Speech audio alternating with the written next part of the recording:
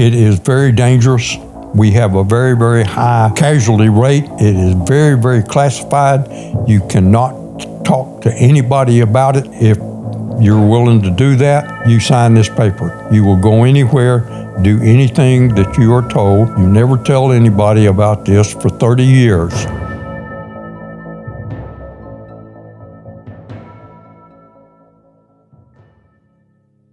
The biggest thing that he taught me was honesty and integrity, that a man's word was his bond. If he shook your hand, you didn't need a contract. If you enlist, you at least get some say-so in what you want to do, as opposed to just being on the dartboard when they throw the dart, and you try to do the best you can, and you go to all the right things, you do all of the right things, so that when the time comes, you get drafted into the NFL. That was our goal, That was our NFL. Vietnam was the Super Bowl. You are a spy, they can shoot you on sight. That's what this business is about, and this is what you're going to be assigned to do. And obviously the same thing. He knew who I was. There was absolutely no hesitation whatsoever on his part. And so he shot me again. I start to get up. The second round hit me in the arm. So I start to get up again. I'm on my hands and knees, and he shoots me right under the shoulder blade in the back and knocks me back down again. I start to get up again, and he hits me in the back of the neck. And then I get up one more time. I'm a slow learner. But once I got it, I got it. I just told myself, I remember this very, very clearly. I said, well, I guess this is how you die. And I was absolutely amazed. I had no pain, and I was very, very calm. I heard my grandmother's voice as plain as she was standing at the end of that bed. And she said, I used to complain because I had no shoes, till I met a man that didn't have no feet. And that struck me like a bolt of lightning. And I said, Mills, you got no complaints coming. You get yourself together and get yourself well and get out of this hospital and get back in the game. Every after-action report that was filed by a SOG Recon team was subject to go all the way to the White House for review. Guys, we're not just sending out there to chase rabbits. There's a real reason that you're going out there. We get more people killed than anybody else in this country, but it's important, and we want you to know it's worth the risk, because the information you're bringing back is policy decision-making type information.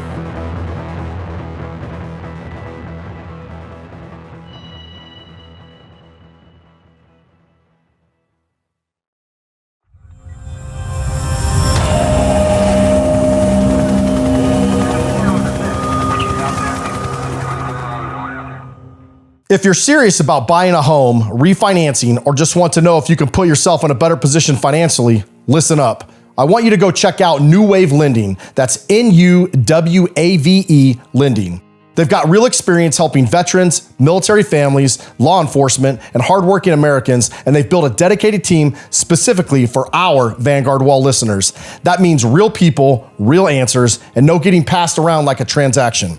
If you bought a home in the last 1 to 4 years, rates may have moved enough that it's worth running the numbers. And if you're planning to buy in the next 6 to 12 months, they can help you get fully prepared before the right house hits the market.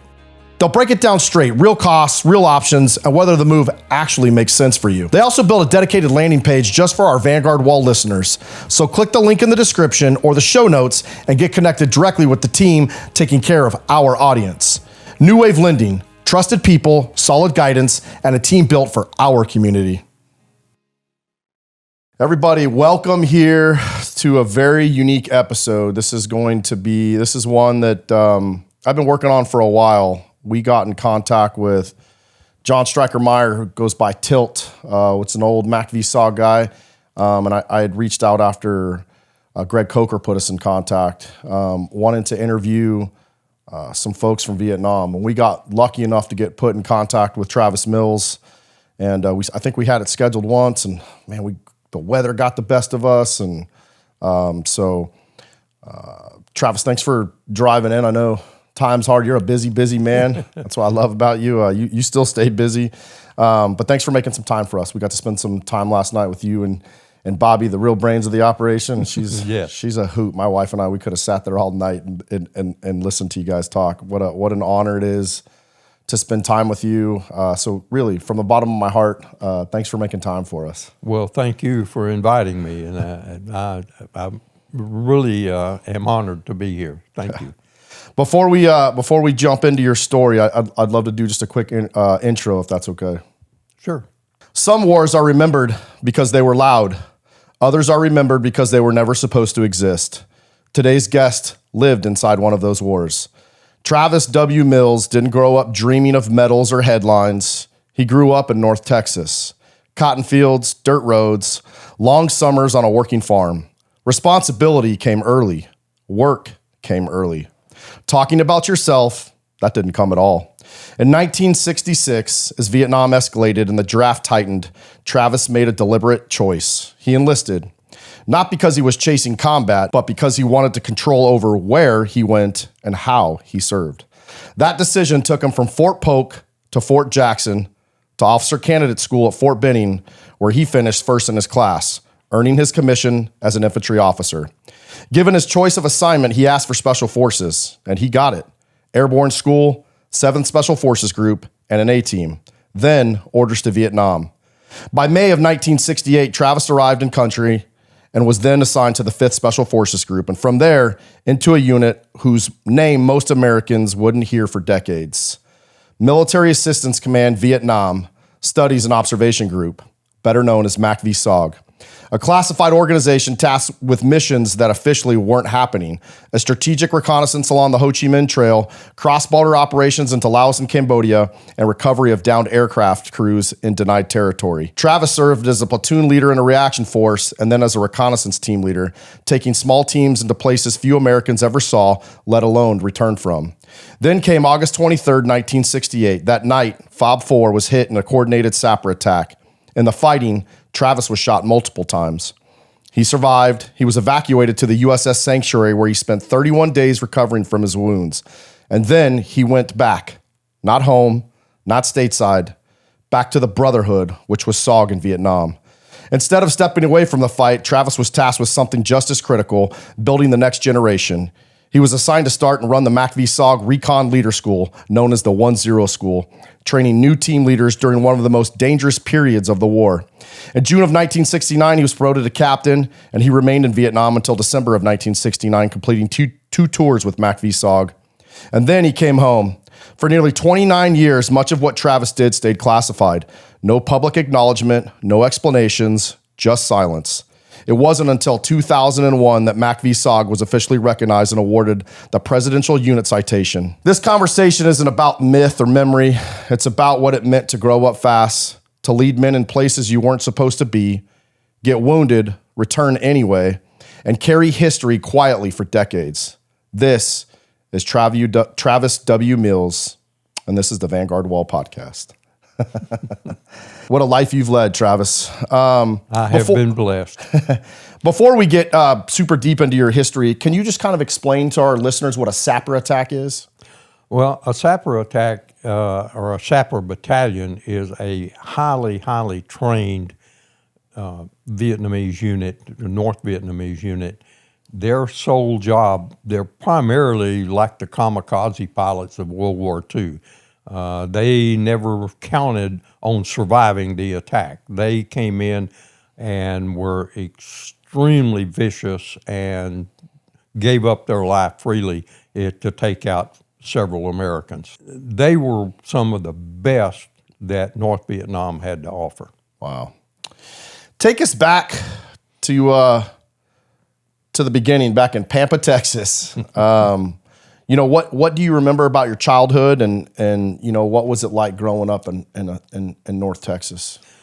Well, I know very little about Pampa. I was born there. My dad was out there playing baseball in the Texas League, and then World War II came along, and he went into the Navy, and my mother and I moved back to Anna, Texas, which was a small town, maybe had a couple of hundred people in it. That's where she grew up. And we lived there in a small sharecropper's house, basically, that was on my grandfather's farm, where that the workers that worked for him lived in these little houses, a little 3-room house. My mother and I lived there while Dad was gone. He was in the South Pacific and did not get home until late 1945. It was either November or December of 1945 when he got his discharge. Yeah, we were talking in the car this morning. Can you explain a little bit about what your dad was doing in World War II? I didn't even know we did this. Yeah. He was in the Navy. He was aboard I guess for a better term, it was called a salvage ship. They serviced, and he was a diver, and he dove on American ships that went down to recover the electronics and things that would be very sensitive if the Japanese were to get them. And he also dove on some sunken Japanese ships to try to recover some of their electronics so that our engineers could reverse engineer it and things like that. So he was just a crew member aboard the ship. He spent most of his time in the South Pacific, down around New Guinea and that area. So you grew up in a kind of a small farming, community. What's some of the earliest memories you have of working on the farm and that type of life? The earliest memories, I had a couple of older cousins that also lived with my grandparents. When it came cotton time, we would go to, at first, me and my cousins just kind of hung around the house and played and that kind of stuff. But once you got to be about 10 or 12 years old, you're big enough to hold a hoe. So you can go out and chop cotton and do those other things. And my grandfather had an old, about a 1949 Ford pickup. And so when we would haul hay, of course, I couldn't handle a 50 or 60-pound bale of hay, but I could get on my knees and they'd pull the throttle out on the truck, and I would guide the truck down between the hay bales while they threw them in the back. They loaded them up and that type of thing. So you just kind of start out being part of the team, and then as you get older, you pretty soon, if you build up your muscles and things, you're the one down on the ground throwing this stuff up in the back of the truck, or putting it in the barn. That was the other thing. Putting it in the barn was really, really hot in them old tin roof barns when it was 105 degrees outside. And then as you move up, you do other things. You chop cotton. I never had to pick very much cotton. When I was younger, my grandmother made me a little cotton sack out of a flour sack. And I'd go out and I'd put a few bowls of cotton and things in the sack and this and that. But when the wagon got full, my grandfather had to take it to town. I got to go to town. My cousins had to stay in the field and keep picking. I got to go to town with my grandfather. And when we got to the gin, they had a big jar of Jawbreaker candy. Oh, yeah. And I would get one of those Jawbreaker candies when we got to the mill. So that was a lot of fun at that point in time. But then as it came on, you got more serious. As we got up into, say middle school and on up into high school, that was a good income for us kids. We hauled hay, and we got for just the guys throwing the hay up and stacking it in the barn. We got 2 cents a bale, and we had 2 trucks that hold about 275 bales apiece, and we'd load 2 trucks in the morning, 2 trucks in the afternoon, and we'd haul 1,000 bales a day. Wow. And at 2 cents a bale, that's $20. Yeah. And I'll tell you, in 1955, 1954, $20 was a big deal. Yeah. I didn't know they printed that much money at one time. So, what kind of values did that upbringing instill in you? I think the the first thing is, it's like my grandfather told me one time, said, a hard day's work won't kill you. It may make you sore, but it won't kill you. And that you didn't get anything. There was nothing really free. You had to work or do something to earn whatever it was that you were seeking. And then I guess the biggest thing that he taught me, both he and my father, honesty and integrity, that a man's word was his bond. I talked to, again, we grew up in a very small town. Everybody knew everybody and that type of thing. My grandfather could barely read and write his name. He had paralysis when he was very, very young, about 1 year old.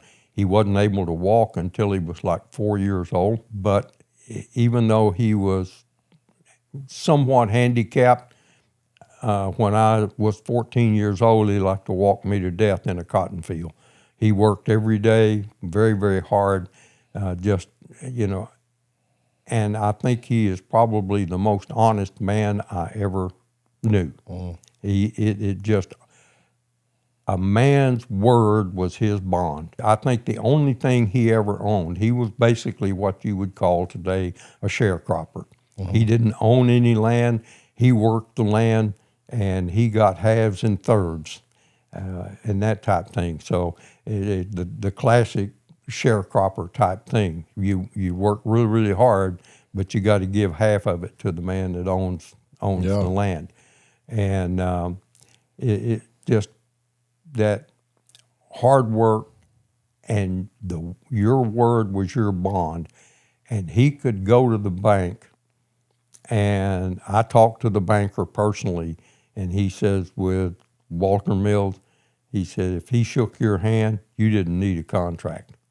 Wow. Because he said if he signed that contract, that didn't make no difference. But if he shook your hand, it's a done deal. And I think that's what came from him mostly in my life. And it stood me in good stead in my life. Your word is your bond. That's it. Without your word, you don't have anything. That's your total character. And so I have tried to live by that all my life. Truer words have never been spoken, man. I don't know how we as a society got away from that, but I think about that quite often. What were you like in high school? Was sports a big thing? I know you guys worked the farm. What kind of stuff were you into? Football. North Texas. Oh, yeah. Football. Actually, we in my high school years, this whole bunch of kids, we went on the wheat harvest every year. And we would leave Salina, and the crew I worked with, we had 5 combines and I think 11 trucks, and we would go out to West Texas, and you got up and went to work just as soon as the dew dried in the morning, and you didn't shut down until it came in at 11 o'clock at night. And you did that 7 days a week. And as soon as you finished one field in one town, load those combines up on the trucks and you haul them off and we'd go all the way up into Kansas, and we had to come back home in early August because that's when the maize got ripe. So we would come back and we'd start on the maize, and we'd cut maize until the last week in August. And that's when two-a-days started. And so you were already in football shape before two-a-days started because you was working a lot, huh? Yeah. So, and what we used to do is, we'd have two-a-days. The early morning, we'd be there at 7 o'clock, sometimes even earlier than that. But we'd do our morning workout, and we'd go to the field. And we'd work until the afternoon workout. We were all in pretty good shape. Yeah, it sounds like it. It just wasn't me. It was all the young guys did that. There were about 4 or 5 guys in town that didn't do that. They worked for the grocery stores. They delivered groceries. And again, this takes us back to a time that a lot of people today would never realize. Nobody locked the door. You go to the grocery store, you get all your stuff, and they put it in bags. You didn't take your groceries with you. You just left them there at the store. You know, you'd go out on the square and do the stuff. We used to have a drawing and all that kind of stuff. And then one of my good friends, matter of fact, he was Bobby's cousin, worked for the store, and he would deliver those groceries to your house. Nobody ever locked doors. He just came in. He put the milk in the refrigerator, and he put stuff on the kitchen table and whatever. And so it was a whole different thing back then. Different world. It was a whole lot different world. And that's some of the things that I think about as I get older, about how we were so different back then. Do you miss it? Oh yeah. Yeah. I never experienced I like it. a lot of the nice things that all the developments have done, Sure. but there's some things that I wish we had have brought that kind of got left behind. I can only imagine. You and I were talking about that a little bit. I think I was asking you about that this morning, just what it's like to see the world change, through your years. I think about that a lot just for my own life. You married your high school sweetheart, Bobby. Tell us about meeting her. You guys have been married for 62 years, which is just amazing, especially in today's times. So, well, she wasn't my high school sweetheart. She was the sister of one of the guys I ran around with all the time. So I was always down at her house. And of course, as you know, brothers and sisters always fight and argue. And, I'd always take my friend's side against her. So we weren't really all that good friends. Yeah, now that I think about it, Bobby pretty much referred to you as a hoodlum in high school. She was talking last night. Bobby's a hoot. But I was in a grade ahead of her. Me and her brother were a grade ahead of her. And she was an all-district basketball player and all that kind of stuff. And I played basketball during the basketball season. So we were together a lot, and again, ran around with James, and there were about 6 or 8 of us that kind of run around together and did all kinds of things together. But we never dated. She dated somebody else, and I dated other girls. And I guess I'd been out of school about almost a year, and she was needing a date to go to some senior things in her senior year. So she says, look, I need a date to go to this function. How about going with me? And, being my date for this. I don't want to go by myself. And I said, okay, I'll do that.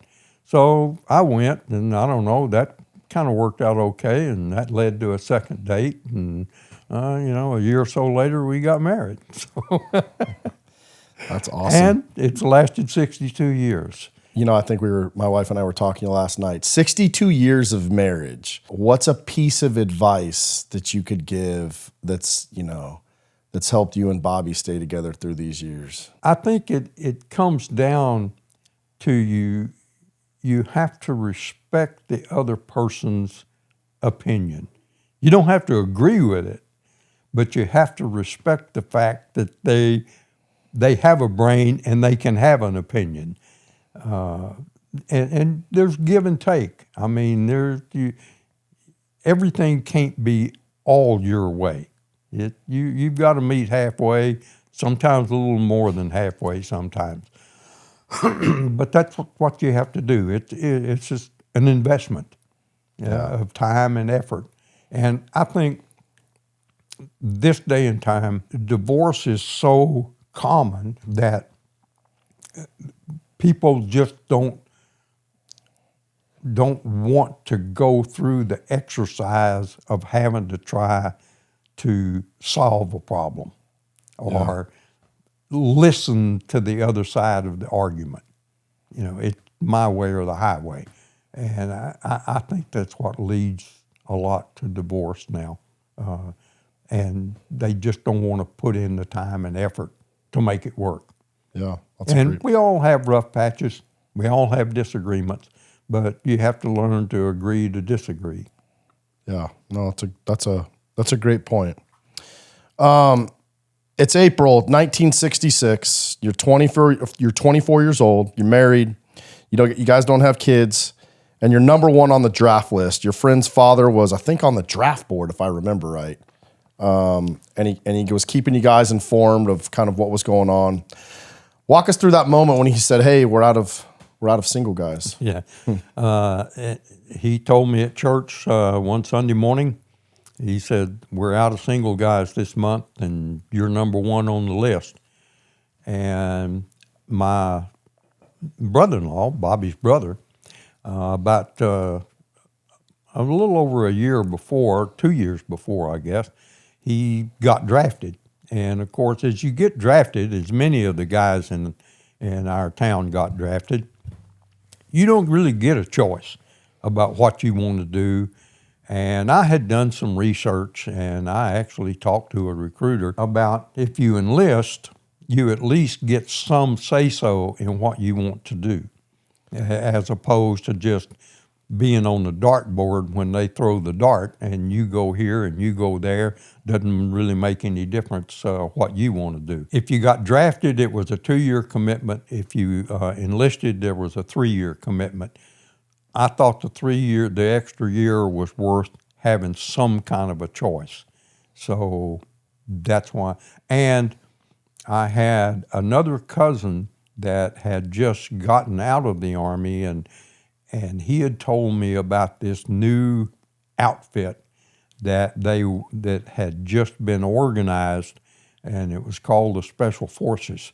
And he talked about, what they did. Those guys, they were airborne, and they did all kinds of neat stuff and went behind enemy lines, and it was like all the stuff later on became the James Bond phenomenon, right? Yeah. So, that's how hey, if I'm going to go, that's what I want to do. I want to, on the football team, I stood right beside the football on the kickoff team. I was supposed to be the first man to make contact down the field. I was the suicide bomber coming in. Yeah. And so, me and one guy on the other side. And so that was my mentality. I want to be the best of the best up there. What did you know about Vietnam in that time? I guess I wasn't fully aware that the draft started in '66. For some reason, I thought it started later in the '60s. But what was? I mean, TV wasn't as prevalent then as it is now. I know there was TV, but what did you guys know about Vietnam, or what were you hearing from people that had come back? I had a friend that I worked with on the wheat harvest and the cotton harvest, and he had a brother-in-law that was a career military guy. He wound up being a MAC, Military Assistance Command advisor. And he was in Vietnam in the very early 60s. This friend of mine would talk about things that he said he saw about the rice fields and, women, pregnant women having a baby during lunch and being back in the rice fields that afternoon with, the brand new baby on their back and the water buffaloes and things like that. And it was totally foreign. I mean, what do you mean? Now, I know a little bit about rice from being down in Louisiana, the rice fields in South Texas, but nothing like what he was talking about. But it was just kind of a foreign thing, and he was just an advisor, and there might have been 100 people, 100 Americans in Vietnam at the time. So it was kind of way far out there. And then later on, right after Bobby and I got married, her brother got drafted. He went off to Fort Polk and went into the infantry thing. He went into the Signal Corps, and he wound up with the 1st Cavalry Division, and he was deployed with the 1st Cav, the very first unit to go to Vietnam as a unit. Went over aboard ship, just like they did in World War II. He said the worst 13 days he ever spent in his life. I can only imagine. On a troop ship. Yeah. And he spent his tour in Vietnam. The ironic thing is, he came home and was discharged. He got home on a Monday, and I left to go to the Army on Friday. Oh, wow. Did you get to talk to him at all about his we talked to him a little bit. He didn't really see any, quote, combat. When a unit would move, he was in the Signal Corps, lay the telephone lines and set up the communications and things like that. So he spent most of his time in On-K at the 1st Cav base camp. He didn't really go out in the field very much. When you enlisted, did you have a college degree? I don't remember asking you. No, this. I didn't have any. I went one semester to college, and I chased girls and drank too much beer. College wasn't, and some things in life haven't changed at least. And so I came back and went to work. Yeah. What was your path to becoming an officer? Were times different back then? Did you originally enlist to become an officer? No, didn't have a clue. Walk us through kind of your time enlisting in the military and kind of what happened. Fortunately for me, I was always pretty lucky at multiple choice tests. I picked C a lot. But anyway, as you well know, when you go in the Army, you spend the first 2-3 days doing nothing but taking tests. And I was very, very fortunate. I made a lot of good guesses and this type of thing. So I had a very high level on all of my entry exams. So I went to Fort Polk for basic training, went to Fort Jackson, South Carolina for advanced infantry training. And then because in school, it's amazing how things happen. In high school, I needed some credits, and the only way I could get the proper number of credits is I had to take a speech class. Well, that was the furthest thing from my mind I wanted to do, was take a speech class. But I did. And fortunately for me, I enjoy talking, and I had a very, very good instructor. And so I wound up being a pretty good instructor and a good speaker. It's a good speaker, better than average, I think. And so when I went into the Army, I almost got in trouble.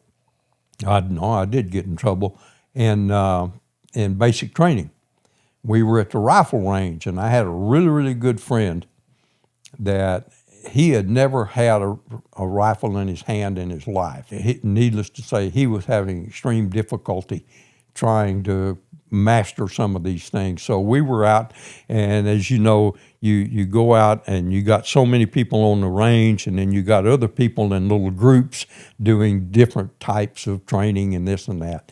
And so he was having difficulty, and the instructor was up here talking about, I think we were doing sight picture or something like that, and I was trying to explain it to Calvin. And the instructor came over to me and says, "Oh, you know this, sir, very well. How about you teaching the class?" And, you're caught right in the middle of here. So I get up and I started teaching it. And the company commander just happened to walk through. And back then, if you went to see the company commander, there's only two things that the first sergeant couldn't do. And that was kill you and put you in jail. And so we got back from training that afternoon. I'm over in the barracks and we'd been to the mess hall and was back in the barracks. All of a sudden, the CQ runner come by and says, "Mills, first sergeant wants to see you right now." "What for?" "Don't make no difference. He wants to see you right now." So I hustle down to the orderly room. I go in and, report to the first sergeant, and he says, "Captain wants to talk to you." Let me tell you, like I say, the only thing the captain's going to do is either put you in jail or kill you. So I thought, what in the world did I do? I guess showing off out there at the rifle range got me in some trouble. So anyway, I went in, and this guy was a West Point graduate. He was, just come back from Vietnam and all that stuff. And as it turned out, he asked me, where did you learn how to do this and all these other things and that type of thing, and promoted me to Private E2 right there. Wow. So, and I was a squad leader, moved me up to a squad leader. And so I kind of started off on a little bit of that foot. And then when I got into AIT, kind of the same thing happened. I came in, and the guy that was the platoon guide, I came in early. I went up and he showed me where my bunk was in the barracks and that kind of thing. And he went off to do something else. And so he came back, and I had my bed made, and I was folding and rolling my socks and my underwear and all that stuff in my drawer and the foot locker. And that impressed him. So I became squad leader right then again. And then from there, just moved on up. From there, after I finished AIT, they assigned me to the cadre of the training corps there. Probably the best job I ever had in the Army. I put on corporal stripes, and when I'd take the basic trainees, and once the first sergeant says, okay, turn them over, take them to class. I march them to class, turn them over to the instructor. I didn't have anything to do until they got out for lunch, march them back to the company area, turn them over to the first sergeant. He'd send them to the mess hall. And then the same thing in the afternoon. Had an afternoon formation, and all present accounted for. Yes, sir. Corporal, take them to class. Take them to classroom so-and-so. And that was my job, pull CQ 2 times a week. That was a good job. But every day, every month at payday, and back then you got paid in cash, and everybody had to get paid by the company commander. And the company commander would try to get me because of my test scores. He said, you're qualified for OCS. You ought to go to OCS. And at that time, I wasn't really a career-oriented person. Did you like the military at that point? It seemed like it suited you, so... Soldiering just came easy to me. I mean, I respected authority. Sergeant tell you what to do, you did it. You didn't ask no questions or anything like that. You did your job. One of my, what I call greatest accomplishments, and you appreciate this, I went all the way through jump school without one single uniform gig. Wow. Yeah. Yeah, I knew how to play the game. Yeah. I knew how to soldier. And it's basically just following the rules. Do what they want you to do. I have a couple questions too, just because it's so different than probably how we all came in. But when you decided to enlist, and then you go to basic training in AIT, did you get orders where did you know where you were going to be going after your advanced individual infantry training, or how did it work back then? No. Normally you would go to if you were an infantry person, if you were not going to any other special school for anything, then you'd get assigned just as a private or private E2 to a regular infantry unit, 1st Cav, 4th Infantry Division, 9th Infantry Division, somewhere like that. You didn't really know where you were going. And because of my instructor ability, they kept me there as an instructor with the training cadre. After AIT? Yes. How long were you there? I was there about 4 months. Wow. And I like to say, every payday, the company commanders were getting beat up pretty good. Say, hey, we need guys in OCS. At that time, you're talking about late '66. We were starting to lose a lot of lieutenants in Vietnam.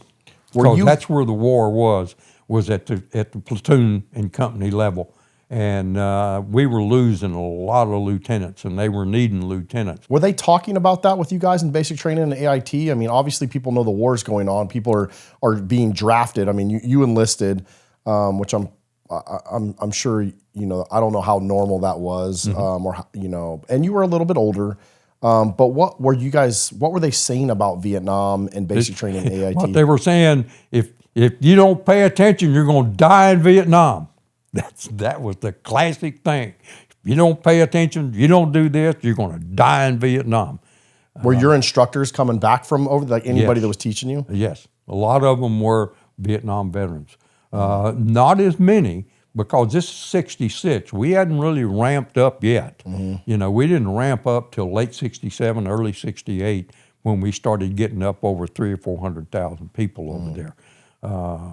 At that point in time, we probably only had one division, maybe a division and a half over there. So there weren't I would say probably 35 to 40% of your instructors were Vietnam vets, and that type of thing. So the company commander would call me in every payday, and when he paid me, and try to encourage me to go to OCS.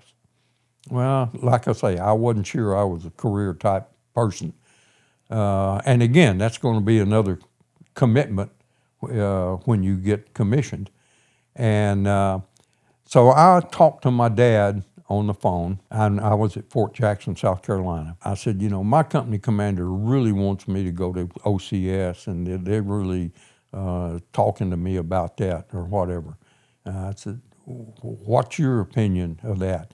Because all of my cousins and my uncles and all that, none of them had ever been in the officer corps. Everybody had been in the enlisting rank. And so my dad said, well, I don't know how it works in the Army, but I'll tell you one thing. In the Navy, the officers live a hell of a lot better than the enlisted men do down below deck. If you got a shot to go, I'd say tell you to take it. So next payday, I made my company commander a happy man. I said, okay, sir, give me the papers and I'll sign it. 4 days later, I was on the bus heading to Fort Benning, Georgia, United States Army Infantry School. How was that experience? Oh, let me tell you, infantry OCS at that point in time was one of the most difficult things I ever did. It was extremely difficult. What was it about OCS that just made it so challenging? They were really, really tough on you. The main thing they did, and I found out this later on, that they give you so much more assignments in a day or 2 day period of time. There's no way you can get them done. And what that whole synopsis is about is to learn to evaluate things and set priorities. What's really important, what can wait, what has to be done right now, that type thing.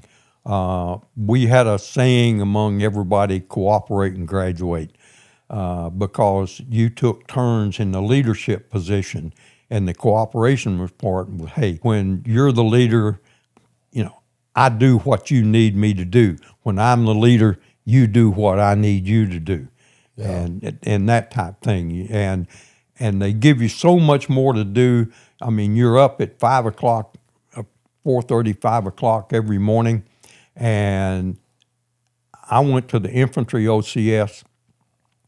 We had tile floors. We had what was called butcher's wax. You had to hand wax them little 5-inch squares one at a time. I could stand on my footlocker, hold my arm out, and you could tell whether or not I had a ring on my hand. That's how shiny your floor was. And you were subject to inspection 24 hours a day, 7 days a week. There were no holidays. There weren't anything. You know, Christmas Day was just another day in school type thing. I mean, they pounded us really, really hard. And we started 221 in our class and graduated 79. Wow. I mean, the fallout was a lot of people just said, I can't take it anymore. Some people just couldn't keep up academically. Other people couldn't keep up leadership-wise. They just, because every so often, you had to rate the other guys in your platoon from 1 to, let's say, 30. You know, 1 being the best, but everybody had to be somewhere in there. And then they would average everybody's thing together, and everyone had an average score, and then there was a space on the list that everybody from number 23 down is gone. Oh, wow. You go back to the 4th Infantry Division, and the rest of you get to stay till the next we called them bayonet sheets. Was that once a week or? No, it was about once every 6 weeks, and OCS was 6 months long. So you had these, about every. Did you guys know that's what you were rating people? Did you know that when you were doing it? Absolutely. And that was a tough part, is because you knew that, the guys that were down toward the bottom of your list, if that was kind of saying, sorry guys, but that. Now, those guys had a second chance. The ones that would get eliminated on that, they were what was called a turnback. They would go back to another class and come back through, and a lot of them did, in fact, graduate. And I'll say this, I was a turnback, but for a whole different reason. Tell that story. It's a good story. We were coming in from an operation from a big, it was, a matter of fact, the infantry company in the attack live fire exercise, and we were just before we were getting ready to turn senior candidate. And we were in a convoy of deuce-and-a-half trucks. There was a truck wreck. The truck that was in front of us slowed down to go across a bridge, and we were on those old dirt roads at Fort Benning, Georgia. Dust was so thick you couldn't hardly see. Our driver had gotten behind, so he was driving about 50, 60 miles an hour trying to get caught up. He comes busting out of the dust, and 20 feet in front of him is a truck stopped. Needless to say, he barely even hit the brakes before he hit the other truck. Well, he hit that truck. That careened that truck off of the bridge into the river on the left side. We bounced off of that, hit the bridge abutment. The truck stood up straight up on its nose and fell upside down into the river. That was the truck I was in. Was it a deuce-and-a-half, or what kind of truck was it? Yeah, deuce-and-a-half. Oh, with the canvas top. Broke my pelvis in 2 places. How many people were in the back of the truck? We had a whole full. I was in the 4th platoon. We had 32 people in the platoon. When they finally got everybody back to the company area, there was only 9 people left in the 4th platoon. The rest of us were in the hospital. Good Lord. Everybody survive? Everybody survived. There were 5 medical discharges out of that. One guy had his femur broken in 4 places. One guy, a rifle flying around on the inside of that thing, hit him right on the side of the head, tore his eye out.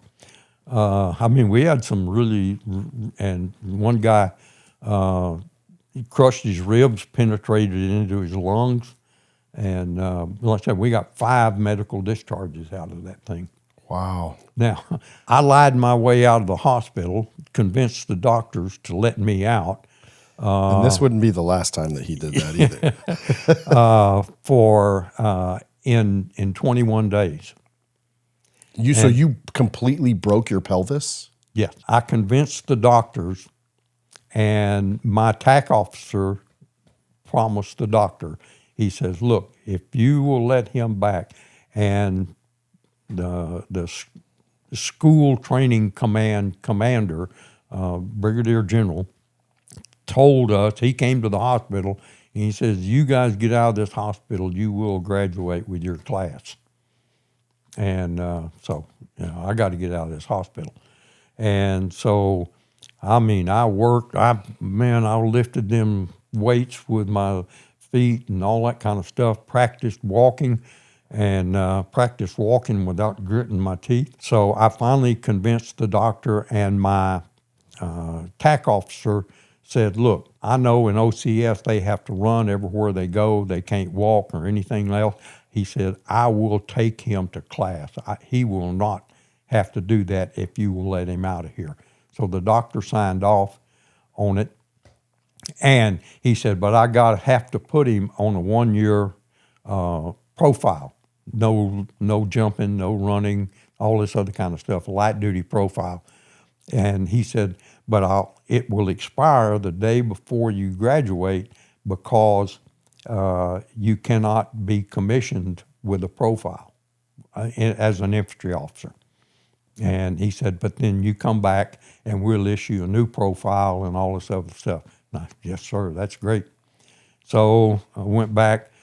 Now, when I got back, this thing went all the way up to the top levels of the command of the infantry school.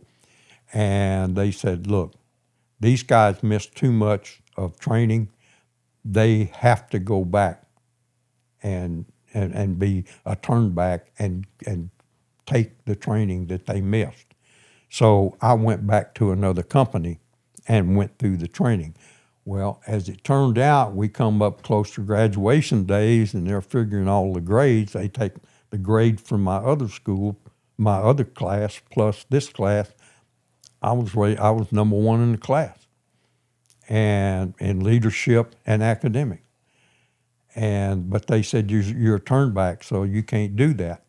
Well, my company commander, my TAC officer, and one of the instructors testified before the governing body of the infantry school and said, look, this guy, the day he went to the new class was the day they were coming back from the exercise that he got hurt on. So he never took any classes twice. It was just like he had never had the accident, so therefore his grades ought to count. Wow. What does that say? I found out that I would be the honor graduate 12 hours before we graduated.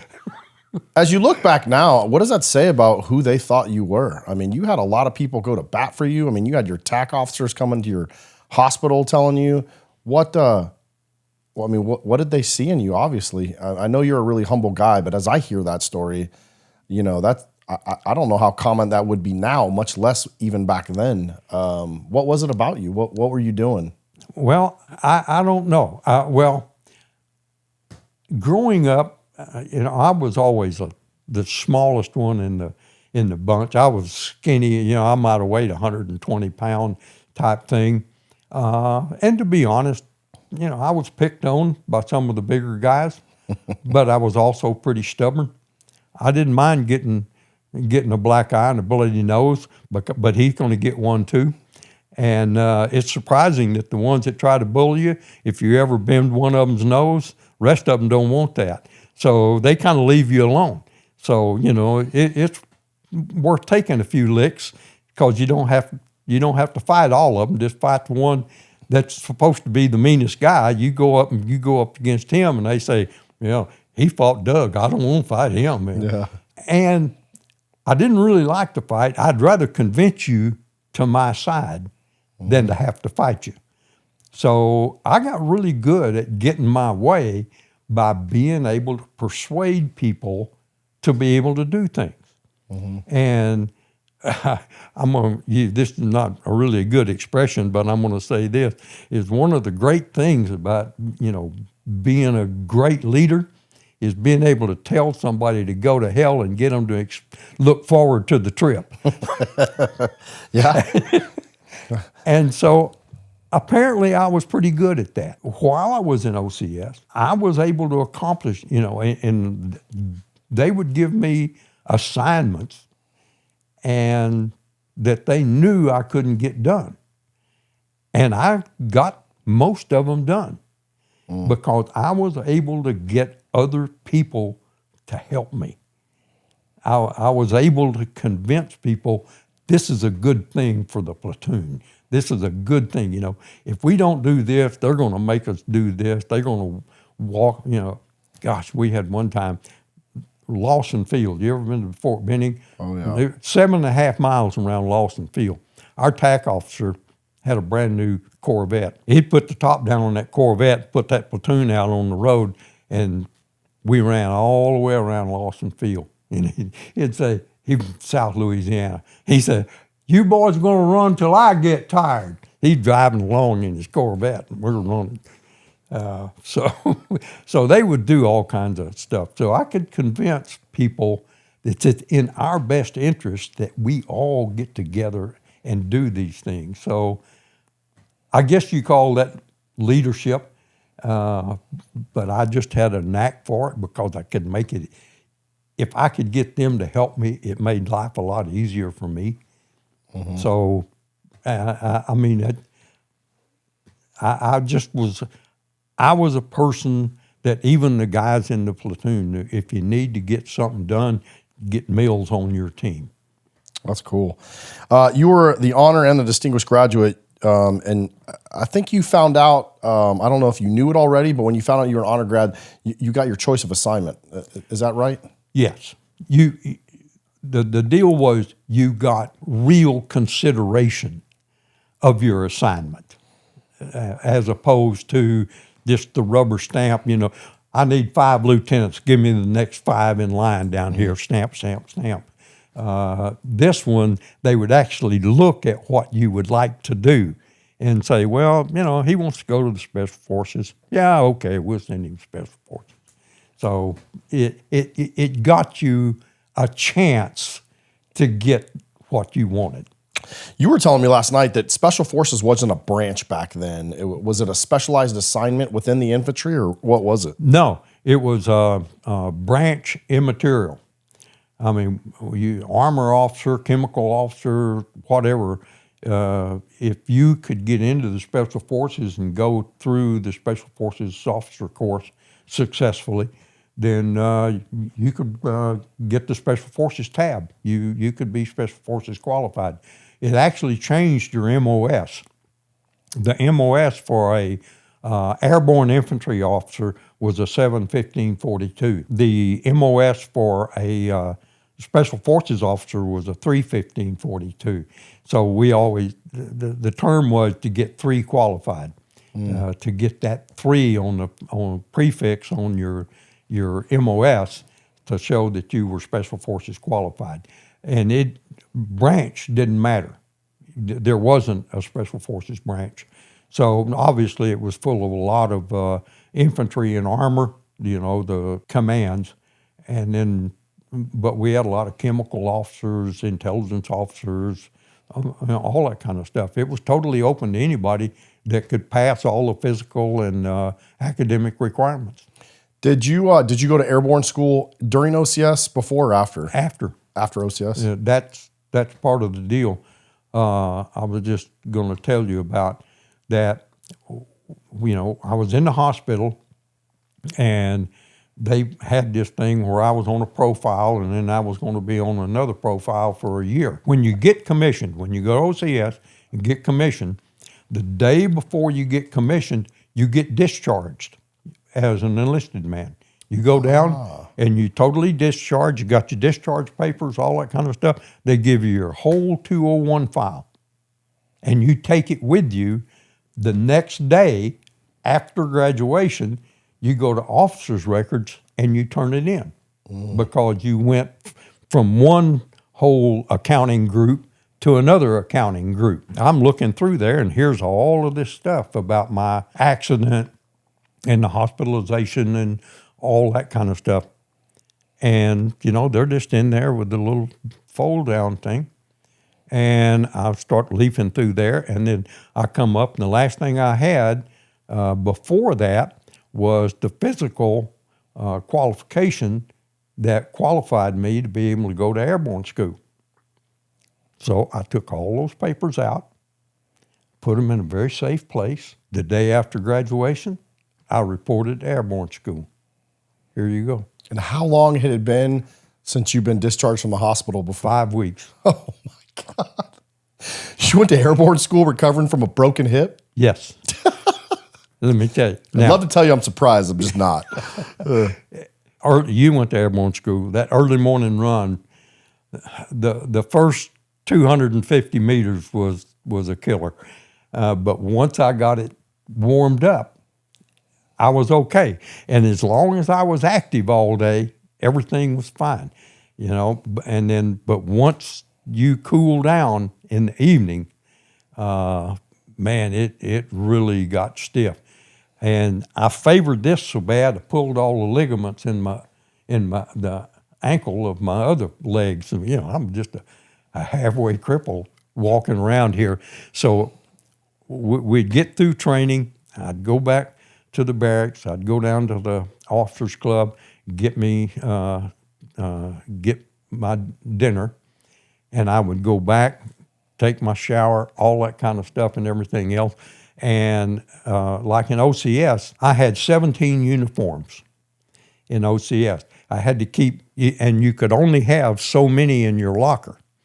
And so I had to have so many in the locker, and you could only have a maximum of, I think, 6 and a minimum of 3. So you always had to shuffle them around and that kind of stuff. And so I had these, and I had the rest of them in the laundry, getting starched, because they had to be starched and ironed and all that kind of stuff and everything else. So I had 17 different uniforms. I changed uniforms every day at lunch. If we were not out in the field, like if we were going to classes at the infantry school, we'd go back to the company area, have lunch, and then have to go back to the school and the infantry school in the afternoon. I changed uniforms at noon. Just to stay crisp? Stay crisp, not get any demerits, not get anything like that. That was all part of this stuff that I think that impressed a lot of these people that said, I think this guy can make a difference. How did those jumps go with you landing with that busted hip? Well, I practiced that PLF really, really good. Make sure you fall to the right side, right? Make sure I fall in the right place. That was my main thing. I mean, the old 4-foot wall drill was pretty important to me, and I paid attention and did it. And and when I was back, once I'd get back into the room, I had 5 pairs of boots. They were always on you about having shiny boots. And so I'd sit there and I'd go down and I'd get the hottest bucket of water I could get in the latrine, and I would soak this ankle, and I would put analgesic balm up here on my hip and try to get that down, and I would sit there and cry and shine my boots. Oh, man. And once I got my boots fit shined and everything else, I went to bed and then get up the next day and said, one more day. Do it all We're over. one more day closer.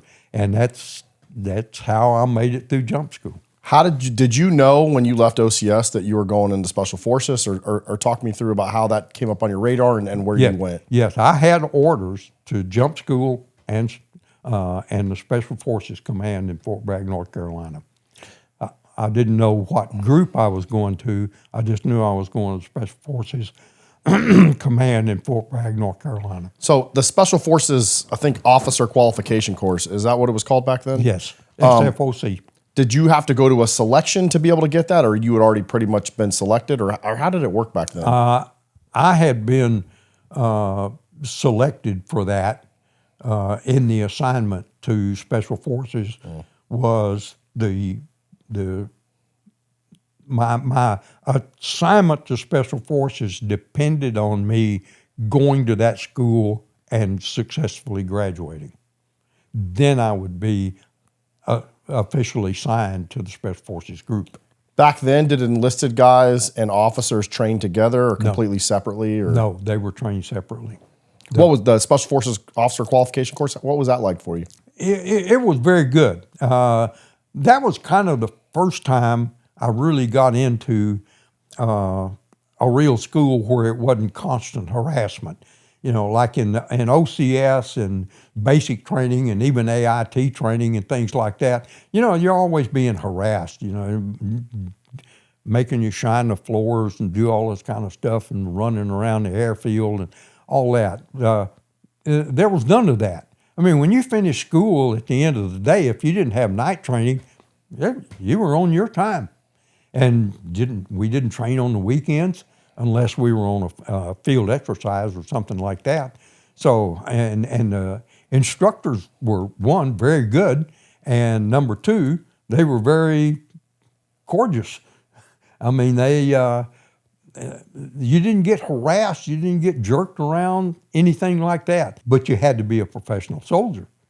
I mean, and that was the other thing. They expected you to act like a professional soldier. You made mention before we started recording that some of those folks that had trained you in Special Forces were guys that had been in World War II. Is that right? Yes.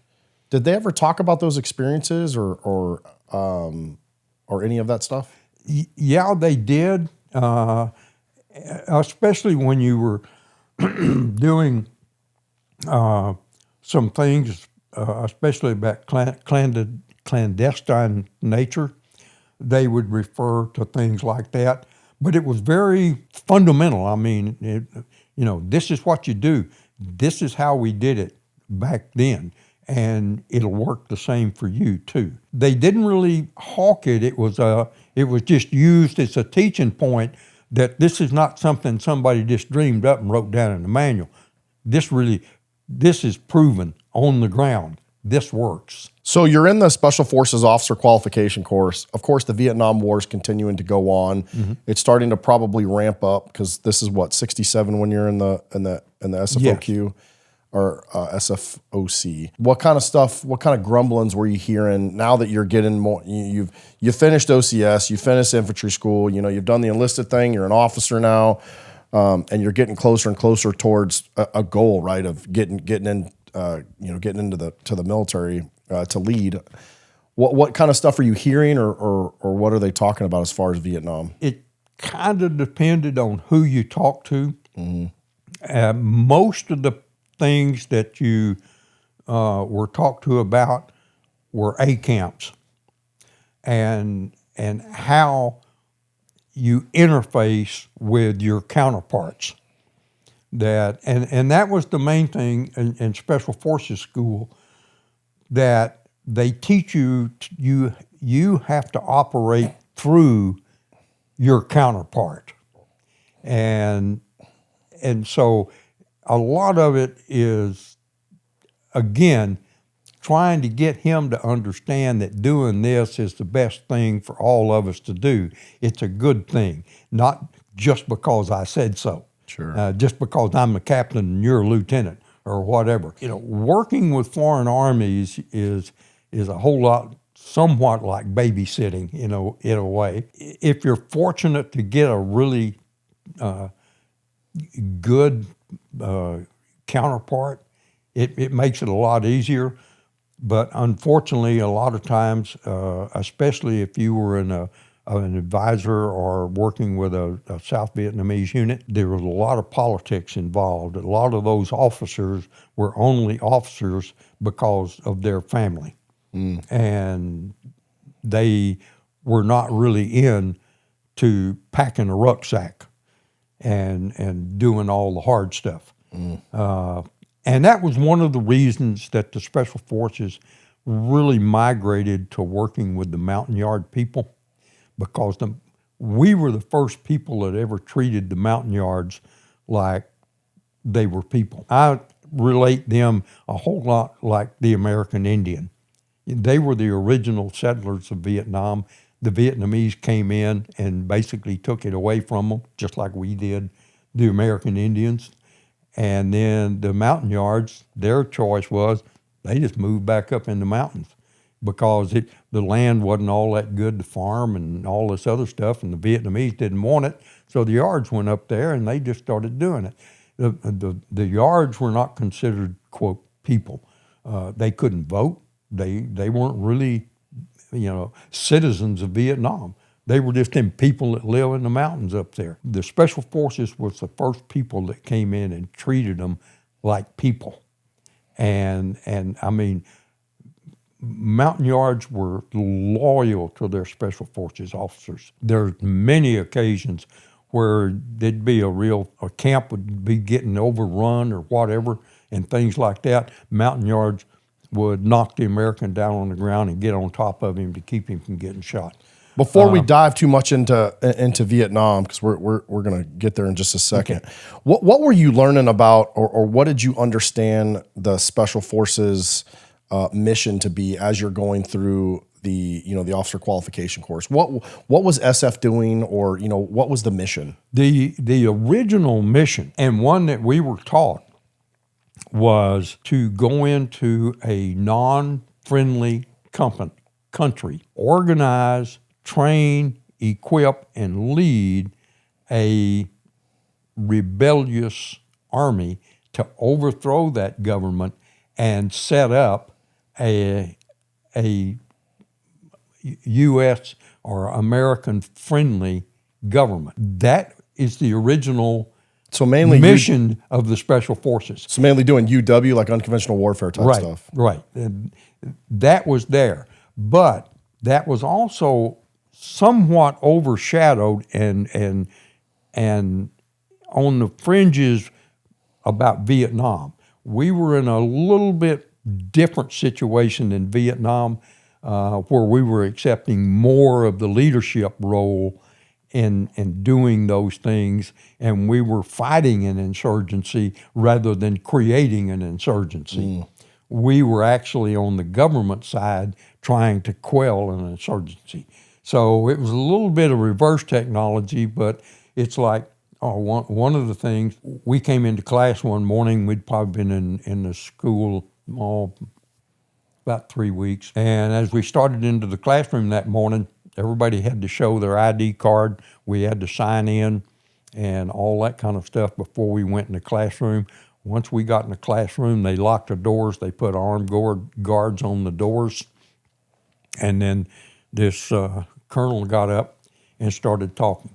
And he started talking about the way things are going. He said, we're the guys out here. We're beating the bush. We're the ones doing all the work. And all these other guys are taking all the glory, and they're getting all the good deals and everything else. And he said, by God, it's time that we just took charge. Well, first thing you know, you got a real rebellion going on right there in this classroom, man. We're ready to go out and, go out here and take over. And then after he got us all excited and standing up, banging on the tables and that kind of stuff, he said, gentlemen, you just got Communism 101. That's how it works, guys. And he said, it worked on you. What do you think? How do you think it's going to work for a guy that's out here in this rice field that's breaking his back in the rice field, and he only gets to keep 10% of it, and the other guy gets all the best stuff? He said, you think he'd listen to something like this? That's how communism works, guys. And that was a real eye-opener. All of a sudden, we got a lot more committed to the Vietnam thing. We understand where they're coming from. In order to combat your enemy, you have to know your enemy. Yeah, that's a great point. So anyway, that was an interesting part of the Special Forces course that probably nobody else in the Army got but us.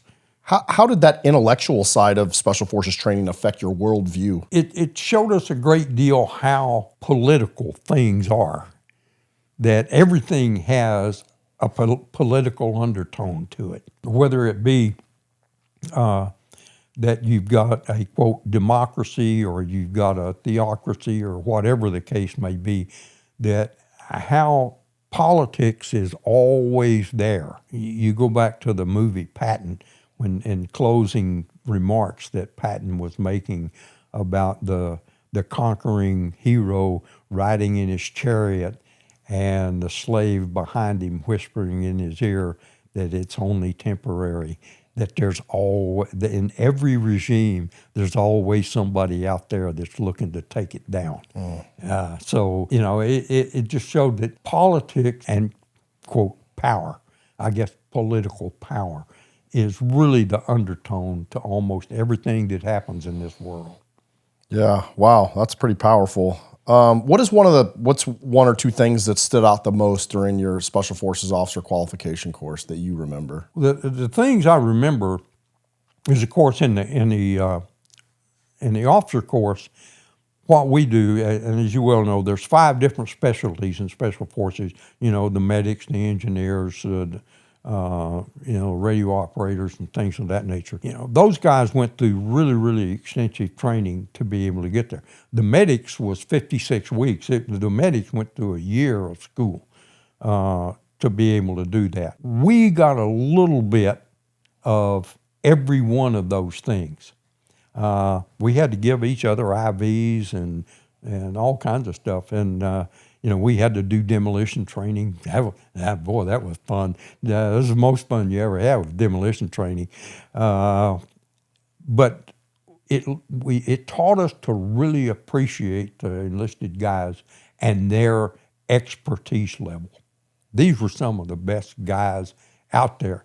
They could do most anything with nothing.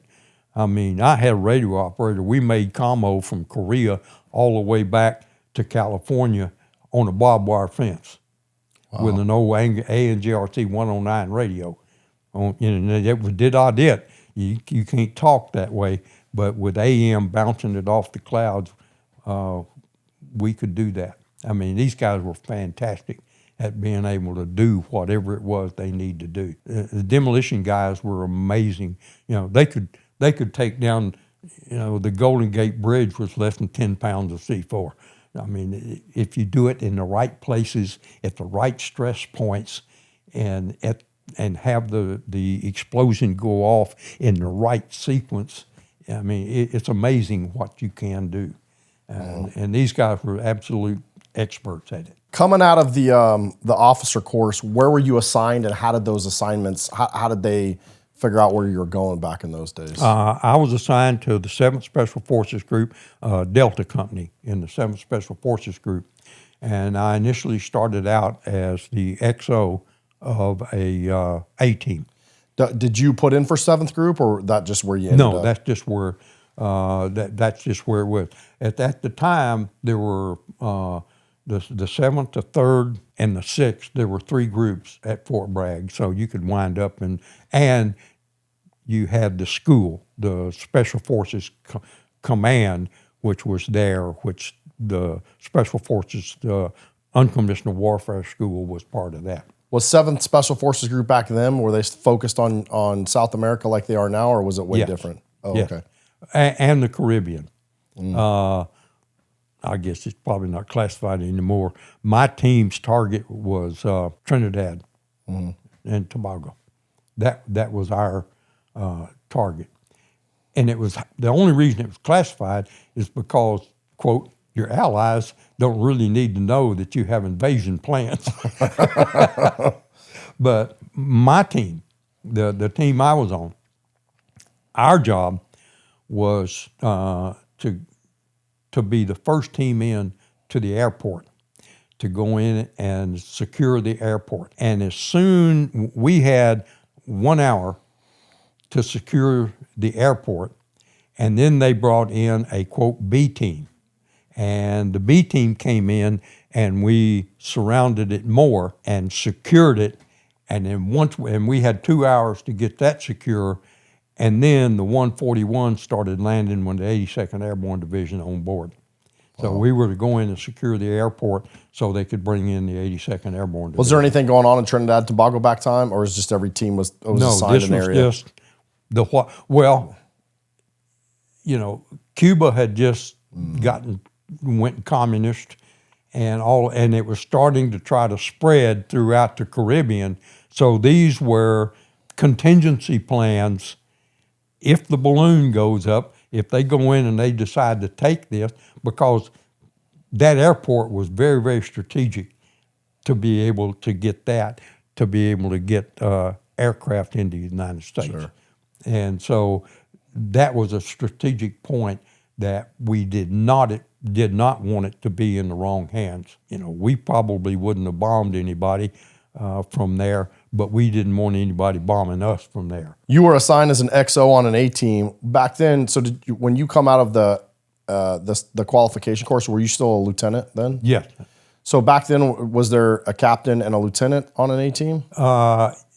There were very few captains on A teams because there just weren't enough around.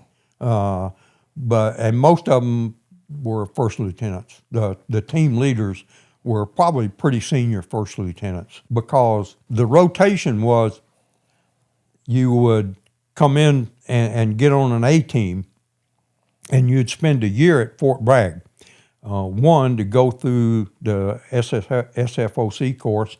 The other was to be able to be on a team, learn how to be a team member, go out and we spent a lot of times in the woods, Pisgah National Forest and down in Green Swamp, North Carolina, on field exercises, just learning to be a team, how you did things, how you moved, how you set up, jumping in the middle of the night into the swamps and all that kind of stuff. And they kept you there for a year, because at that point in time, if you didn't do anything stupid, you would get promoted to first lieutenant in a year from the day you were commissioned. Mm.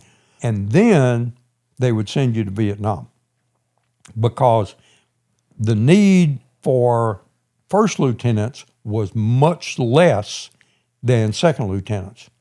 And if a whole bunch of second lieutenants came in, General Westmoreland reserved the right that he, no matter if they had direct orders, he could change those orders to who needed it most.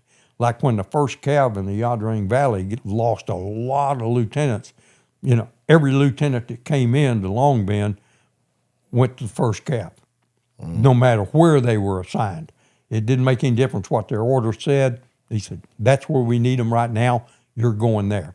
So if we went in as a first lieutenant, you had a lot lower chance of doing that, because they didn't need that many first lieutenants. And then so it was strategic. That's why they were holding you guys there. Yes. And the second thing is, while you were at Fort Bragg during that year, you went through a fully vetted top secret crypto clearance. So we showed up in Vietnam with a top secret crypto clearance. There's a lot of money invested in getting a top secret crypto clearance. I mean, funny story here. My grandmother knew everything that happened in that little old town. And so I'm in Fort Bragg, and I've been there probably 6-8 months, something like that. So this top secret thing is going on. So what they do is they send out a local FBI agency. They send out FBI agents, and they come around town, and they just do a canvas of asking questions and that type of thing. And so I get this letter from my mother, and being an old country boy, you can appreciate this. My mother says, there's been some government men in town, and they've been asking questions about you. And because she knew everything that was going on in that town. And she said, now, boy, and they call me boy. They never call me by my name. They call me boy. Now, boy, now whatever you've done, you just take your punishment. We love you. You come on back home, and everything will be just fine. And so I had to write her back and said, no, grandmother, I'm not done anything. I'm not in any trouble or anything else. And some of the guys I went to school with, man, they thought you robbed the bank? Their eyes big. It's the FBI's, and this guy come in and show them the FBI card and want to know about Mills. And I said, what did he do? What did Travis do? That's funny. So that's kind of a funny thing there, that why they held us. So we showed up in Vietnam. One, a first lieutenant with a top secret crypto, and the 5th Group commander could order or argue with Westmoreland, look, I got tens of thousands of dollars invested in these guys, and I need them. And I don't need you siphoning them off to the 9th Infantry Division. And so we had a very, very high chance of actually getting to the 5th Special Forces Group and not get assigned somewhere else. I have a couple of questions for you while you're still at Bragg before you go to Vietnam. You started off as an executive officer on an A team, and then you were the company S4. And then for my listeners out there that know what the S4 is, it's those are supply people. Some of the most important people in your the cooks, the supply folks, and the people that fix all your stuff. Mm-hmm. But I know you hated being a staff officer, but it was valuable. What did that time teach you, and what did you learn from the staff side? One, it taught me the system, how the system works.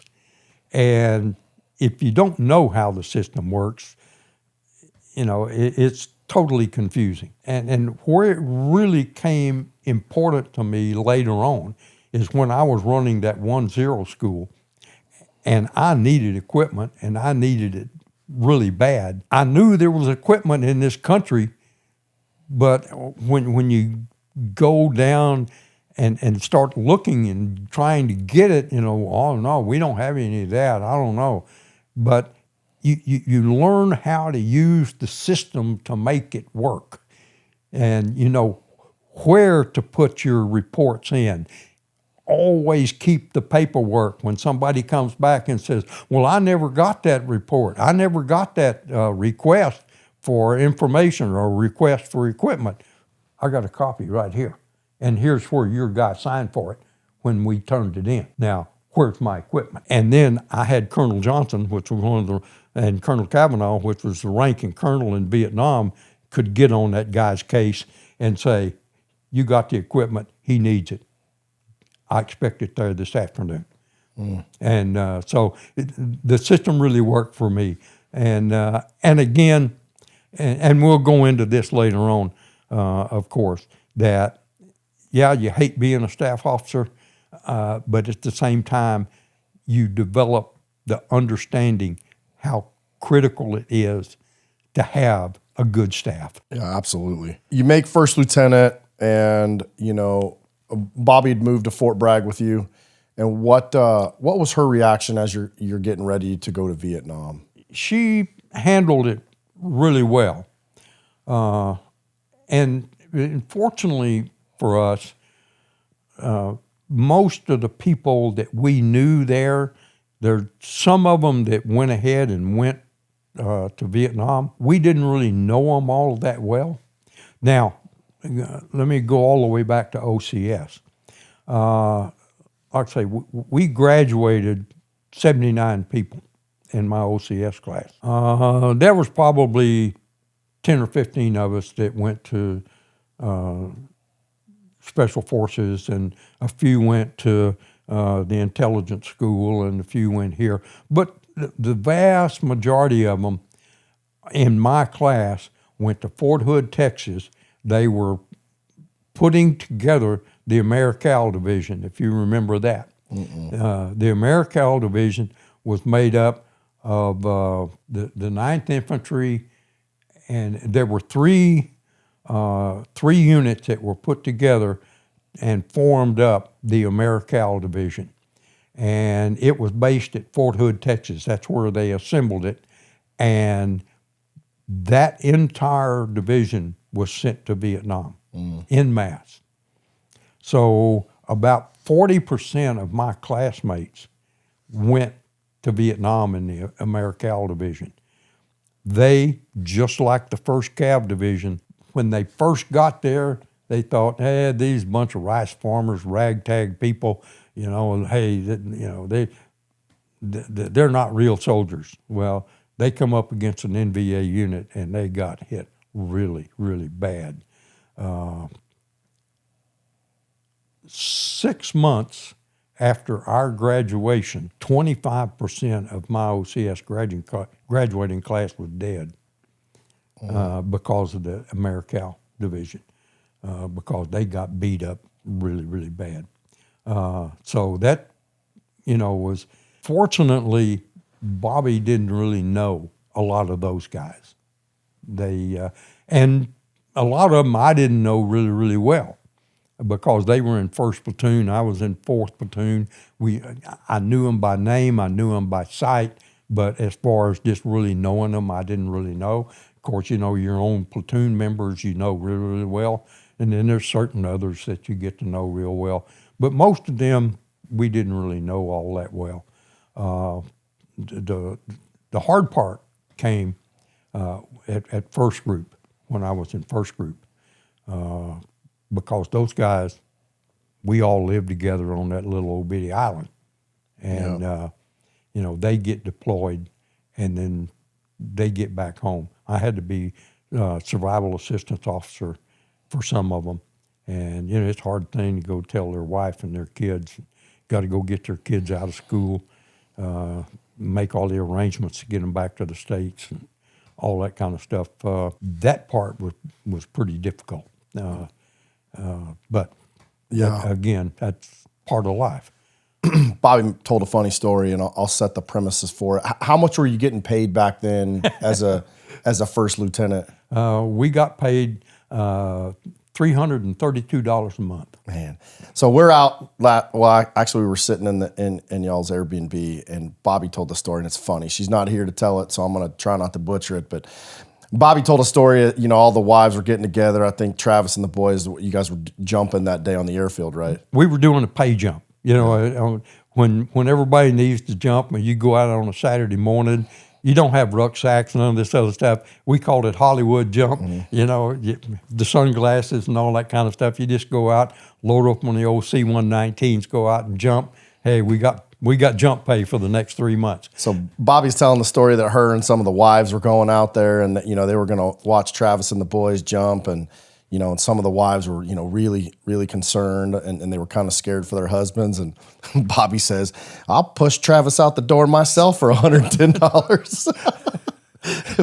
It was, and the way she told it was just absolutely hilarious. She's like, we didn't get paid a lot, so that was an extra $110. She's like, I'll get up there, push him out of that door myself. That's right. That was a big thing for us to be on jump status. And like I say, we did Saturday jumps, and all we did was just go out and jump, just so you got your name on the manifest, so that you were good for the next 3 months, because we were doing a lot of training off base that wasn't necessarily involving jumping. And so unless you did a pay jump, a lot of people went without their jump pay. So we're getting close to coming to your time in Vietnam. How did you find out you were going to Vietnam, or was it just well known that after you did your year at Fort Bragg, you were going to Vietnam? It was just well known. It was just a matter of when. That was the thing. That was the route, and they told us what was going to happen, and it did. At this point, you've spent a ton of time training, right? You've gone to basic training, AIT, OCS, jump school, the Special Forces officer qualification course. Were you kind of ready? Were you wanting, at that point, were you like, man, I want to get out there and go do this thing that I've been training for? Yes, absolutely. I mean, this is the whole target we had done all of this stuff for. We were building. It's just like, you start out in high school, I want to be an NFL football player. And you do your best in high school, then you try to get in a good college, and you play in college, and you try to do the best you can, and you go to all the right things, you do all of the right things, so that when the time comes, you get drafted into the NFL. And that was our goal, That was our NFL. Vietnam was the Super Bowl. Yeah. And you don't want to be sitting up in the stands at the Super Bowl. You want to be down on the field. Yeah, absolutely. And that's where you want to be. This is what I was trained to do. Before we dive into Vietnam, let's just take a quick break. Okay.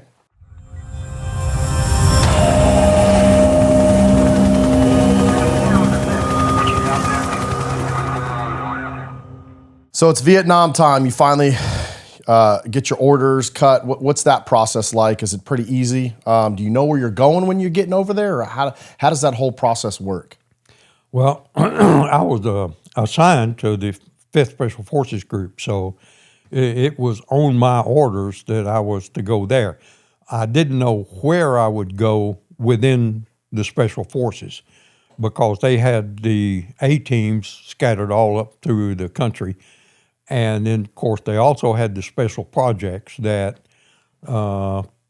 we didn't really know much about those. There's all kinds of rumor control at Fort Bragg. You heard about all of the secret things and stuff like that, but you didn't really know that very much. So it was pretty simple. When we got 30-day leave, went home, and then we got on went down to, at that time, DFW Airport was not built and open, so we flew out of Old Love Field. Oh, wow. Out of downtown Dallas. And, of course, we flew out to California, and from there loaded out and made the 23-hour trip to Vietnam. It depended on whether you took the southern route or northern route.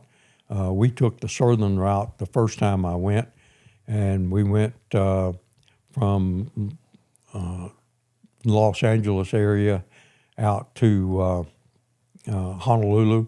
From Honolulu, we made a pit stop. From Honolulu, we went all the way to Okinawa, 11 and a half hours in the air. And then it was 6 more hours from Okinawa on into Vietnam. That's a trip, man. And we went into Long Binh airfield in the south. There were 2 airfields where they come in. You went in and up north at Cam Ranh Bay or down south at Long Binh or Bien Hoa. And so we went to Bien Hoa. Went through what's called the 90th replacement depot. That's where they would assign you. And so, again, there were 13 of us lieutenants that had known each other from Fort Bragg that all showed up out there at the same day, rode the aircraft over. Was there We all had direct assignment to 5th Special Forces Group, and fortunately for us, that afternoon, we got in there about 10 o'clock in the morning, and that afternoon, we were on an aircraft going to Nha Trang, which was 5th Group headquarters. So back then, they didn't deploy like whole ODAs together. They just sent, people. Yeah, everybody came into the replacement and then got farmed out. Individual replacements. Yeah. Wow. Okay. Yeah. Probably about 67, they stopped sending A teams and just started doing individual replacements. Talk to me about the sight, sound, smells. What your initial impression of Vietnam was? Hot, and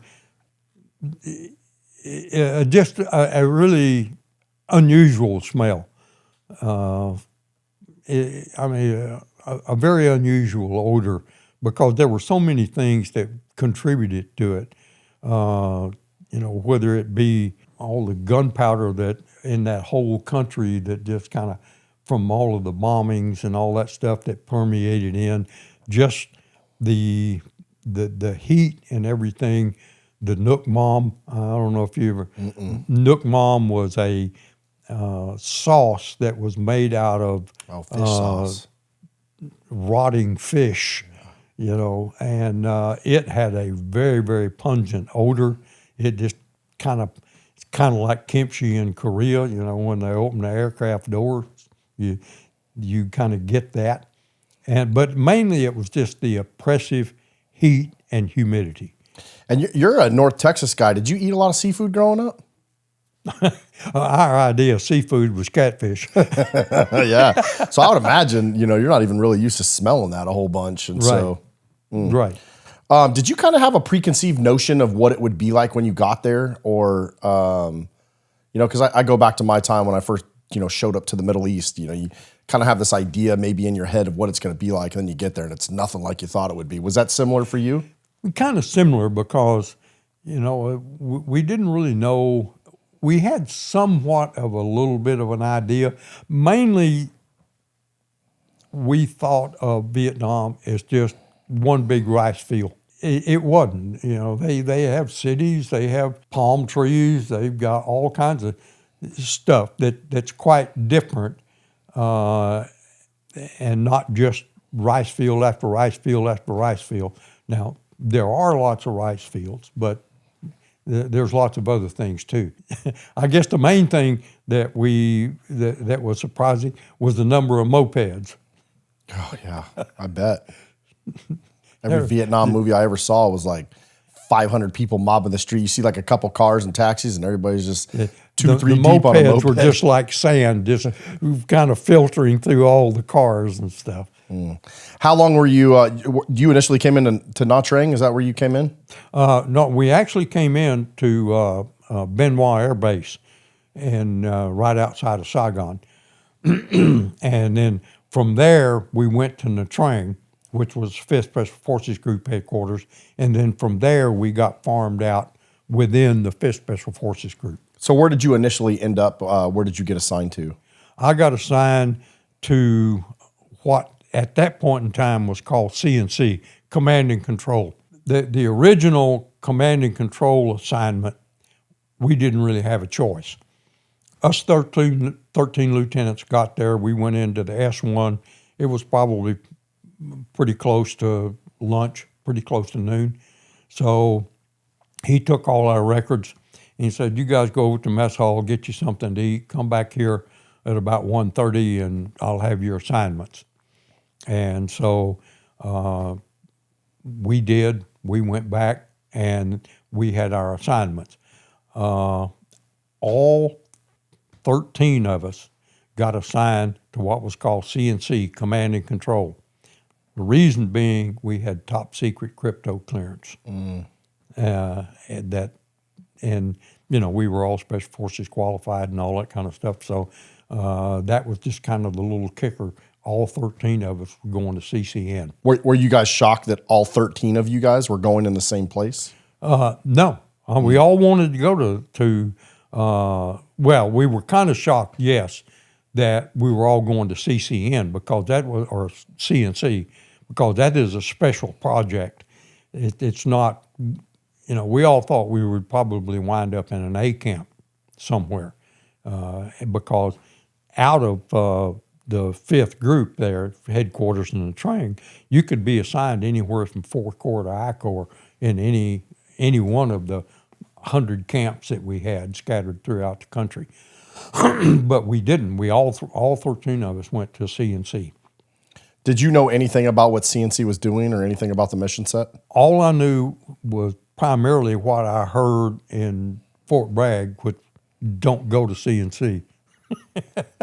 Because they get people killed, lots. And, but, we had one guy in our group that really, really didn't want to go. But they said, sorry, you're in the Army now. Guess what? So he went, and as it turned out, quite ironic, he was one of the guys that got killed. But I wouldn't say he got killed in an A camp. So lots of people got killed over there that wasn't in CNC. Yeah. So you receive your top secret briefing about MACV-SOG. Can you take us into that room? What were you told and what wasn't said but understood? Once we got to CNC, and CNC was in Da Nang, so we had to go from Nha Trang to Da Nang. So once we got to Da Nang, we spent one night in Nha Trang, and then the next morning we got on. There was a thing, we called them Blackbirds. They were C-130s. They were painted black. They were super, super secret. There was a curtain inside inside the aircraft up in the forward part of that C-130 that even us with top secret crypto were not allowed to see. We couldn't go in front of the curtain. And these guys only flew for SOG, these C-130s. They wouldn't even, their top speed and maneuverability was classified as well. They were the ones that went over North Vietnam and dodged missiles, all that kind of stuff. The black and green paint was anti-radar paint. They were the very, very special aircraft, and they flew specifically for SOG. So, and then they had one that did what we call the milk run. We had 6 FOBs at forward operational bases at the time, from I Corps all the way down into 4 Corps. They would leave Saigon, leave Nha Trang. They were based in Nha Trang. And the first thing in the morning, they would go north. They'd hit Phu Bai and Da Nang, and then come back down to Khartoum, and they'd make the whole lap back down to Long Ton, and then they would close in at night back into the train. So that was just called the milk run. If you needed to go somewhere within SOG, you just went down to the airport and got on a Blackbird and rode it to get off. We also had an ID card that we could fly on Air America, which, as we all know, was the CIA aircraft or airline, and we used that a lot of times. The old DC-3s, they had a whole bunch of old DC-3s, and we could just go up, show our ID card, and said, we need to go to Da Nang or wherever this aircraft's going, and we could ride on them. So again, when you finally get your MACV-SOG briefing, what was it that you guys were told? And Once we got to CCN, we got herded in a room, and we got set down, and there was a big curtain over the thing. And like over the briefing slide or whatever? Over the briefing map and all that. And there was a lieutenant colonel, I don't remember his name, and he basically gave us, the thumbnail sketch. This is a highly top secret organization. It is very dangerous. We have a very, very high casualty rate. It is very, very classified. You cannot talk to anybody about it or anything else. And I will tell you, it is probably the most dangerous thing in this country right now. Now, if you're not ready for that, the door's right there. You go back to 5th group and they'll assign you somewhere else. If you're willing to do that, you sign this paper. You will go anywhere, do anything that you are told, do what you're told. You never tell anybody about this for 30 years, and just sign this paper. What's going through your mind? Now, this was before James Bond, but it was like, this is the James Bond deal. This is I'd seen some of the old war movies about the OSS, and things like that. And, of course, the Special Forces originated out of the OSS. And so in Special Forces school, we were taught about the OSS and going underground and all those kind of things. And, hey, this is the big leagues. This is the all-star team. So I want to be on it. Did anybody leave? No. In my group, nobody left. There were some at times that did leave, yes. But in my group, no. All 13 of us said, give me the paper, let's sign it. So you guys signed the paper, and then what was the briefing? Well, then the curtain came back, and we got the full hour briefing on what the missions were, where we were going, what we were doing, why this thing was there, because of the agreement that was signed by our State Department saying we would not have combat troops in Cambodia and Laos. This is a direct violation of that agreement. You are not covered under the Clemency Act or anything like that. You are a spy. They can shoot you on sight. That's it. I mean, that's what this business is about. And this is what you're going to be assigned to do. Can you really explain to our audience what MACV-SOG was doing? I know you don't probably remember that briefing from 100 years ago, but to the best of your abilities, and from what you can, recollect early on, what was it that MACV-SOG was doing? We were collecting intelligence along what was called the Ho Chi Minh Trail. The Ho Chi Minh Trail was not just, a path through the jungle. It was a whole mixture of trails, and there were roads. Part of it were roads wide enough for 2 trucks to pass side by side. And this was the main supply route to get arms, ammunition, people from North Vietnam into South Vietnam for the guerrillas as well as the North Vietnamese Army units. The actual trail itself, this whole combination of things, was probably somewhere between 3.5 miles wide. There were all kinds of trails and things through there. They came out of North Vietnam at a place called the Mugia Pass. There was one pass that choked. There was a choke point, and it was one of our big-time targets. Was called the Mugia Pass. But once it got over into Laos, they couldn't come down through South Vietnam, or North Vietnam, or South Vietnam, I'm sorry. But they would move over into Laos and move down through Laos because, again, our State Department said we didn't have people over there. Our government, whether it be the president, the chief of staff, General Westmoreland, or whoever it was, we had to know what was over there, or they had to know what was over there. How many troops? What was their nomenclature? Did they have big hospitals over there? Where was all of this stuff?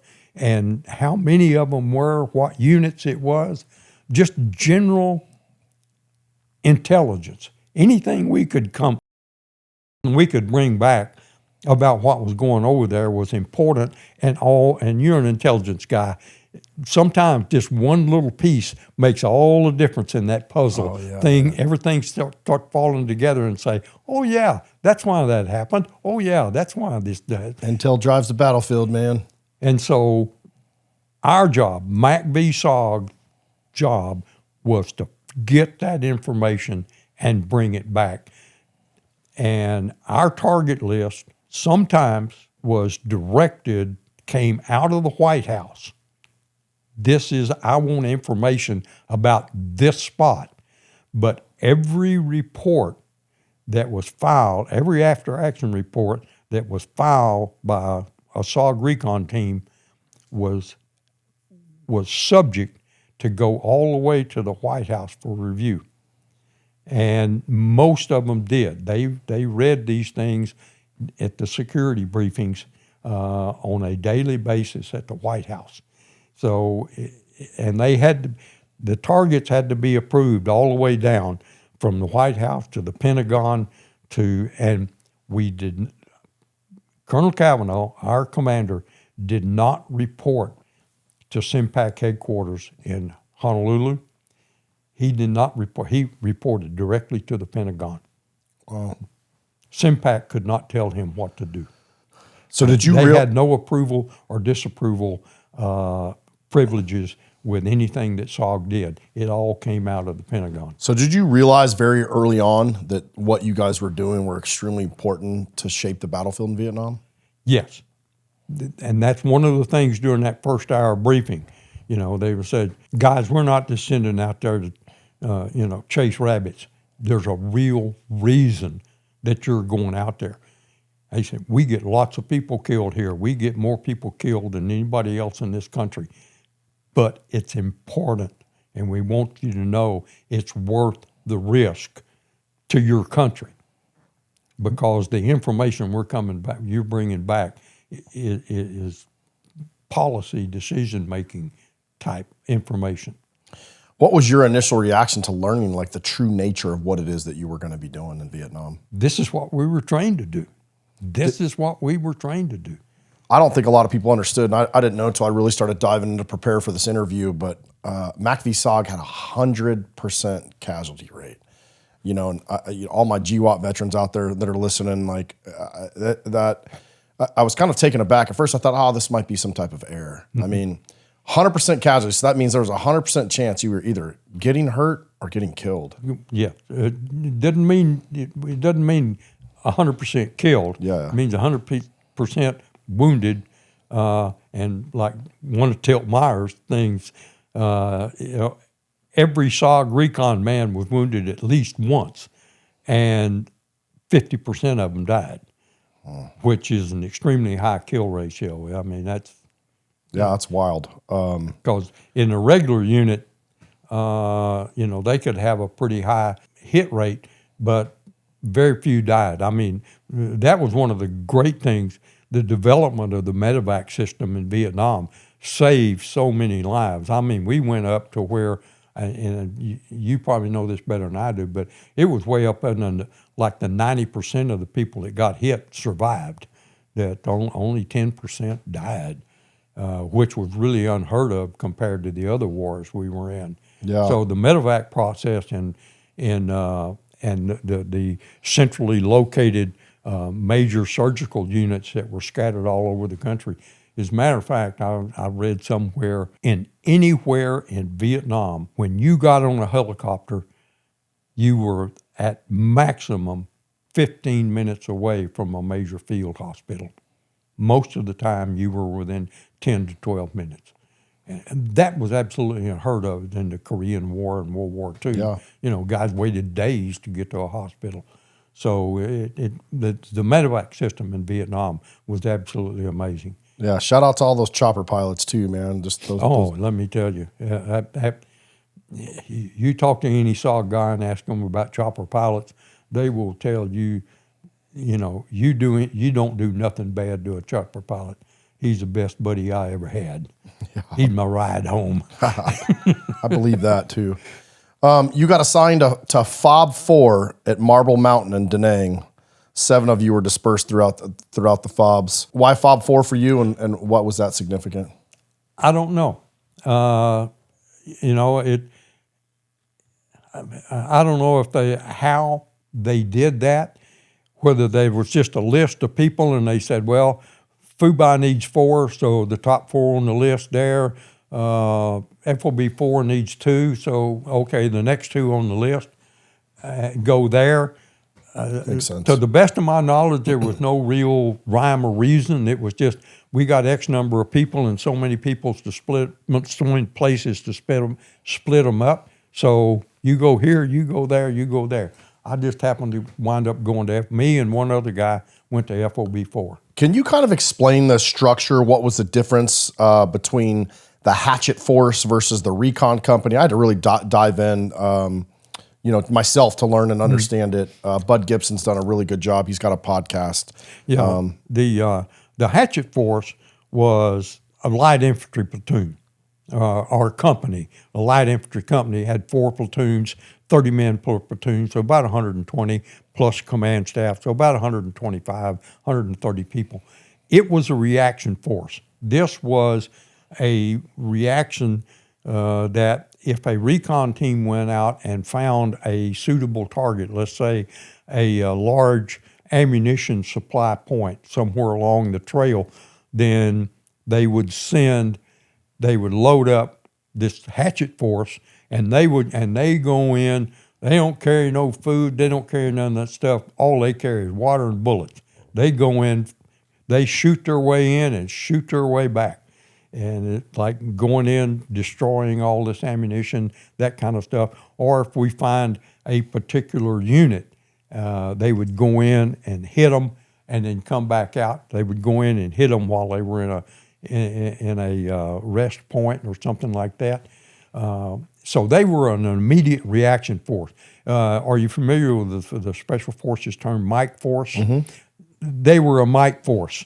We just called them a Hatchet Force. The regular A-teams had the Mike Force that would come to their rescue. And the other thing was that we did with the Hatchet Force is if a recon team got in real bad trouble and had a really big unit chasing them, we'd send in a Hatchet Force to do a blocking force to help get them out. Was the Hatchet Force a mix of local nationals and U.S. military? Yeah, it was U.S. led. We had a U.S. commander and an executive officer and 4 U.S. platoon leaders, and that was it. Was it mainly South Vietnamese or was it Montagnards? Montagnards. It depended on which camp it was and what was available. The FOB 4. Our Hatchet Force was made up of Chinese Nungs. Oh, wow. Nungs were a tribe of Chinese guys that came out of Manchuria, and they had been warriors for centuries. And this is just what they do. And again, part of the SOG thing of not being able to be, quote, identified as an American unit, they were, quote, mercenaries. We just hired mercenaries. We paid them about 2 times as much, as the Vietnamese Army would get. We treated them well. They lived in our barracks and their barracks in our camp and all that kind of stuff. So they were just hired mercenaries. And some people had Montagnards, some people had Vietnamese, and some people had nuns. It just depended on where you were in country and what was available. What did you guys have at FOB 4? We had nuns. What was your initial reaction to working with them? Good. They were good. You would have older guys, and there would be a young boy in the mix, and it would be one of these guys' sons, and he's training him. He's showing him how to track. He's showing him how to look at these signs. He's showing, he's teaching him to be a soldier, and then as he would get older, he'd become part of the unit. Walk us through just showing up to FOB 4 and you're welcome there and you're set up. Well, the same thing. Once we got there, we were given a briefing about where our target area was and what we did, and explained to us. We got the Hatchet Force and the Reconnaissance Force. Now, reconnaissance, a reconnaissance team was originally set up to have 12 people, 3 Americans and 9 indigenous people. So whether it was a Nung or a Yard or whatever it was, and Yard, that's what we called the Montagnards rather than go through that. Yeah. We just called them Yards. So you had these 12 people. Each one would be trained in specific duties on this squad. Now, normally when we sent a team in on an operation, we only took 6 people, 2 Americans and 4 Indig. So we just called them Indig, and they didn't mind. They understood. Because you can get 6 people on a Huey helicopter or an H-34, a King Bee, and you don't have to have 2 helicopters.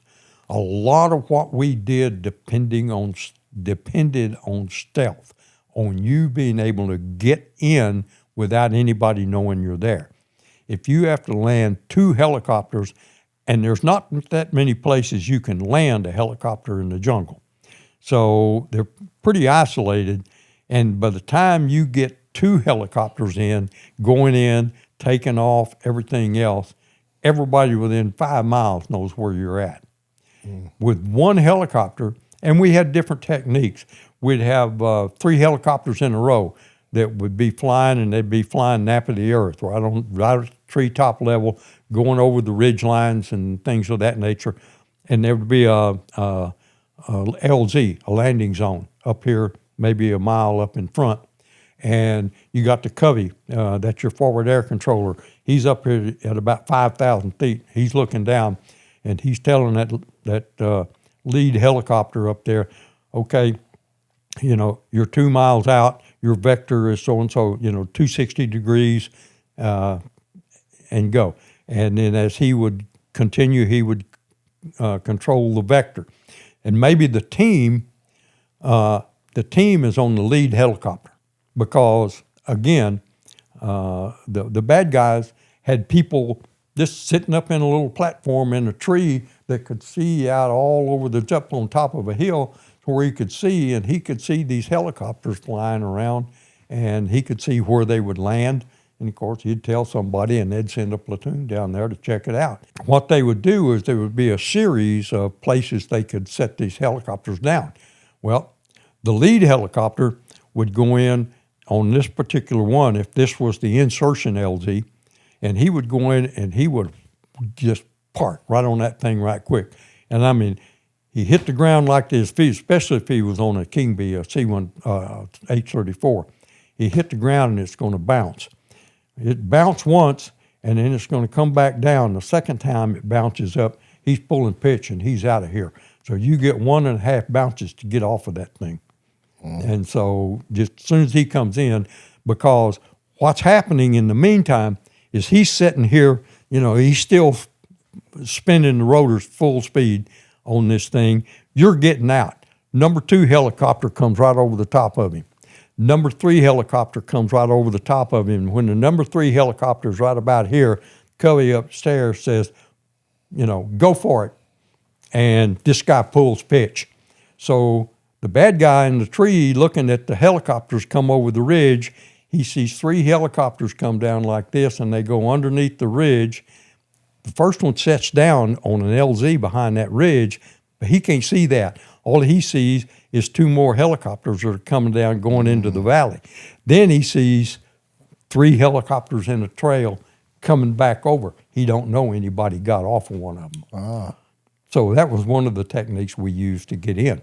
And so it was pretty sophisticated, and it helped us, because if you just took one helicopter out there, put somebody on the ground and left, everybody in the area knows, okay, or you do the same thing, you got different LZs out here, and you send out maybe 5 helicopters, but only one of them's got troops on them. So you set it in 5 different places. So they got to go and check 5 different places. Hopefully, in the meantime, you have time to get off that LZ and get lost in the woods. You get assigned a second company, and there was, I think, ODAs or A teams that were rotating in from Okinawa with first group. Was that their assigned AO, or how was that working back then? They were usually just assigned to SOG, and then at that point in time, CNC was located in Da Nang. They would go there and then be assigned. Usually there were 6 of them. We had 6 FOBs. There were 6 teams, so they would usually go 1 to each team just to augment the reconnaissance or platoon segments of the different FOBs. And it just, that this particular team was manning second company. As a matter of fact, the executive officer of that team and I were OCS classmates. Oh, wow.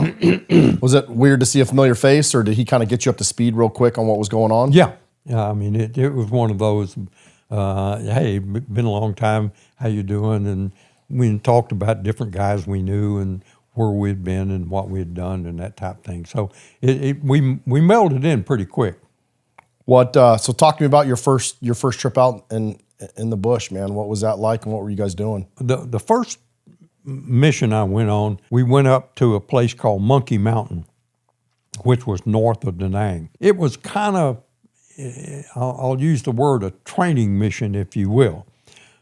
There were a pretty good group of North Vietnamese or VC, the local, that operated on Monkey Mountain. And so my first mission, we went up there to just try to find out where these guys were, find out if they had any base camps, any supply type things. And we just kind of wandered around in the woods for about 3-4 days. We got in a few little skirmishes, nothing really serious. Really didn't get anybody hit or anything like that. After about 4 or 5 days, we came back, and part of it, we had the company had gotten in some new recruits, new nungs, and it was kind of a shakeout sale, if you will, for all the new ones and that type thing. Plus, it didn't hurt for us new Americans to go on there too, and so we came back from there. The second mission I went on, we went over. Cam Duck was one of our major Special Forces A camps, and I think it was in May, early part of May of 1968.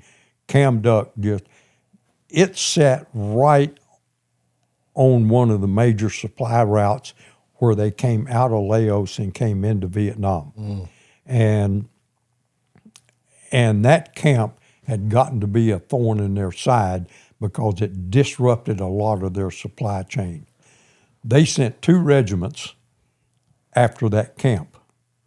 They might have had 200 men and one Special Forces team, one 12-man team. Needless to say, they didn't last very long, and we totally had to evacuate the team. They lost several of their indigenous people, and I think we lost 3 Americans on that, got killed on that attack. And Cam Duck got totally abandoned. We just blew that camp off, and it had been abandoned. When that happened, obviously their main supply route opened back up, and I mean, we started seeing a lot of stuff come through there. So my second mission with the Hatchet Force is we took in 2 companies. We took in one company from our Hatchet Force, and we took in a company from Charlie 1 Mike Force, which C Company of 5th Special Forces Group was also in Da Nang, just about 3 miles down the road from us. And so we took in 2 companies. The Charlie Company stayed on this side of the border. We went across the border, and we blocked that highway. And it was a highway. You could drive a truck down that thing. And they had taken the trees and taken vines and ropes and stuff and pulled it all together to create a canopy. You could not even see the road from the air. Wow. So, and this was, I mean, they were driving trucks down it and all that kind of stuff. So we went out there. First truck come down the road. We set up at night, set up on a hill right up there. First truck come down the road. We shot it with a recoilless rifle, blew it up. And, of course, that blocked the road. It stacked all the stuff up behind us. We had, big shoot-'em-up time where we were shooting into them and all that kind of stuff. They made a little bit of an effort to try to assault us, but nothing valid. And then once we got them all stopped and started stacking everything up behind them, they called in the F-4s and the B-52s and just pounded them. We sat out there and blocked that road for 3 days. Oh, wow. And just sitting up in an OP, calling in airstrikes and... Yeah. And so they tried to repel us a couple of times, but then they finally got tired of that, and they sent in a whole regiment, which is 750. And then we had to get out of Dodge on that after the 4th day. Was the Mike Force there as kind of like a QRF for you guys, or? Yes, they were our rear guard to make sure nobody came in behind us. And then we were blocking on the other side. Again, I was going to talk about that the first group that they had to rotate after 180 days because we were under very, very strict regulations. We, the American government, that we could only have a certain number of people in Vietnam at any one time. Mm-hmm. And if the TDY people stayed over their 180 days, they got counted as the total count, which means we would violate the number. So they were really, really strict on that 179th day. They were on C-130 heading back to Okinawa. But then shortly after that, there was usually a lull of maybe a couple of weeks, and then you'd get 6 new teams come in. And they were called snakebite teams. What was the significant? Why did they call them snakebite teams, or what was their? Just had to have a code name. Oh yeah. You ended up going to I think it's the Combined Operations course. No, that was combat orientation course. Oh. The combat orientation course was by 5th group. It don't matter if you had been, this was your 4th tour in Vietnam, you had to go through this 10-day combat orientation course in the train that A101 taught it. And it was one of those things that, there's 3 ways to do things: the right way, the wrong way, and the Army way. Well, this was the Army way. I don't care if you've been here 4 times before, you still got to go through this combat orientation course. And most of these guys had multiple tours. They'd been there before. All those lieutenants, we hadn't been there before. It'd probably been okay for us, but we've been through all this stuff before. And were you going through with Vietnamese units as well? we had our COC group. We probably had about 15 or 20 Americans, and then we had one platoon of Montagnards from A101. And the guy that was overall in charge was a first lieutenant from A101. And basically it was, we served as I served as a platoon leader, and, the sergeants, they did things. The machine gunners worked with the machine gunners and that kind of stuff. So it was just kind of an orientation type thing. We went out and we walked through the woods and walked through rice paddies, and then we set up ambushes for the night, and we set up 4 different ambushes across this area, and we sat there all night, and the only thing we found was some frogs, and that's about it. And so we had these older guys that had been there before. They're pretty good veterans. They were really complaining to this lieutenant, hey, we just out here walking around. We can walk around in the train, we don't need this stuff. And finally he said, you really want to get in a fight? Oh, yeah, that's why we came here. Yeah, you bet. Okay. He said, tighten up them rucksacks. And man, we humped all day. Humped hard all day. And just about 30 minutes before dark, we pulled into this area. So we got about 20 Americans and one platoon of Montagnards. So we got about maybe 35, 40 people. And there was this village sits right over here. And then there was a big expansion of rice paddies, and over here about a half a mile away was some hills and small mountains. And the villagers here had said that the local VC had been coming in every night and getting rice. And, they weren't buying, they were taking type thing. It was basically a pretty friendly village. And so we set up 4 squad-sized ambushes across this valley. I was in the far left ambush. There was one in the center, or 2 in the center, and then 1 out on the far side. And we set up, and there was this major kind of trail that came through the area. So we sat there in the woods until it got dark. Then we moved very quietly, moved in and set up 4 ambushes. And we had been in place about maybe 40 minutes, 45 minutes. The center ambush opened up, and a Vietnamese unit had walked right up into them, and they just wiped them out. Well, we thought, hey, good deal, right? Well, what we thought was just a squad coming in to get rice was the point for a Vietnamese company, which is about 100 men. So about that time, all hell broke loose. There is fire coming from the whole front, all we can see out there, and everything else. And so we all 4 of our ambushes, we opened up. And so they said, wow, man. So then they tried to flank us to the left.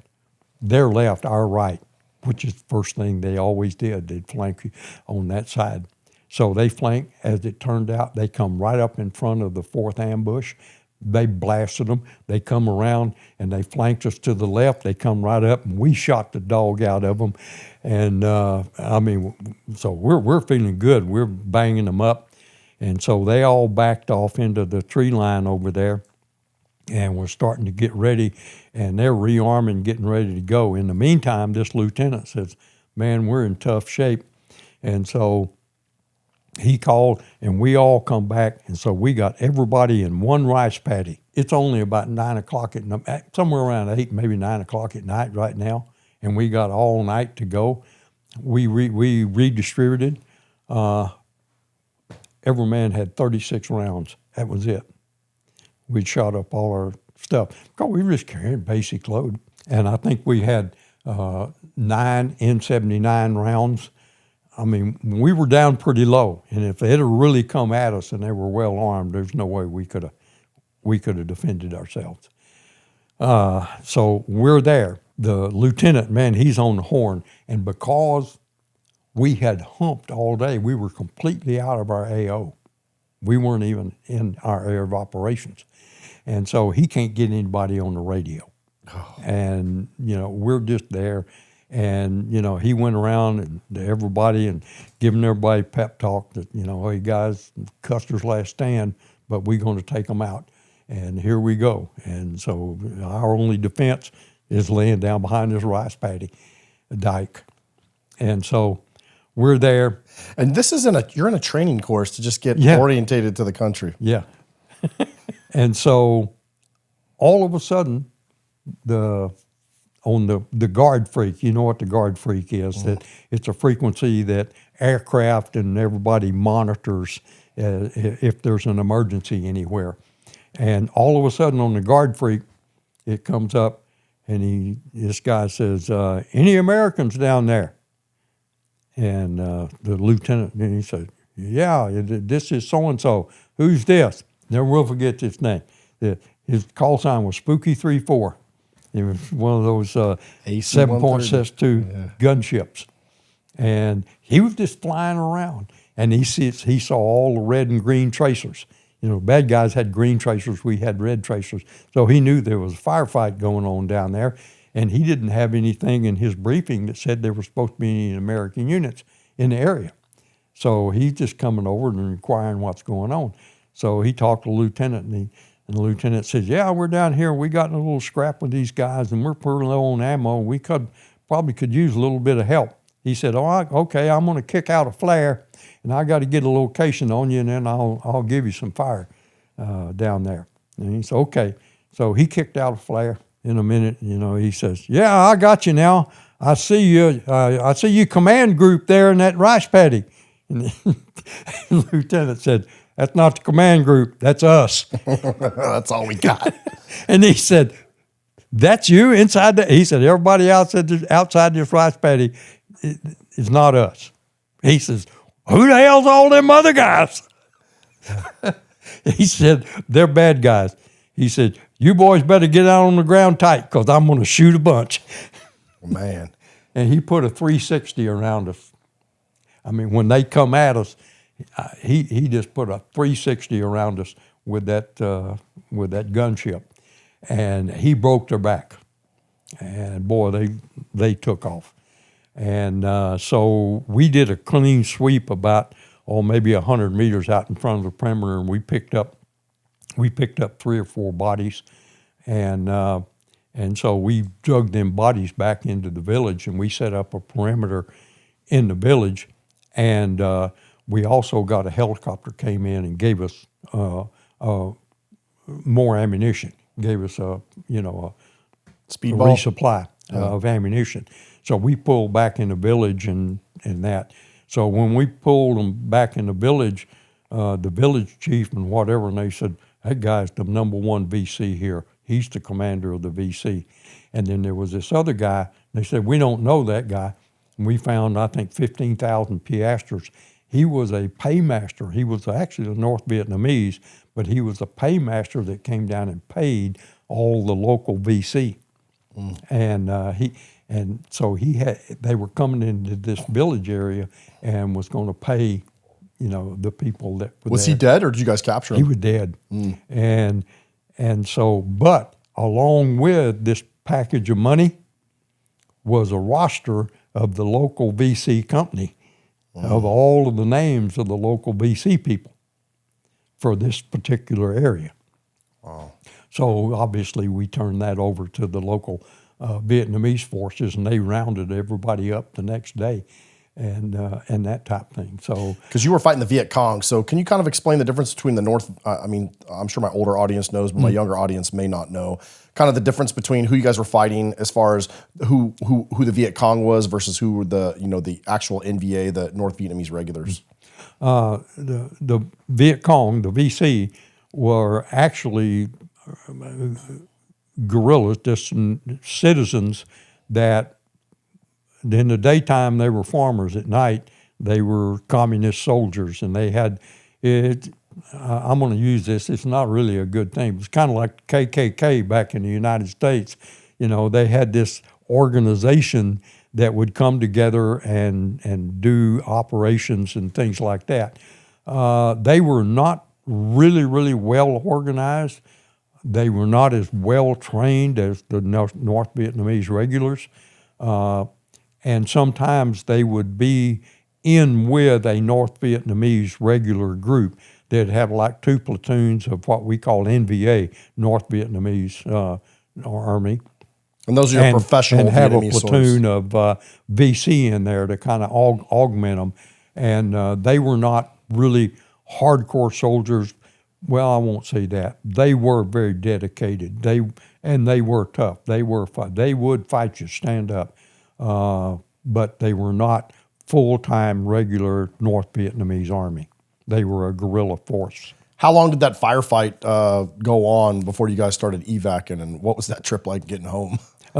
We spent the rest of the night until daylight in that village, and we had a couple of probes where some of the outlying guards fired off a few rounds.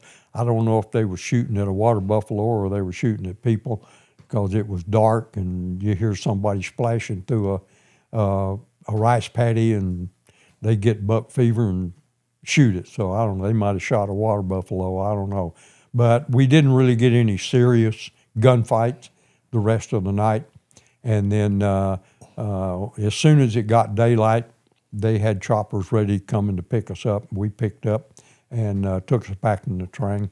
The lieutenant that took you guys out on that long walk, did he catch any hell for getting you guys out in that AO? A little bit. Yeah. But we also, all of us stood with him and said, hey, that's what we wanted to do. That, we come here to fight a war. And that's what we need to learn how to do.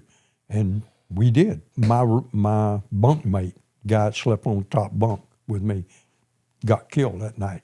On the very first initial shot, when they walked up on him the first time. When they returned fire, he was looking up over the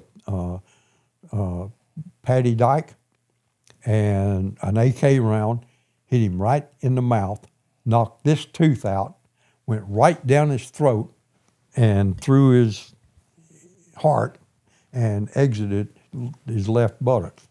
I mean, he was dead just like that. And I drug him all the way back to that village that night. That's the first time I ever had to deal with a dead man. And, you do the practice in your field exercises and all that kind of stuff. Okay, this guy's wounded, you drag him along, or you carry him, or you do this. You've never understood what it's like to drag a dead person. That is, excuse the pun, dead weight. He probably weighed 140 pounds. He felt like he weighed 300 pounds trying to drag him, because it's just, there's no help, anything like that, as far as him being able to help. Really learned a lot there about that, but we got him back, and unfortunately, he went to the DOA, and but he was the only casualty. Not, I say the only casualty. We got a couple people got some very minor wounds, but other than that, that was the only real casualty. And how long have you been in country at this point? 4 days. Did it really sit in with you, kind of, what what this war was going to be about for you? It was pretty sobering. It pretty well opened up. This is real war. This is real bullets, guys. None of this bang bang stuff. You're dead. No, this is real. And we'll talk about this a little more when we start talking about the 1-0 school. But it's still kind of crazy to me. You guys were going to war, right? And then you get into the country and you're doing your war training and orientation training courses on a live battlefield. So it's like you're going out to train, just for instance, this battle you just talked about you guys are just there to just kind of get orientated on the land, and you guys just getting a full on gunfight. It just goes to show you that it was just such a different war. We talked about this before we started recording, just the difference between, my war, the global war on terrorism, and what you guys did at Vietnam is just, it's wild. It's almost awe-inspiring in a lot of aspects. Like I say, it was a very, awakening thing that, okay, guys, this is real. And it just happened. It happened to everybody whether you went into one of the regular infantry divisions, the first time you went out in the field, that happened to you. It just so happened it happened to us a lot earlier than it did to most people. Yeah, they'd been there a little bit longer before they got actually baptized. But it really wakened you up that, okay, it's real. Those guys saying the truth. You don't pay attention, you die in Vietnam. So, it made a whole different, it just, again, real. It made the world real. Yeah, you're cementing lessons learned in blood, and I think that just carries a different weight. Did you do any more trips with the Hatchet Force before you transitioned to recon? I did one more. We did one more. It was just, again, it was kind of like a dry hole type thing where we went out and we were actually looking for a ammunition supply area. But either the intelligence was bad that we had, or we just flat missed it. They had it hidden well enough. But we stayed out 4 days and didn't see anything, and we came on back because by that time we had pretty much ran out of our food and all that kind of stuff, and they didn't want to resupply us. They just said, we'll just pick you up and bring you guys back. End of June, early July 1968, the TDY team from First Group, they went back to Okinawa, and you're assigned to RT Python as the 1-1. Can you kind of explain, the transition to recon and how big the teams were and kind of what that mission was more about? Yeah, the Hatchet forces, again, were pretty much like a regular American infantry platoon, except you had indigenous soldiers. And it did normally what an American infantry platoon would do. Now, reconnaissance, of course, even American units have things they call LRPs, long-range patrol units. But they usually only go, a kilometer or two out in front of wherever the main force is and see what's out there in front of the main force so the commander can develop his battle plan. Ours was totally unique. We were operating in a totally different country. From launching from Da Nang, it took us over an hour just to get to our operational area out there. So, and the same thing along the border out there, when you were working along the trail, if you got in trouble and called for help, once the helicopters got out there, put you in, they would go back at a reference point, and they would just kind of hang out in the area, and you would wait for a little while to make sure there wasn't somebody on your trail right now, and then you had a certain code word for the day that you gave that said, team okay, we're in okay, and we're continuing our mission. They would release these guys, and they would go back to refuel. Well, they may have, when we lost Camduck, now that was the big importance of Camduck, because that was our launch site. It was only 5 miles from the border. Mm-hmm. So they could go back. They had fuel bladders. They had ammunition supplies. They had all that stuff there. And the helicopters and everything could go back, rearm, resupply, and refuel. And if we got in trouble, they could be back out there to us in 15, 20 minutes. Well, now they got to all go all the way back to Da Nang. So they got an hour in and an hour back on that type of thing. So you get in trouble, you're at least an hour, probably an hour and a half to 2 hours before you get any help. And somehow you got to survive until they get there to help you out. That then came the United States Air Force. Yeah. So our operational area was called Prairie Fire. That was a code name. If a 10, a recon team leader, called the Covey, the FAC air controller, and said, I got a Prairie Fire emergency, we were number one on the entire country for air support. Wow. They would pull jets off of a target they had already put one run on and send them to us. That we were the number one priority for airstrikes. Anytime the recon teams went in, was there always a Covey up covering you guys? Yes, absolutely. And a Covey, his sole job was to take care of SOG Recon teams. He did not, and there were no other facts around. His job was to take care of SOG Recon teams, and that's all. Now, if another unit got in really bad trouble or something, if he didn't jeopardize a team, he would help them out for sure. But generally speaking, his sole job was to take care of SOG teams. Did the SOG guys, did certain people rotate through those Covey positions, or were those kind of hand-selected? Usually it was a former 10. Because, and you flew two. You had what was called a Covey rider. You had the Covey pilot and the Covey rider. The pilot obviously was an Air Force guy, and then the Covey rider was usually a former 10 or 11, something like that. Somebody with quite a bit of experience on the ground. So because he knew what was happening down there and, had a feel for it. The pilot, he talked to the fast movers. He talked to the jets. He talked their language, and he talked to what was called Hillsborough. There was a C-141 that flew up and down the country that was the Airborne CP that controlled all aircraft over Vietnam. And Hillsborough flew it 6 to 6 daytime. Moonbeam flew it 6 to 6 at night.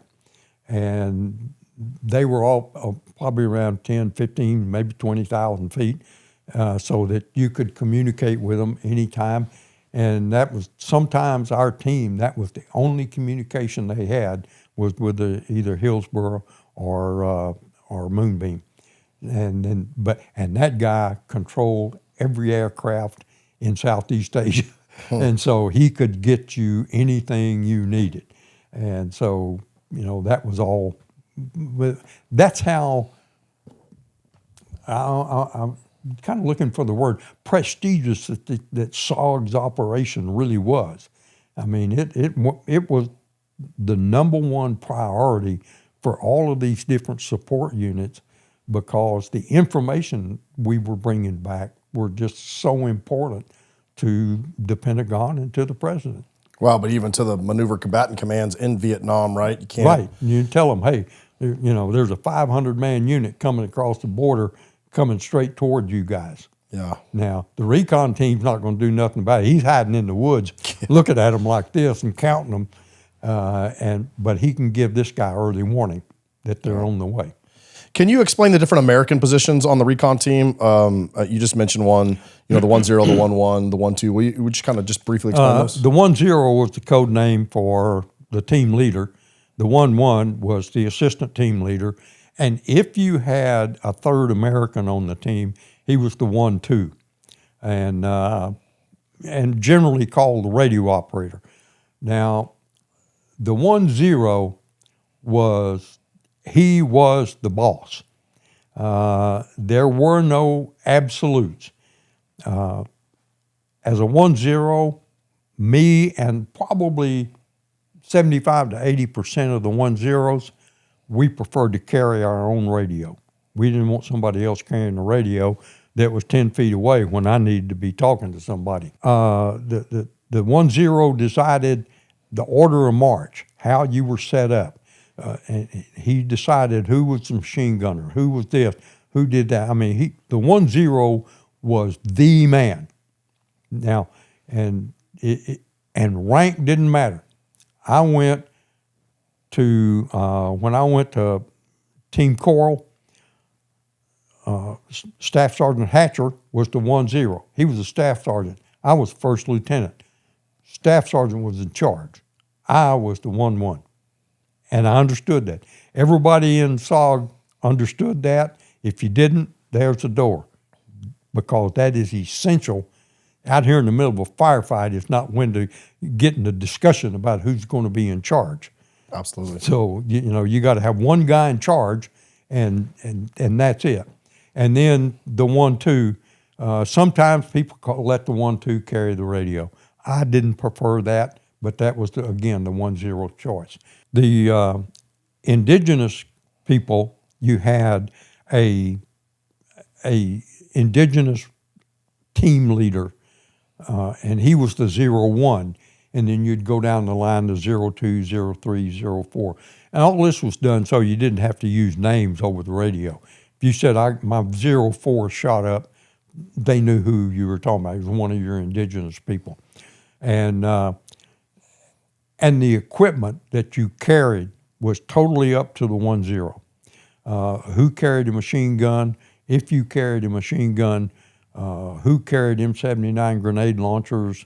All kinds of stuff like that was all determined by the 1-0. The 0-1 was the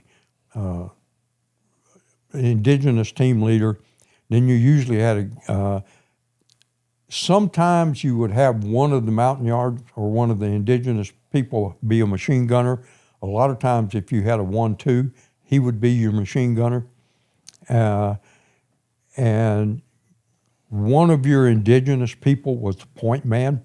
That was usually probably pretty close to the best guy you had, was going to be your point man. He just had to be really savvy in the jungle, being able to read signs and to move very, very stealthily. And again, like in any patrol, that point man is tremendously important.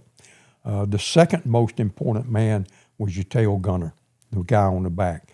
If you had 3 Americans, the American was usually the tail gunner, because a lot of teams would let trackers get up behind them. And we had Laotian trackers. They were good. They lived there. They knew the terrain. They knew where this trail led. They could go over, find another trail, get ahead of you, set up the ambush, all that kind of stuff. I mean, trackers were absolutely, probably at least 50% of the people we got killed by trackers. The one guy got killed on our FTX on the 1-0 school got killed by trackers. And they were extremely good. They were just like a dog you could talk to. I mean, they were really, really good. So your tail gunner was the other guy that was next important. And then the other 3 were just team members. And each one of them had a specific, in what we called immediate action drills, each one had a very specific zone or area that if you made contact, that was their area to cover. And you rehearsed that again and again and again and again so that everybody knew absolutely instinctively what to do. They didn't have to think. It happened immediately. And, what you had to do to break contact. Once you broke contact, how you reorganized and where you moved and how you moved. If one man got hit, how you compensated for that. Somebody had to drag him, somebody had to cover his area. And we rehearsed that and rehearsed that and rehearsed that. If you weren't in the field, you were practicing IA drills. Because the first 10 to 15 seconds of that firefight is going to have an 85% impact on the outcome of that thing. And you have to win that first 10 seconds. I mean, that is an absolute, if you don't win that first 10 seconds, you're in very, very big trouble.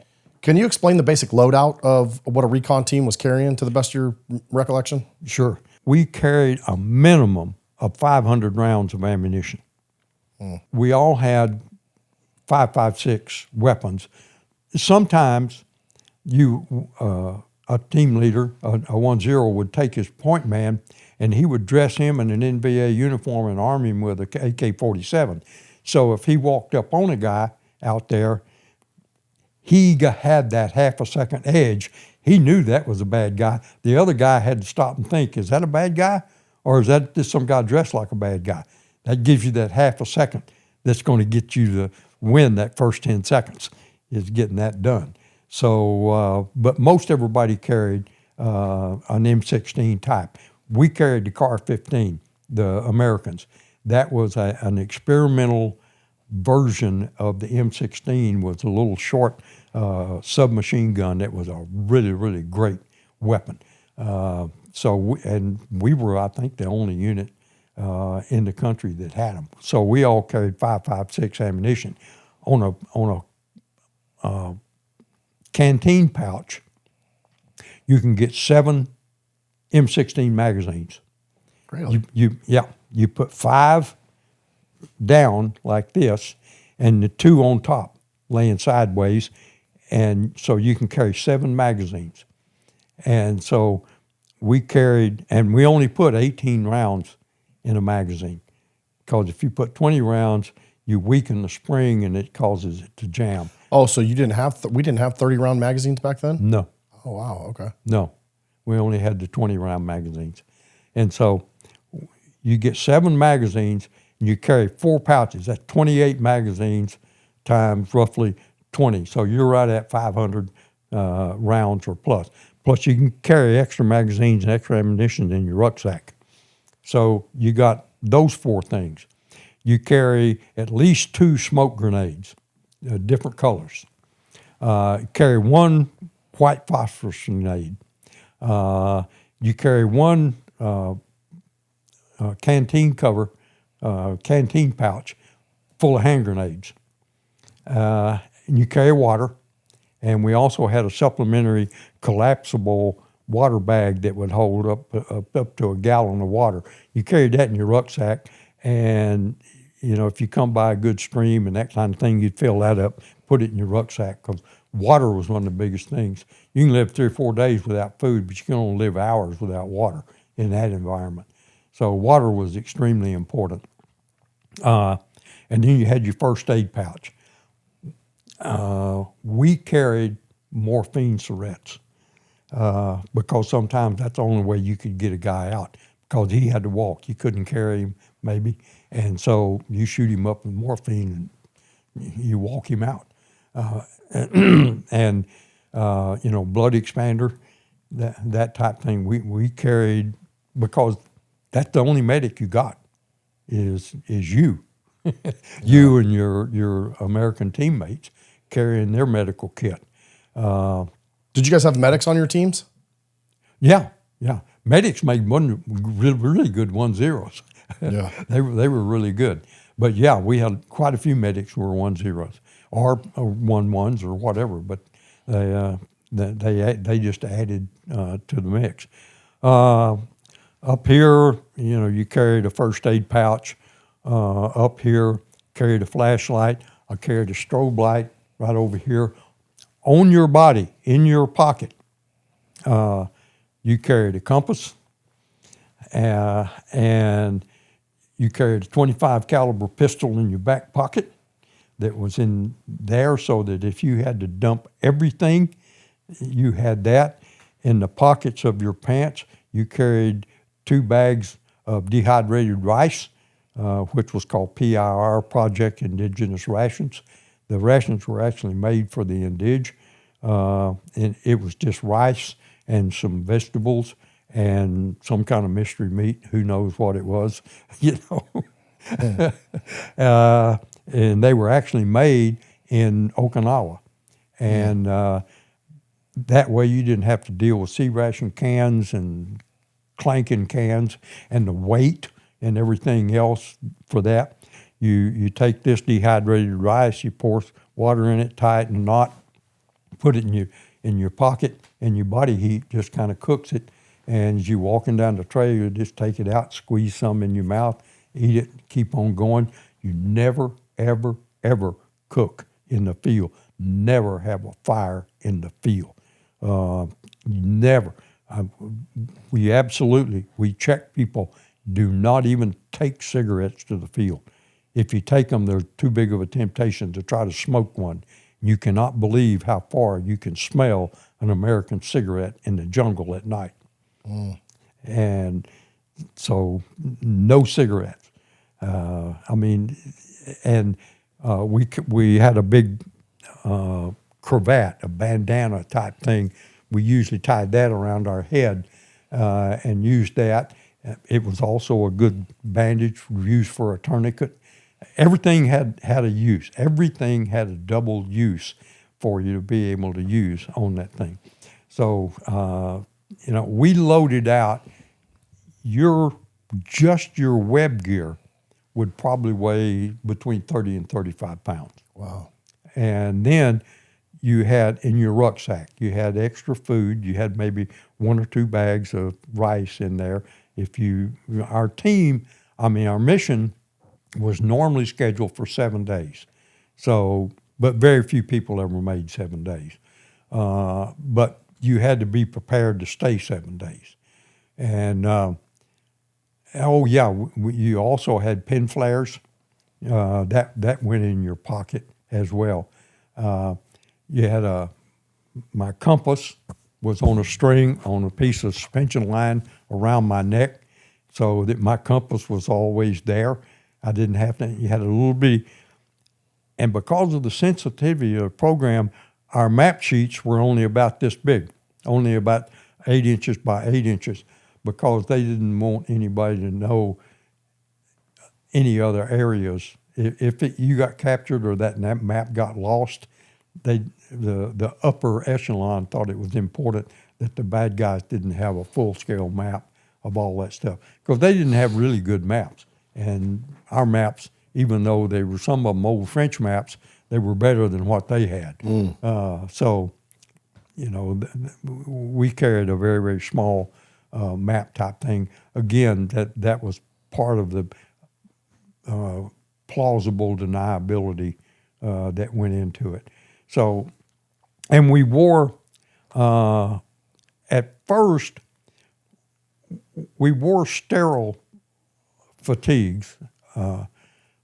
Some people wore the old tiger suits, and now we had completely sterile jungle uniforms, jungle fatigues. They looked like American fatigues, but they weren't. They were actually made in Okinawa, and they were made out of a really fast-drying material that would dry out really quick, and all of those kind of things.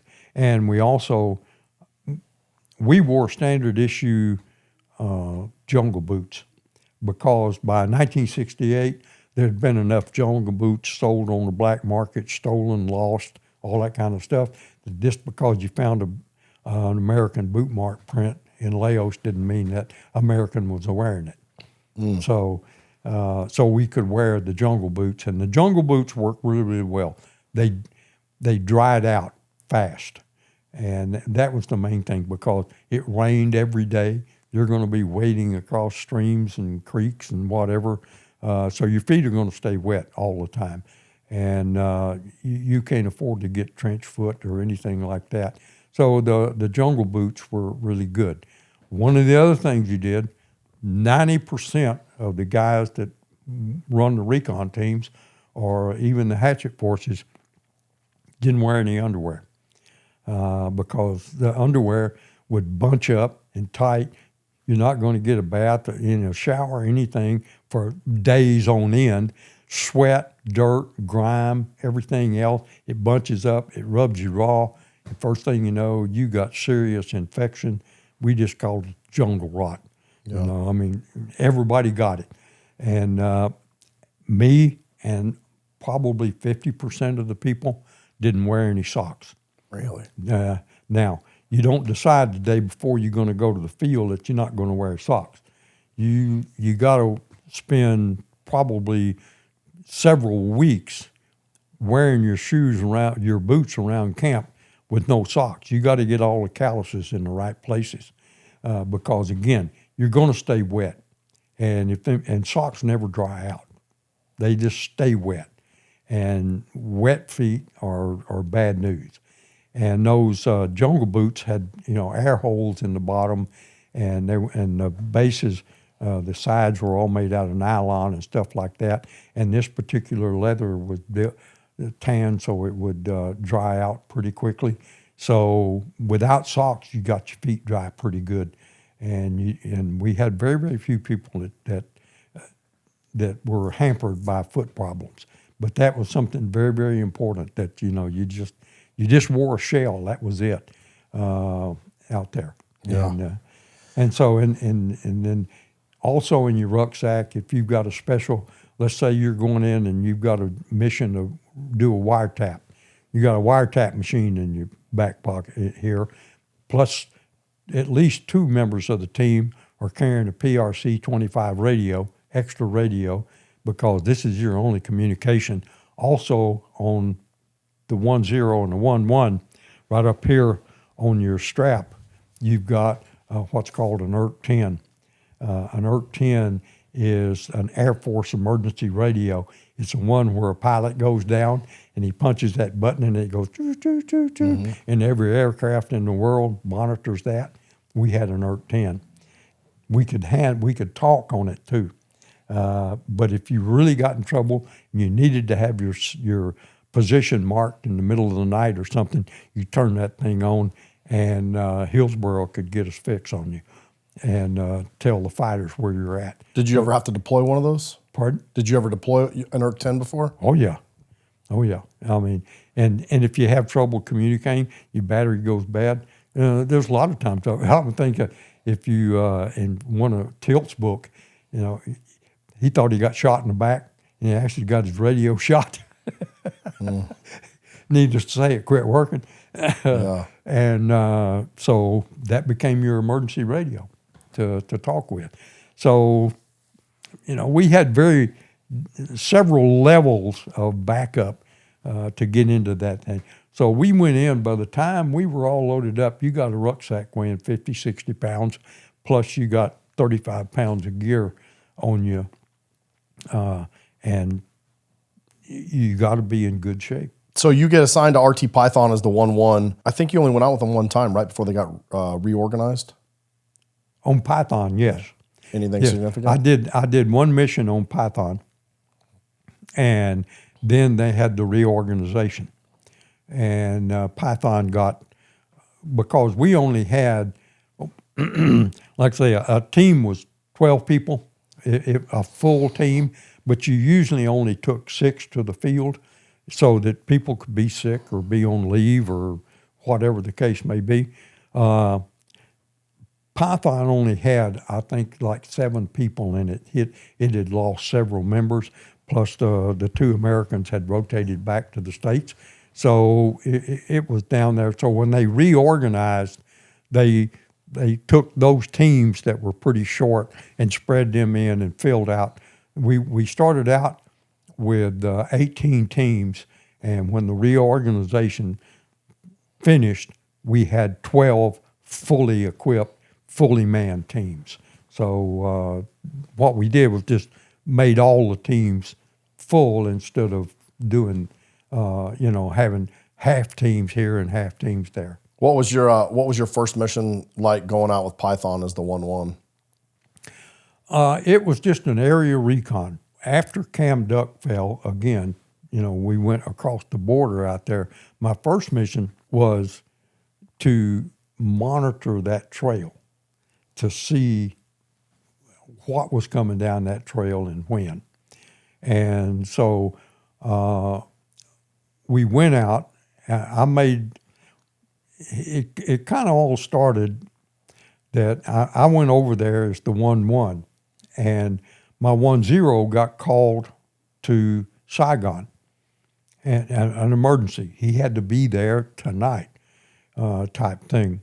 So he didn't know what that was. So anyway, he went, and we just got our mission brief, and we're going to get the full briefing. We just got the alert, and we're going to get the full briefing the next day. He went to Saigon on the milk run, and he said, I should be back tomorrow. And so he said, but if I'm not, you go to the briefing and you can brief me. Well, the next morning, time came for the briefing. He wasn't back, so I went to the briefing. After that, I checked with the airfield, and he didn't come back. And then the next day, we got word he had an extremely critical medical MOS, and it was apparently needed somewhere else other than him being a 1-0. It was needed for some other thing somewhere else. So we got word he's not coming back. So I became the 1-0. But I don't have a 1-1, and there weren't any more Americans on the team. So then after that, I went to get the intelligence briefing and get the maps issued and all that stuff, get your, basically just get all of your preliminary stuff to get ready to launch the next day. There was a Master Sergeant E8 was the intelligence officer, and he was giving me the briefing and all those kind of things. And one of the things that they have to do is they get your name and all the Americans' names and the Indigenous names on the team.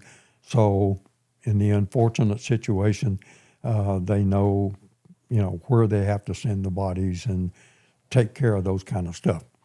So he said, "Who's your other American?" I said, "I don't have one." He said, "What do you mean you don't have one?" I said, "I don't have one." I kind of explained the situation to him, and he says, "You can't go out there by yourself, and you've never been on a recon mission before." I said, "Well, they still need the information, and that's the way it is. That's part of being a 1-0." And he says, "Well, I'll go with you." And he said, "I can take a couple of days off." So he did. Yeah, here you got a brand new rookie 1-0. And a Master Sergeant E8 that probably hadn't been in the field in the last 4 years. That poor boy just probably wanted to get out of the office anyway. And my indigs are sitting around looking like, you talk about, the Keystone Cops. Here, we got them right here.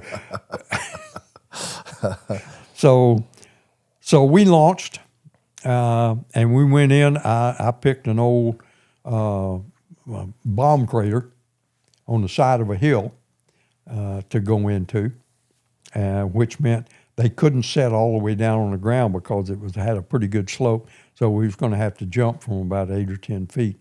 But that's okay, ground soft. That's kind of standard procedure. And the other thing we had was a rookie Covey rider. Oh, man.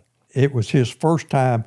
He had been we had one aircraft you could have more than 2 people, and so the ones that were training to be a Covey rider would ride in the back seat and watch what was going on.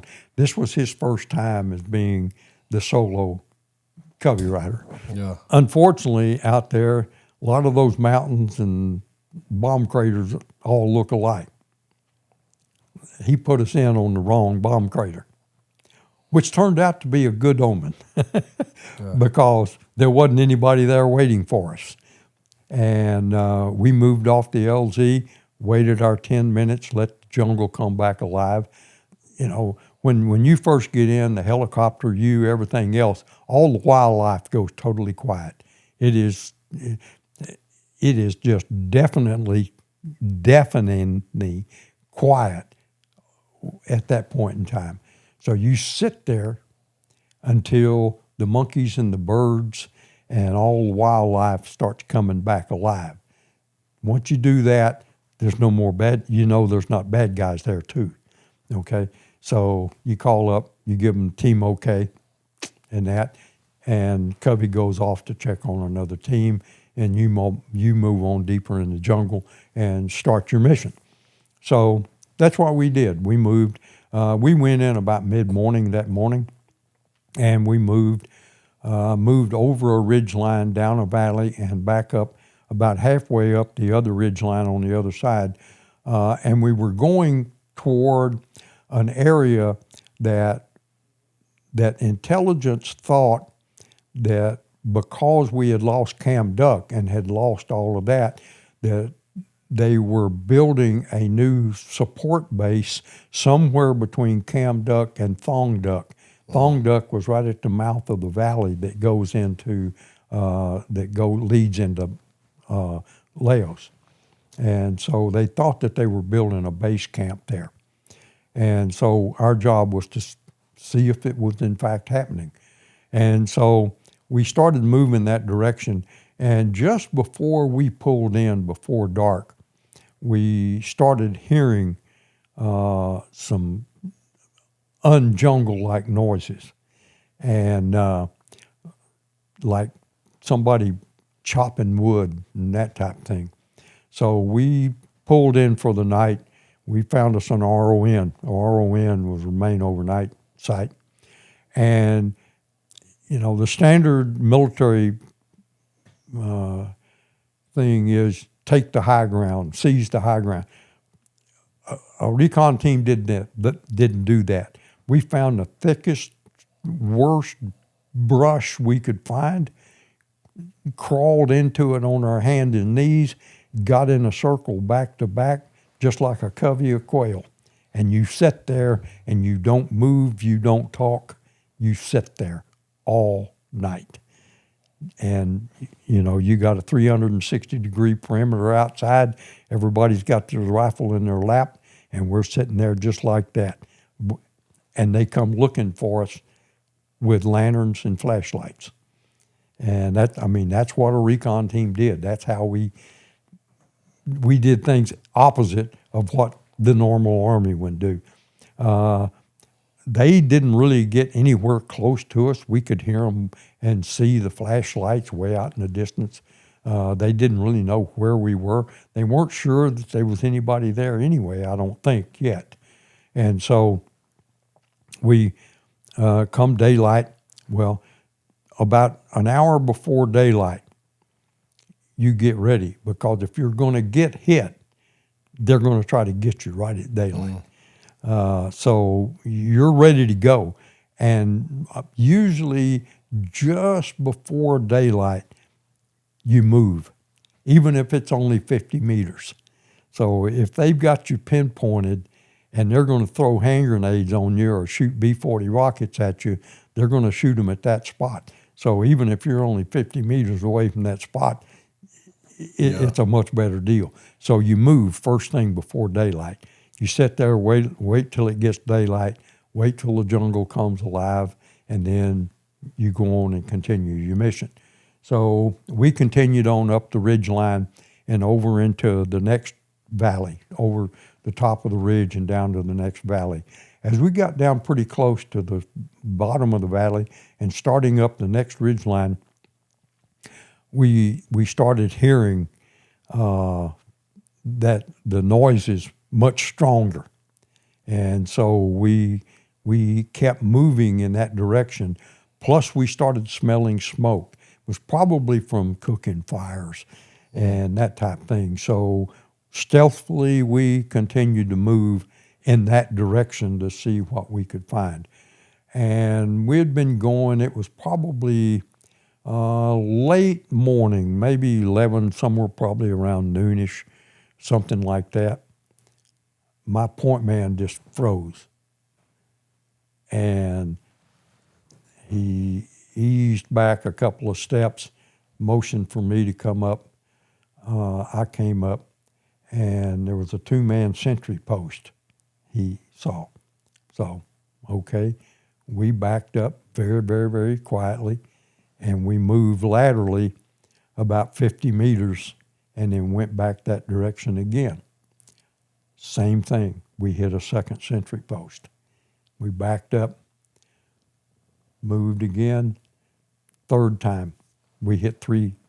So they had this area well guarded, and we could hear much more clearly now. It sounded like they were chopping wood, building things. They were probably setting up a base camp over there. So we had a pretty good idea. We didn't get pictures of it, couldn't get there. So we were starting around one more time. We were going to try to go around and get completely on the other side and try to come back from the other direction. And in order to do that, we had to move through a big bamboo thicket. And I don't know if you know anything about bamboo, but hardened bamboo on the edges are as sharp as a razor. I mean, it is extremely sharp. My 1-1 was fourth in March. And as we were going through that bamboo thicket, he got his foot hung somehow or another, just tripped. And when he fell, he tried to brace himself on a piece of bamboo, and it had been broken before. And it caught him right between, and it split his hand all the way back to like here. He was bleeding absolutely terrible. So we got that somewhat under control, and it just so happened that Covey was flying over the area for his noon check-in. And what he would do is he would come over your area and he would give a code word, and you never answered him. You just put 2 clicks on the radio. That meant I'm okay. And then he would go off. He'd check on other teams that were in the area. And but when he come in and give us the check-in sign, I had to come up on the radio, and I told him what the situation was. You get down, you whisper into this thing, you're not talking very loud. And he was a medic, the Covey rider was. And, he said, man, that's a bad situation. He said, you need to come out because that'll get infected for sure. He could lose a hand, lose an arm on that. That's really, really bad. Yeah. And he said the closest LZ is about 2 ridge lines away. It's going to take you hours. I don't think you can get there before dark.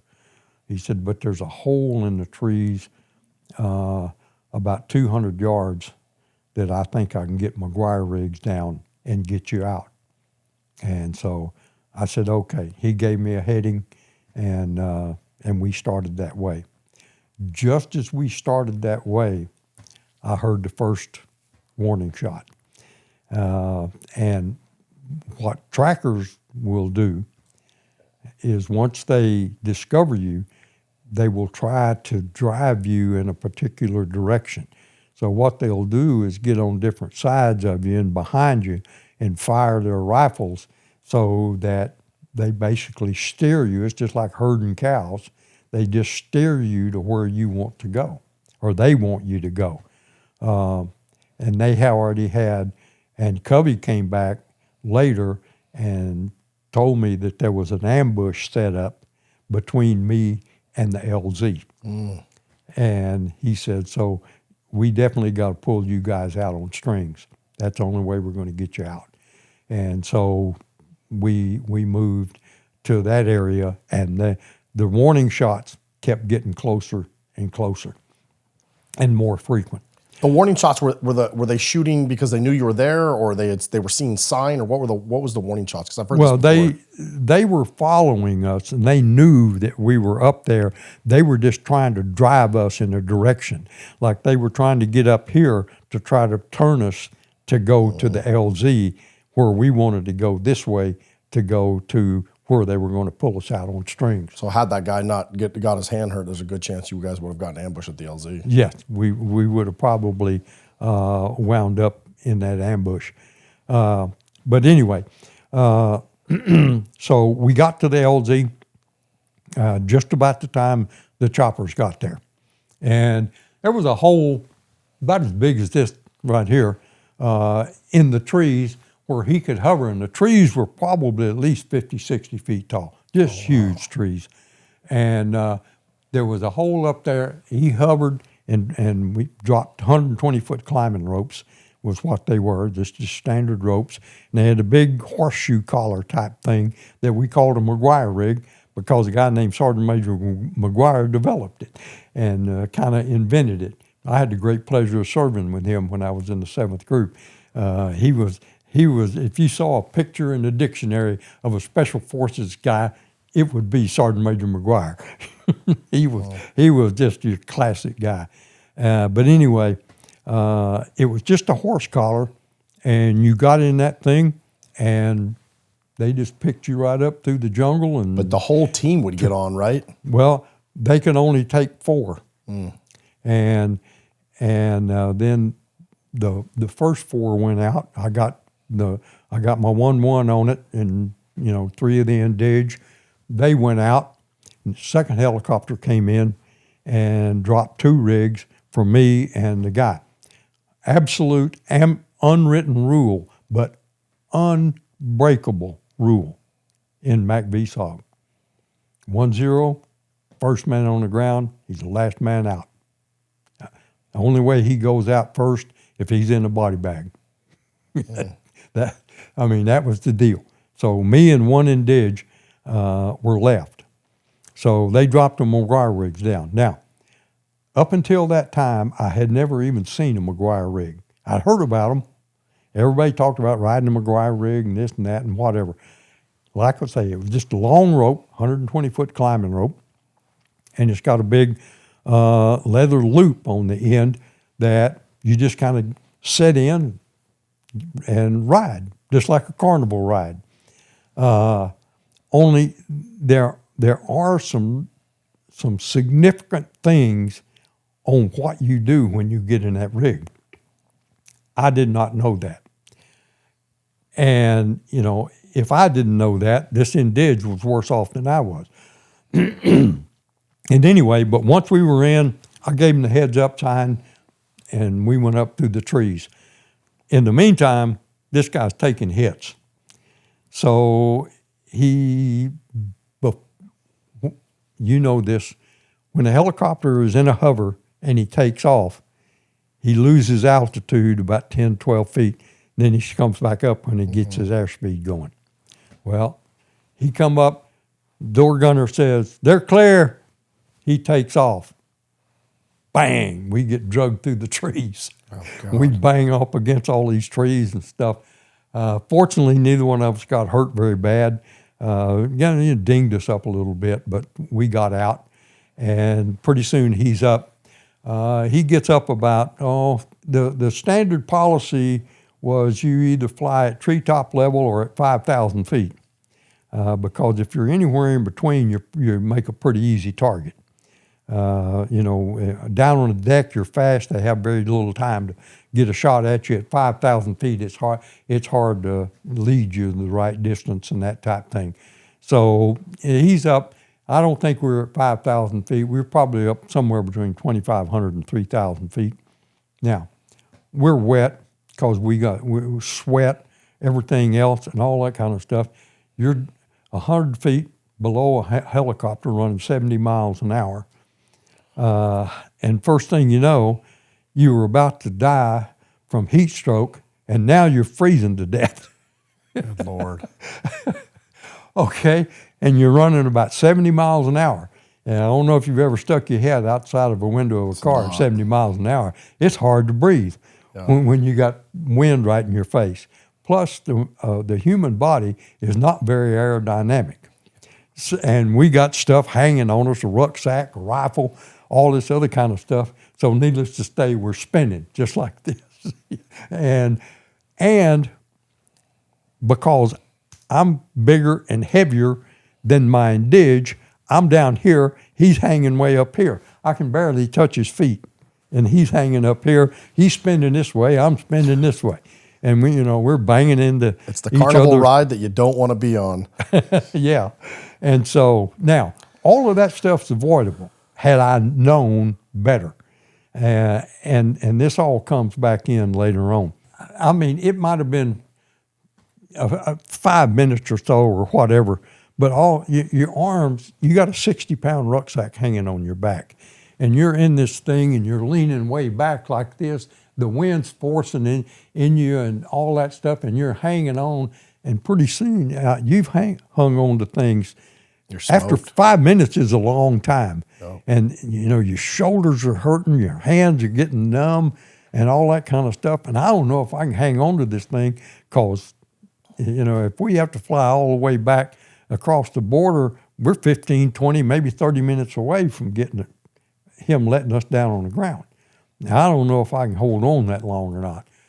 And if I'm in bad shape, my Indig is even worse. He is losing the grip with one hand, and he lost his grip with one hand and kind of fell back down like this, and his rifle came off. Rifle hit me right in the head because I'm underneath him, and it hit me and fell on out. And I looked over my shoulder, and it's one of those surreal things that happen in your life. I can close my eyes this very second, and I can see it as plain as it was that day, that M16 slowly tumbling down into the jungle. And I just kept thinking, is that what I'm going to look like when I fall out of here? So anyway, now he's hanging by one hand, almost totally upside down. And so I'm up here, I'm trying to hold him up to give him some support and hang on with one hand. And we're still bouncing around and everything else. And then his other hand gives way and he totally falls. But he kicked and screamed and thrashed his feet, and somehow or another, he got a half hitch around his ankle. So he's hanging by one foot. Upside down. Totally upside down. Good Lord. Screaming to high heaven. I bet. Okay. You're like, man, you've been surviving, and that poor dude, that Indig's probably survived all kind of combat and all kind of stuff. At this point in time, because he's hanging by 1 foot and all this kind of stuff, he's down, his head is right about here, and his shoulders and stuff is right about here, even with my shoulders. And so I reach out and I grab him and pull him over like this and reach over and get his rig, and I'm holding him like this, and me and him are just still spinning. And again, I'm there thinking, how many hours is this going to be? And it you know how time, in situations like that, time just makes no sense whatsoever. Yeah. It might have been 5 minutes. It might have been 10 minutes. It felt like an hour. But finally, I felt the wind lessen in my face. I just realized that, hey, that wind's not, because in order to breathe, you kind of had to turn your head down like that so that the wind would not blow in your face and kind of blow around your face. So I was able to breathe pretty well. And so I've got him here and hold him in like this, and I start to feel the wind kind of lessen. And I took the liberty to look down, and we're a lot closer to the trees than we were. And what's going on? And then I looked, and where the river comes out of Vietnam, comes out of Laos and goes into Vietnam, there's a big river there. And right past the border, it makes a big horseshoe turn. And right at that horseshoe, right in the middle of that horseshoe, there's a sandbar where when the water turns, it drops the sand. And there's a big sandbar right in the middle of that thing. Now, this is still right out in the middle of Indian country. This is not friendly territory. But this pilot, the Covey, somebody told him, you got two guys in terrible trouble on the end of them ropes down there. You need to do something. And so he decided to land on that sandbar. And so next thing you know, we come down, we hit the ground first because we're hanging way underneath him. Well, when you're in those things and that thing is hanging right here in your knees like this, like I was down to my knees, and I just holding my legs like this to hold me back, it cuts all the circulation off in your legs. So when we finally get to the ground, me and that Indig are stumbling around like drunk sailors. Can't feel your legs. Because of the legs and all that stuff. Plus you got these ropes, and the rotor wash is blowing these ropes. You don't want to get the ropes up in the rotor blades. So we gather up all the ropes, and one of the crew chief gets out and helps us. We get everything back in the helicopter, and we get on board, and we take off. And so we're heading to Da Nang.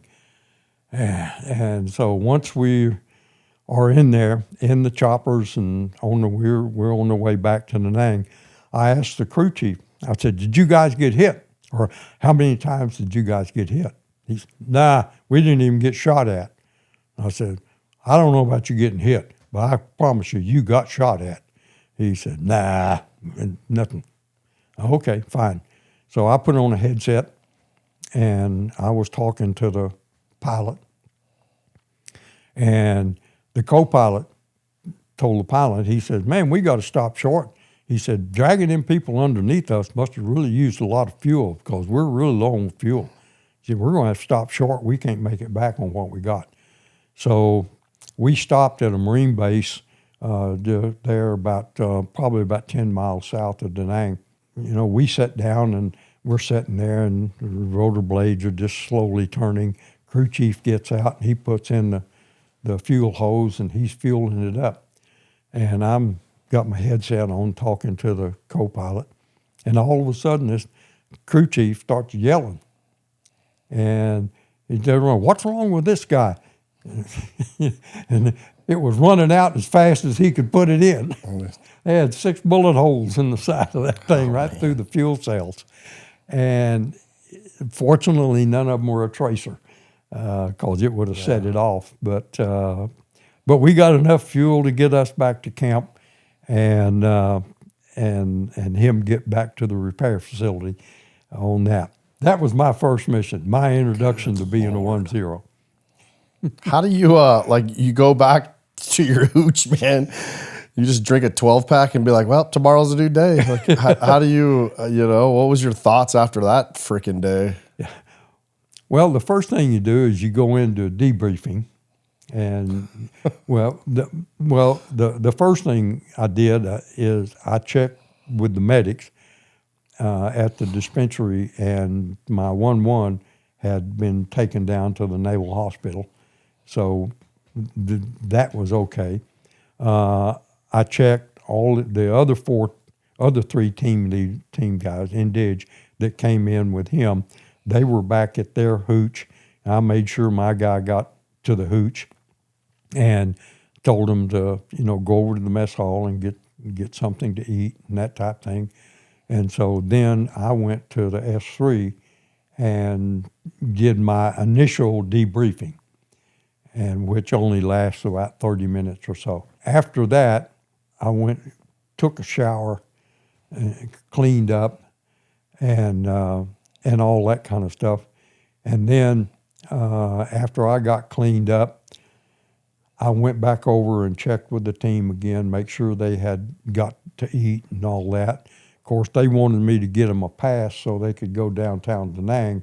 I said, look, I don't have time to deal with that today.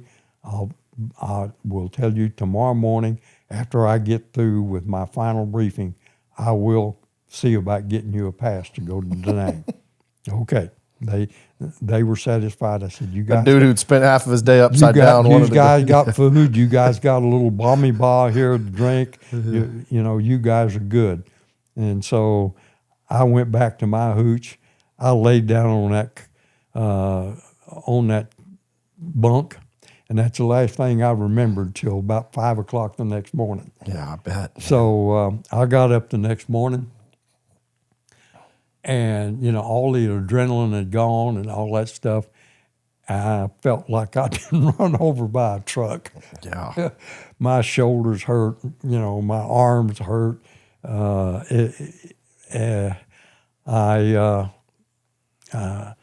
got up, and took a shower, went and got some breakfast, and then I went and did my formal debriefing.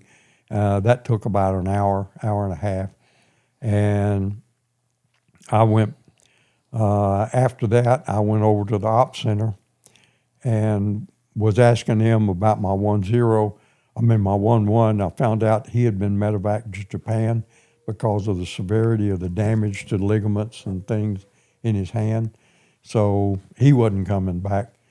So I talked about, well, am I going to get a new 1-1? They said, look, there's all kinds of things going on in the camp right now. So just come back in the morning, okay? And okay. So I went back by the mess hall, and we had a really good mess hall type thing. And it was, you could go in there, and some of the Vietnamese cooks and things that work there, you tell them, hey, I need a sandwich. Go make me a sandwich, please. And then they're going to make you a sandwich and that kind of thing. So I got me a sandwich. I went back to my hoop. I went back to bed again. Yeah.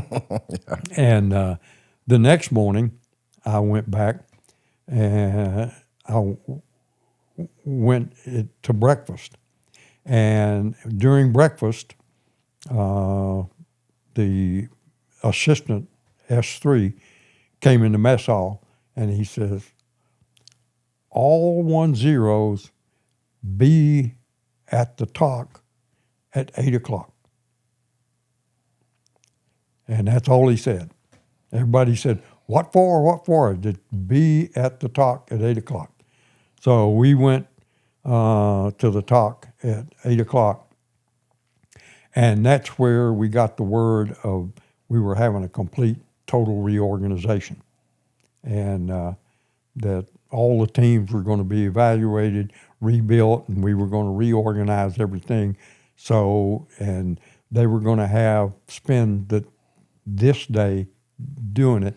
You had to go through a little bit of a question and answer period about how many people you had, how many were this, what were their skills, so that they could, mesh teams together and that type thing. And then they said, okay, tomorrow morning there'll be a new roster on the bulletin board in the mess hall. Everybody can see where you are. And that's when I went to Team Coral. So you get assigned to RT Coral. You're the 1-1 under Staff Sergeant Hatcher, and I think you had Sergeant Podolsky. Yeah, he was your 1-2. You were being trained to take over as the 1-0 in 6 weeks. What was it that Hatcher was teaching you about how to run a team? Just the standard stuff of what you look for in a 1-0. How to manage your team members, how to prepare to get ready to go on a mission, how to train your team. That's a thing. But your daily training, if you're not in the field, you're training. And again, 90% of that's IA drills type things. You'd get special missions. Again, if you were going on a wiretap mission, you had to learn how to do that wiretap. And you had certain team members you had to teach on certain things you need to do. But mainly, it was just how to be a 1-0. The things that you had to look for, how you had to manage your team and command your team, and how to move in the jungle, what to do, what not to do,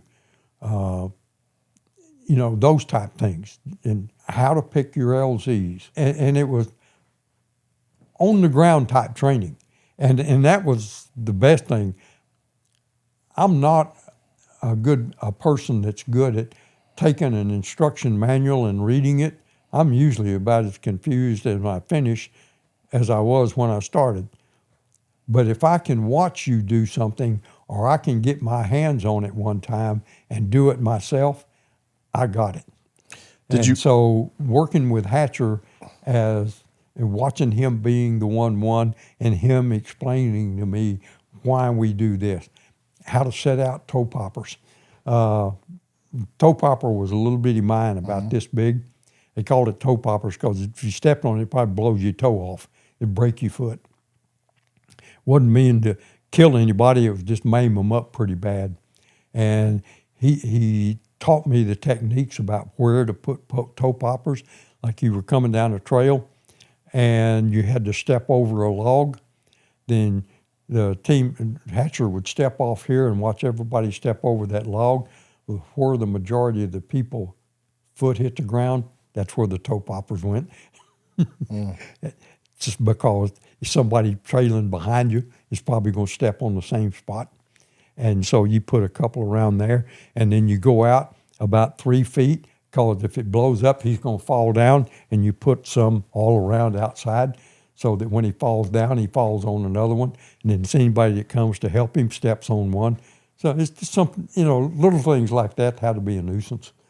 Any significant trips that you took with RT Coral as you were training both the 1-1 and you later became the 1-0 of that same team? Well, I went on 4 missions with Hatcher as the 1-0, and we did an area recon where we went through an area. We did one situation where they put us on one of the highest peaks there was out there by the Song Bay River, because they had a place, and we never could figure it out, the intelligence people, how they were crossing that river. And so they put us up on that mountaintop with high-powered binoculars and night vision stuff, so we could see how they were getting across that river. And what they had done is they had built a bridge underneath the surface of the river, and what they would do is they had an area about a half a mile upstream that they fixed a movable dam type structure.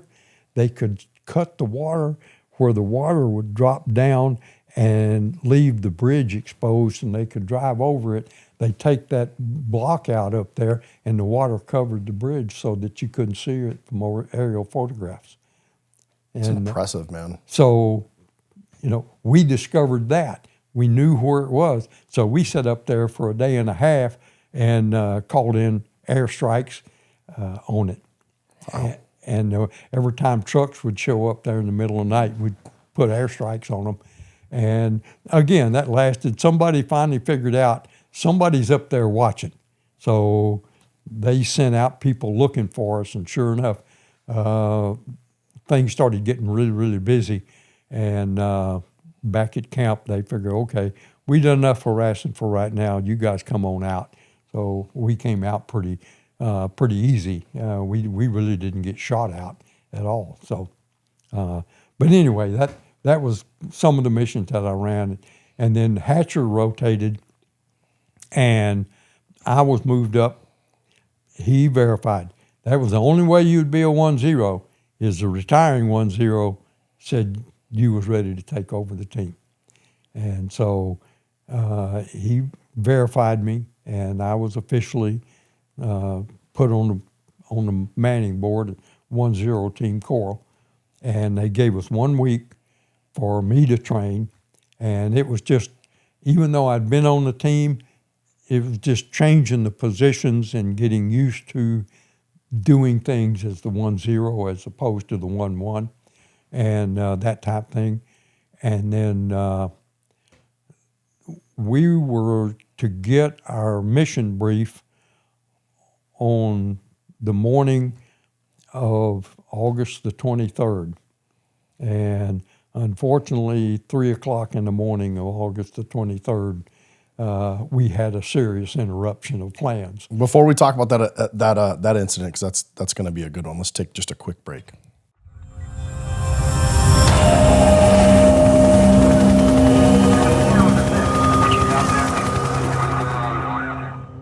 So you're on Archie Coral. You started off as the 1-1. You finally get vouched for to be the 1-0. You're fixing to go out on get your briefing to go out on your first mission as the 1-0. It's August 23rd, 1968. Walk us through that day. It was really pretty much a nondescript day. Our team, we did some training just that we normally would do. And we went to the mess hall and had our dinner, and we were going to get our mission brief the next morning. And so it was just a pretty standard night. I don't know if I mentioned, but the hooch that we lived in, there were 6 of us lieutenants that lived in this little hooch. It was probably about 20 feet by 20 feet, had a partition in the center. 3 of us lived on one side, 3 lived on the other side. And there was always a pinochle game going or something like that, game of hearts with those guys. And I went to dinner that night in the mess hall. And after dinner, it was kind of starting to get close to dark.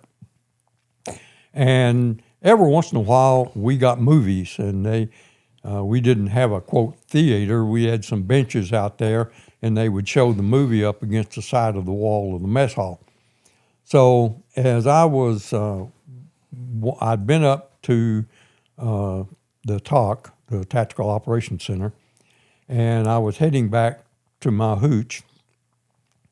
And as I walked past the mess hall area, then they were setting up the projector for the movie.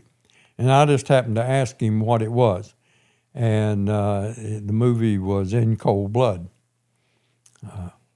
And I had read the book, but I didn't, and at that time I didn't even know they had made a movie about it. So I thought, well, I'll see how this works. So I just went over and sat down on the bench, and pretty soon the movie started. And so I watched the movie. And the movie went through, and it finished up. And I went back to my hooch, and I got back to the hooch, and 4 of the guys had a big pinochle game going. And I went to a little train, and me and a guy named Jeff Fullen, he was a platoon leader in 2nd Company of the Hatchet Force. And so as we were there, it was an outdoor type latrine, and we were standing out there, and there were lots of flares and things going off, and we could hear some muted explosions. And Jeff told me, he said, well, right south of us, there was a Marine camp that got mortared pretty regularly. And so he said, looks like the Marines are catching hell tonight. And I said, yeah, looks like they got a long night coming. And the only thing we usually had to worry about, we were right up against the base of Marble Mountain. So if they couldn't shoot rockets at us, because if the rocket was high enough to get over the mountain, it would go over us. And if it obviously was on the trajectory to hit us, it would hit the other side of the mountain. And so we weren't subject to rocket fires too much, but mortars were pretty good on us. So we just said, well, we hope we don't have any short rounds on these things. So we went to bed. And I don't know, it was probably 10, maybe 11 o'clock, I don't know, something like that. And the other guy at the pinochle game broke up, and we all went to bed. And the next thing I knew was at 3 o'clock in the morning, I heard this tremendous explosion. I thought, and I think most everybody else thought, that we were being mortared. Because we had not heard any small arms fire, just explosions. Well, unfortunately, it wasn't mortar fire. it was sappers, who are extremely highly trained commandos, had infiltrated our camp, and they were throwing satchel charges. And a satchel charge is nothing but a canvas bag with about 20 pounds of TNT and a blasting cap, and they would just open the door of the hooch and throw the blasting cap in, or throw the satchel charge in, which of course would explode, blow the walls out of the hooch, the roof cave in, kill everybody inside. If the explosion didn't kill them, then the roof falling on them would. Why our hooch was right on the southeast corner of all of this. There were 2 rows of 6 hooches each. Ours was the very southeastern corner. They blew up the one right next to us. Why they didn't choose ours, I don't know. Because it had 6 lieutenants in it. And the other one, with no derogatory thing, were, just some enlisted team member guys that they were all good guys, all good soldiers and everything else. But why they didn't blow up the corner hooch there. The hooch, there were 3 rows of them, and the front row hooch was where the camp commander's hooch, Colonel Ornstein, he was on R&R in Hawaii. That hooch was untouched. It did not have one single bullet hole in it. They did not satchel charge it or anything else. I mean, it was an inside job. We know that. There were people on the inside. They had all kinds of intelligence and information and that type thing. But anyway, what woke me up was the explosion that blew the hooch up next door to me. My rifle was on the wall right up above my head, and my trousers were hanging on a nail right beside the bed along with my shirt and web gear. So I immediately just spun around, pulled my trousers on, put my feet inside my boots, didn't even lace them up, grabbed my web gear, didn't put on a shirt, just put my web gear on, grabbed my rifle, and went through the partition in the middle to go. My defensive position was on the west side of the east side of the camp. Is anybody talking inside the hooch? Not really. I mean, yeah, I think there was probably some chatter, but I don't really remember much about what was going on. I came through and I started out the back door, and the hooches were built about, maybe 12, 18 inches off of the ground. So there was a couple of steps to get down to the ground. So there were a couple of steps there. And so I came through the partition and started toward the back door. Jeff Fullen fell right in behind me, and right behind Jeff. No, I'd take that back. Let me go back. Right behind me was a guy named Ron Crabb, and then Jeff Fullen was right behind Ron Crabb. There were 3 of us in a row going out the back door. I was the first one out. About the time my foot hit the bottom step, out of the corner of my eye, and again, it's about 10 feet away, I saw a person, and he was an Indigenous person. I really didn't think that much about it. I just thought he was one of our guys that was on his way to his defensive position, just like I was. But it wasn't. It was a sapper. And obviously the same thing. He knew who I was. There was absolutely no hesitation whatsoever on his part. And so he put a full automatic blast at me from 10 feet away. Fortunately, I was sideways to him, and the first round hit me in the stomach, and it spun me around, and I went down on the ground right in front of the door. He had the AK on full automatic, and if you've ever fired an AK, it'll pull left to the left and up on you. And so his rounds went this way, and he still had his finger on the trigger. The second round hit Crab. It hit him right in the thigh and severed his femoral artery. And then the next round went further back, and it hit Jeff Fullen, who was standing right at the top of the door. Crab was on the first step. I was down on the ground, and Jeff was up at the top of the stairs.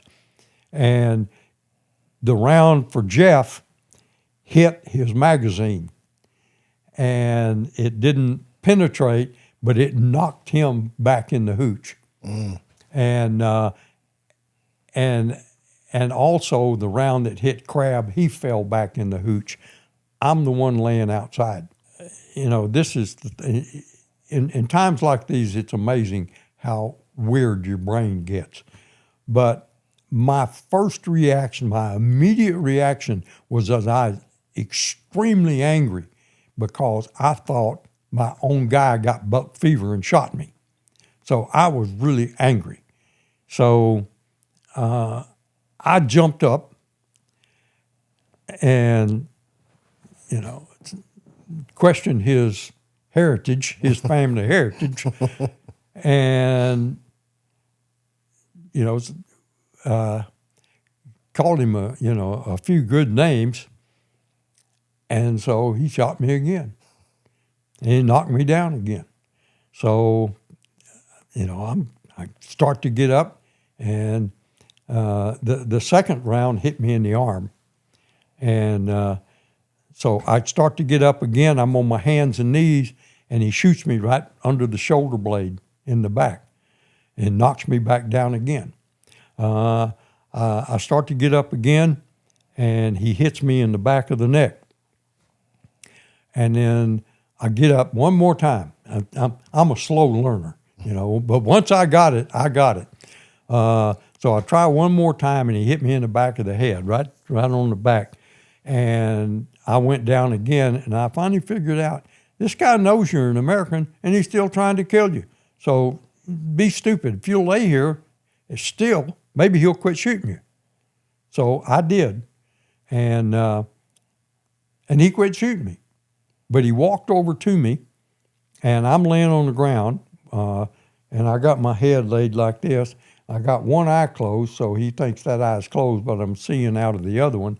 And when they come through the wire, all they had on was a loincloth and a bandana around their head, so they could feel the barbed wire if they were crawling through the concertina wire. And that's how they infiltrated. They were extremely good.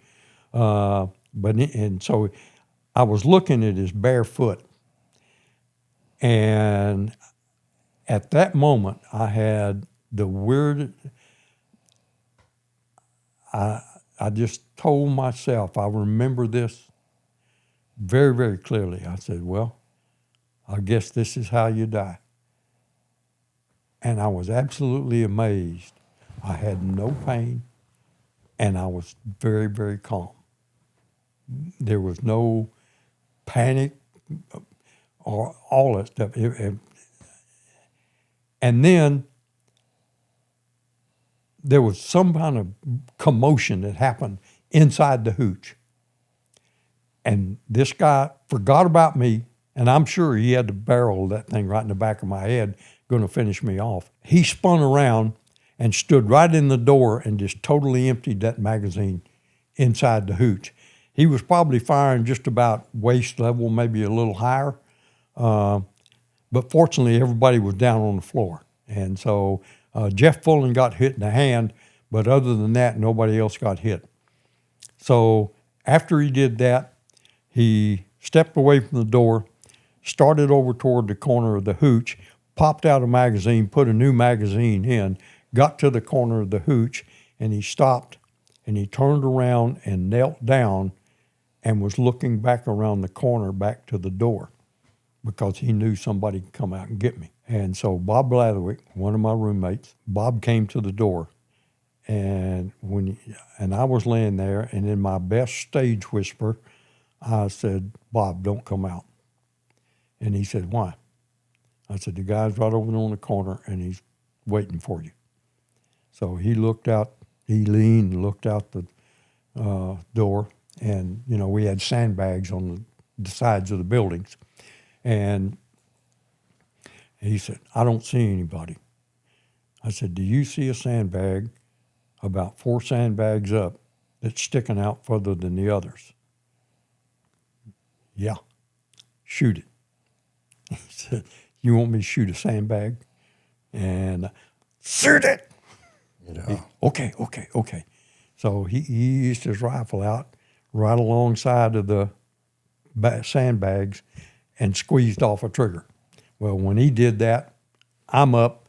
I get back in the hooch and all that kind of stuff and everything. And just as a quick side note, when I got back from the hospital, I was told that the next morning as they were securing the camp, they found him right there on the corner, had a bullet hole right here.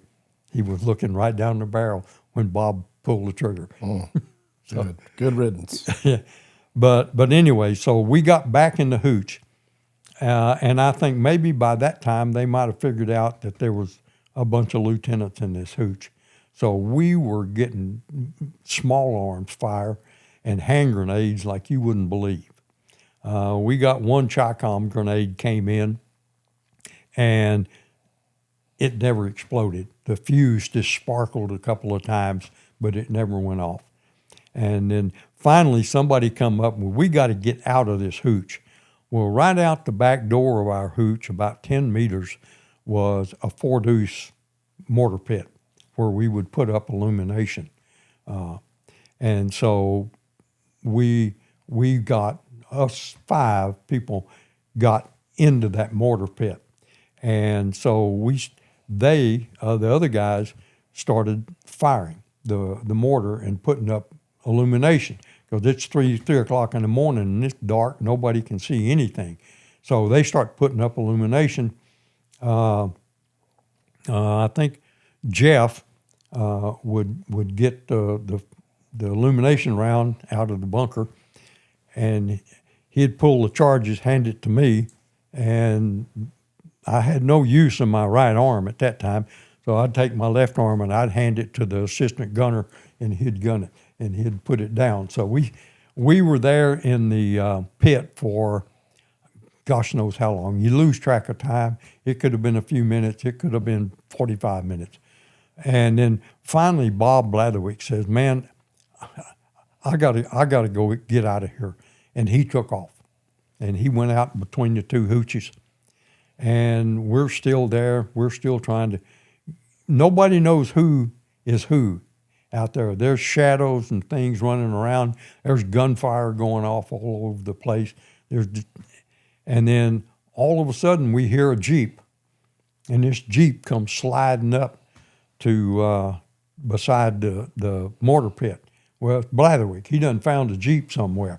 And so he brought the Jeep back. So we get Crab up, and we've got a tourniquet on him, but he's still bleeding really bad. So we get Crab in the Jeep, and he takes him to the dispensary. What about you? You're shot 5 times. Well, they've got the bleeding pretty much under control, and I'll cover that a little bit. And so when he was getting ready to pull off, he turned around and he says, "I'll be back, Trav," and he took off. And so we're there, and we're still trying to keep things under control. And in a little bit, he shows up. He said, "Come on, Trav, it's your turn now." Is there still a gunfight going on around you guys? There's still gunfights going on all over the camp. And FOB4 was a very large camp.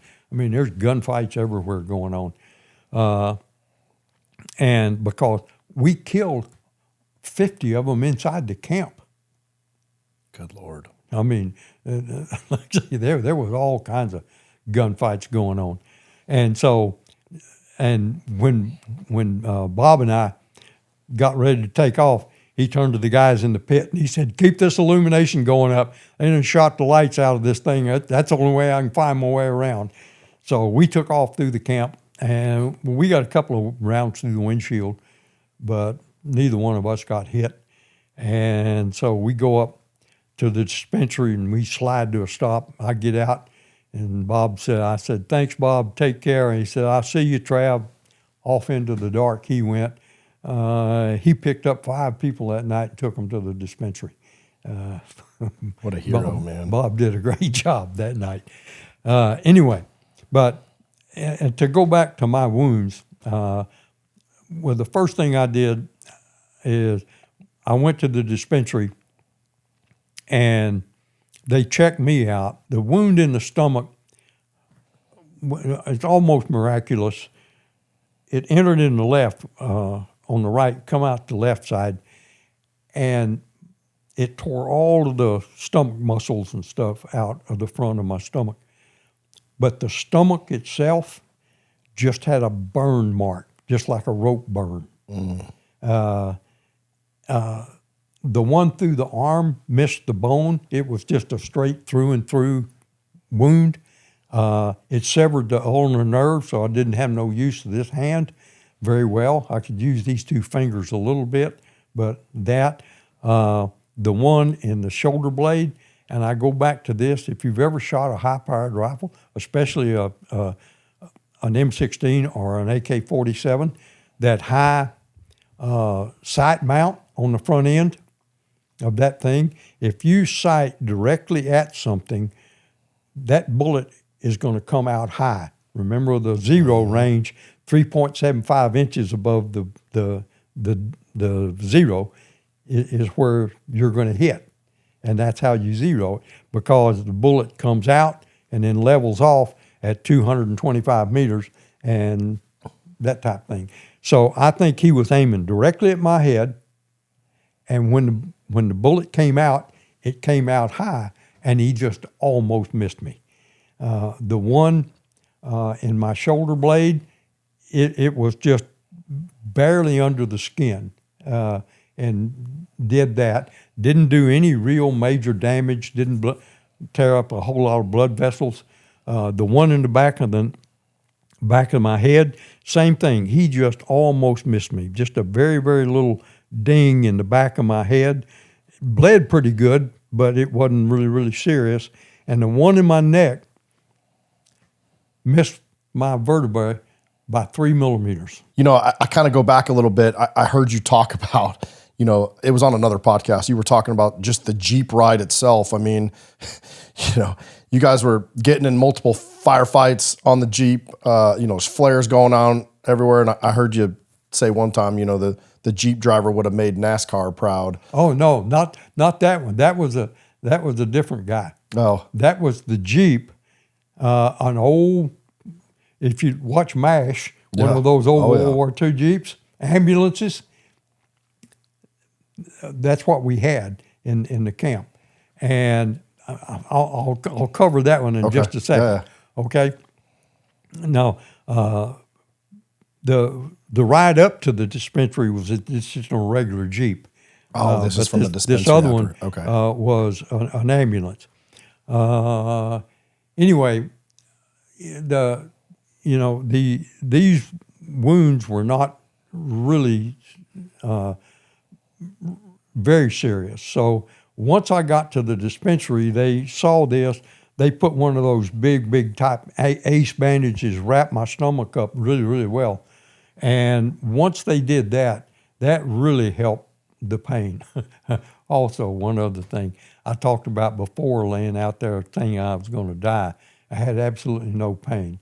Well, when Bob shot that guy and I got back in the hooch, and Jeff Fullen was there, and he's trying to get a bandage on my stomach and all that stuff.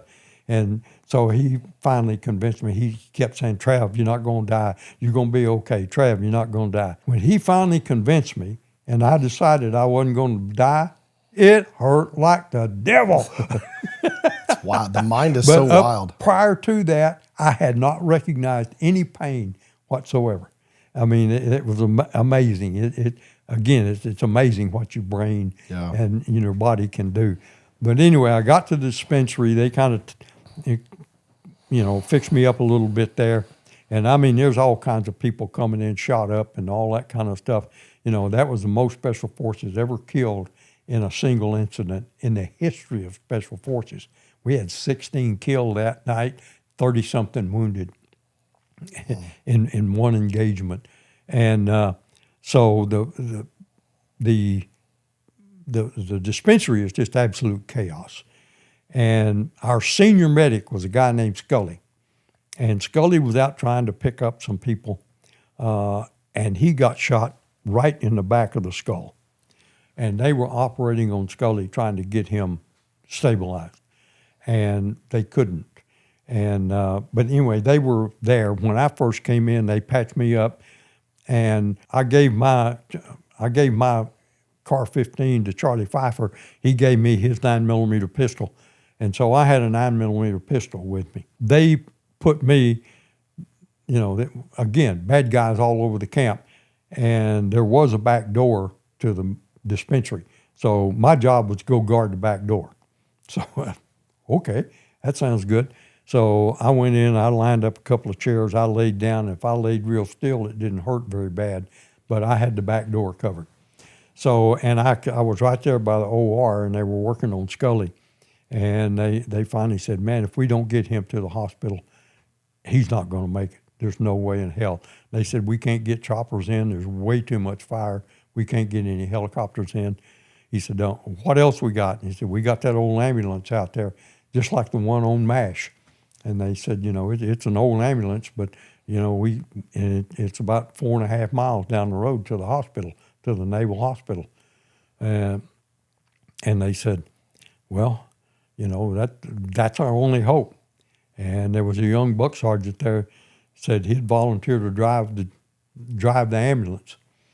So they said, okay, we'll take the 3 worst we got. We'll take Scully and 2 more and load them in this ambulance. And this young man says he'll drive them, and we'll do the best we can, because they for sure not going to make it if they stay here. And so then they came to me and they said, you good enough to ride shotgun? I said, hell yeah, let's go.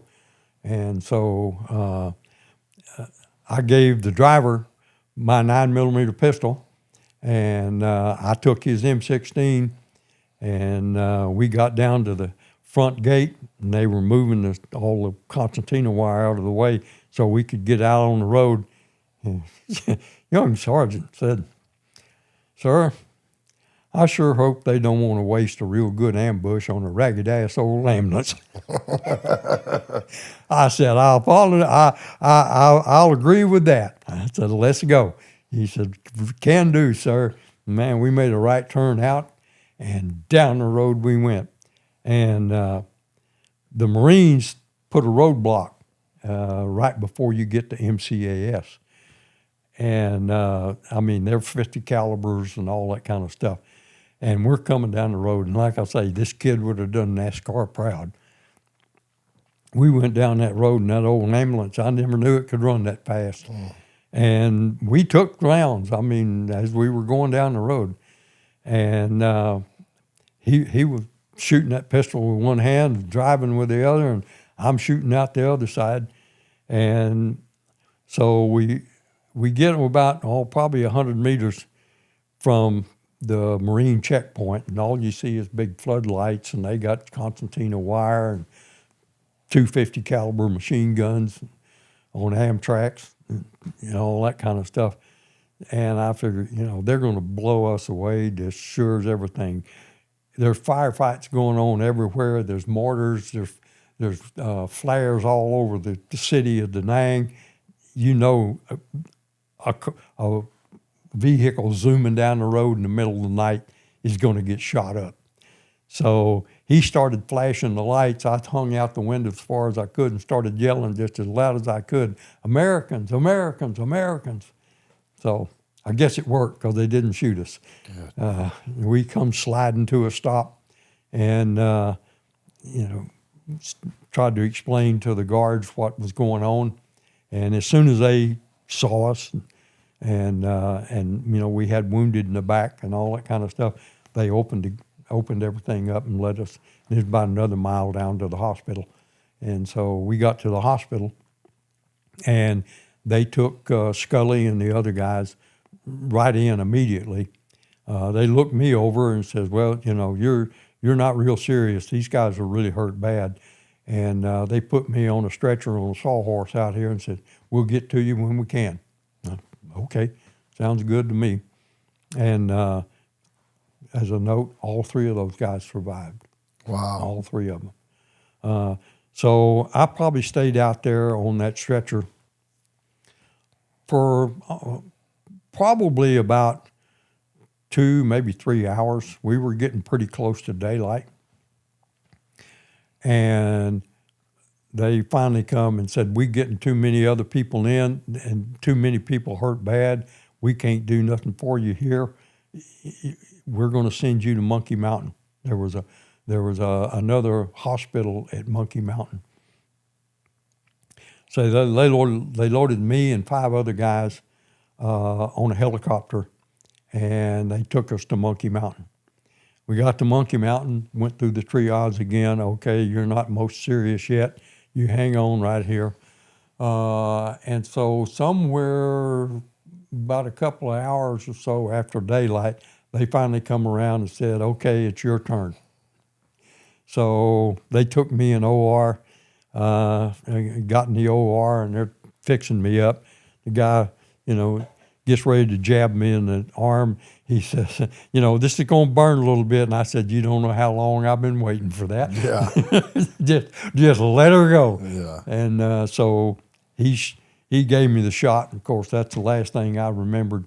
Next thing I remembered, I woke up in the recovery room there at the hospital, bandages all over everything. This arm tied down to my chest, and bandages all over that arm, bandages all over my neck and head, and that type thing. And again, people are just coming in, and one of the, you do all kinds of things when you're coming out from under anesthesia. You yell, you cuss, you do all kinds of stuff. Apparently, I'd done a pretty good job of that because the only person that talked to me was the full colonel, and he just looked at me and shook his head. So apparently, I showed myself out pretty good. But anyway, I'm laying there, and I'm really starting to feel sorry for myself. I got all these bandages. I'm going to be a cripple and all that kind of stuff, And then they wheeled a young man, a young Marine, out of the OR and put him in just rolled his bed right up next to mine. He was about as closest from me to you, maybe a little bit closer. And he was going through these gyrenes of, they're in the wire, and all that stuff. And he kicked his sheet off. Of course, when you come out of the surgical room, all you got on is a green surgical sheet. And I looked over. This arm was gone right about the elbow. This leg was gone here above the knee. This leg was gone down here just below the knee. And he had bandages all over him, all over his head. And, and he's screaming and hollering and that kind of stuff. Immediately, I heard my grandmother's voice as plain as she was standing at the end of that bed. And she said, I used to complain because I had no shoes till I met a man that didn't have no feet. And that struck me like a bolt of lightning. And I looked at that kid, and he's probably 17, 18 years old. And I said, Mills, you got no complaints coming. You get yourself together and get yourself well and get out of this hospital and get back in the game. That don't be no wimp here. And that was a life-changing 30 seconds. And at that point in time, right then, I decided I'm getting back in the game. I'm supposed to be a soldier. I need to be back soldiering. So about that time, they came in and they said, we got more people coming in. We don't know what to do with you guys. So they said, we got to send you somewhere else. I said, where? And he said, we don't know. We're going to put you on this helicopter. They know where you're going. So I wound up aboard the USS Sanctuary 5 miles off the coast. Was that like a hospital ship? Yeah. Yeah. Yeah, there were two of them, the USS Sanctuary and the USS Repose. The Sanctuary cruised up and down the coast from the DMZ to down just south of Da Nang, and the Repose did all of South Vietnam. And they were holding areas. You could only be on the hospital ship for 30 days, 31 days. And you either had to go further back in the medevac chain or go back to duty. But you could only stay 30 days. So I stayed my 31 days, and I mean, I squeezed tennis ball. I walked. I did all of the stuff that I needed to do to try to get well and get better. And this Navy doctor, they were determined they were going to medevac me to Japan. And of course, once you went to Japan, that was it. And I kept saying, I want to go back to duty. I want to go back to duty. And he kept saying, well, you can't do that. So anyway, my stomach was healing up pretty well. Like I say, he was the one that explained to me about the burn mark across my stomach, that how fortunate that was, and that all it was just, tissue damage. And once that healed up, I'd be okay, and all of that. And that the nerve damage only affected the bottom half of this hand. And I think it grew like, 1/2 of a millimeter a month. And that way you might get feeling back in 10 or 15 years on your hand, but, that's that. And the other two were not serious. It missed your spinal cord. So it's just a matter of healing up. And so, I told him, hey, I'm healing up great. The only thing is I got to go and do all of this rehab for this hand. I said, I'm fully qualified for duty. He says, oh, no, you can't be. I said, you Navy people don't understand. I said, I'm a U.S. Army infantry soldier. My only function is to fire that M16. This thumb and this finger works. I'm ready for duty. And you need to send me back to duty. He said, you're the hard-headedest shit I ever met. He said, you want to go back, then so be it. So he signed off. Next day we pulled into Da Nang Harbor, and I got off that boat, found me a deuce and a half that was going down toward MCAS, and hitched a ride. They gave me, and the Navy, and of course, when I came on, all I had was a green surgical sheet. So the Navy gave me a set of dungarees. So the Chinese nuns that were guarding the front gate were pretty confused when this sailor showed up wanting in the gate. Did you have any rank on or anything? Nothing. It's hilarious. Just a pair of what they call dungarees and a shirt and some. What was it like trying to talk yourself back onto the base? Well, I've used enough pidgin English. I got them to call the talk, and once the talk, I got a hold of the phone, and that's when I told them, Lieutenant Mills reporting for duty, and they sent somebody down to pick me up. What was the bittersweet reception like? Well, it was about noontime when I got back, and so I went to the mess hall, and there was a lot of people there. And the sweet part obviously was seeing other guys and that kind of stuff and everything. And at that point in time, that was the first time I found out that 16 guys had been killed. And one of them was my platoon sergeant when I was in the Hatchet Force. He got killed. And another one was a very good friend of mine. We had been friends for quite a while. And it just them not being there, that was the bitter part of that night. Hey, it's great to be back and it's great to see you, but it's bad about the other guys that didn't make it. So. Yeah. I know you went back to your hooch. They had already occupied your hooch. Your stuff had already been boxed up. Gene Poo moved into my hooch. Oh, Gene. All my stuff was up in the supply room in a Foot Locker getting ready to be sent back to the States. How did that feel? Did you feel like they were getting erased? They were erasing you, or they're just? I know you guys it's just standard procedure. Yeah. I mean, when somebody got killed, you had to collect their stuff and get it together. You had to go through and inventory it. Obviously, there were some things you didn't send back, but you went through and you inventoried it. I had to do that a couple of times on some guys that got killed, and you box everything up and send it back to the States. And that's just part of the procedures that you have to do in that kind of situation. You went to the S1 and the S3 trying to get back on your team, and they said no. Well, what was that reaction like? Well, that was, frustrating, but they said, hey, guys, you're still not healed up. And they had the chief medic look at me and said, he don't really need to be out running recon right now. There's a lot of things he can do around here, but that's not one of them. And he's not in shape to go out here and hump the hills with a 60-pound rucksack. He hadn't done any exercise and all that kind of stuff for over a month. So he's not in physical shape to go out and do what you have to do.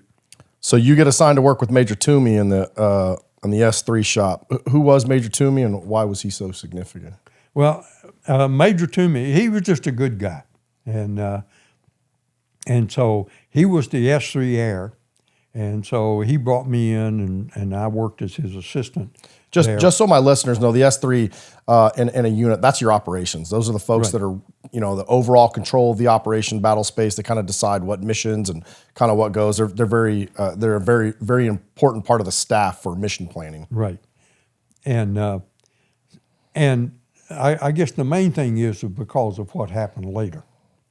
Because later on, after I had went to Longton, we had a thing called Elder Son, which was a very, very highly classified thing, and it may still be classified. I don't think so. I've seen it too much. But where we doctored ammunition, basically what we did is I say we, the government, not me or any of our guys, but the people that did this, they took AK-47 rounds, took them apart, took the gunpowder out, and filled it with petin. Petin is one of the highest explosive things there is. Det cord is made out of petin. It's highly explosive. So you fill that thing with petin, you put the round back in the thing, and it looks like a regular round. We would take those rounds that they made, put them in an AK-40 magazine, AK-47, and we would plant them. If we killed a soldier and we were trying to run and we had an NVA soldier there, we'd lay one of them by him and somebody else would pick that up. And whenever they put that in their weapon and they fired it, that petin would explode with such force it would drive the bolt probably straight back through his head. It would totally blow up. We did 82 mortar rounds the same way. That we would and we'd plant those mortar rounds when we found an ammunition cache. We'd plant those mortar rounds in there, and there were several occasions reported from either Special Forces A camps or even a couple of our facilities where the North Vietnamese would set up a mortar and be shooting at a camp, and they'd shoot 1, 2 rounds or 3 rounds, and then all of a sudden there'd just be a huge ball of fire out there. And that was one of ours that they dropped that one, and when it hit the firing pin on the bottom, it totally blew that 82 mortar and all the people around it to smithereens. So, and that was done to make them leery of their own ammunition and their own manufacturing thing. Big psychological. And they were psychological projects that put leaflets out about people in Vietnam that were sabotaging their own ammunition because they didn't like the war and all that kind of stuff. So it was a whole psychological ploy that we were a big part of playing. And as far as I know, MACV-SOG was the only one that planted that stuff. Nobody else ever knew about it. Yeah, I think Major Toomey ended up getting killed, right? Mm-hmm. Yeah.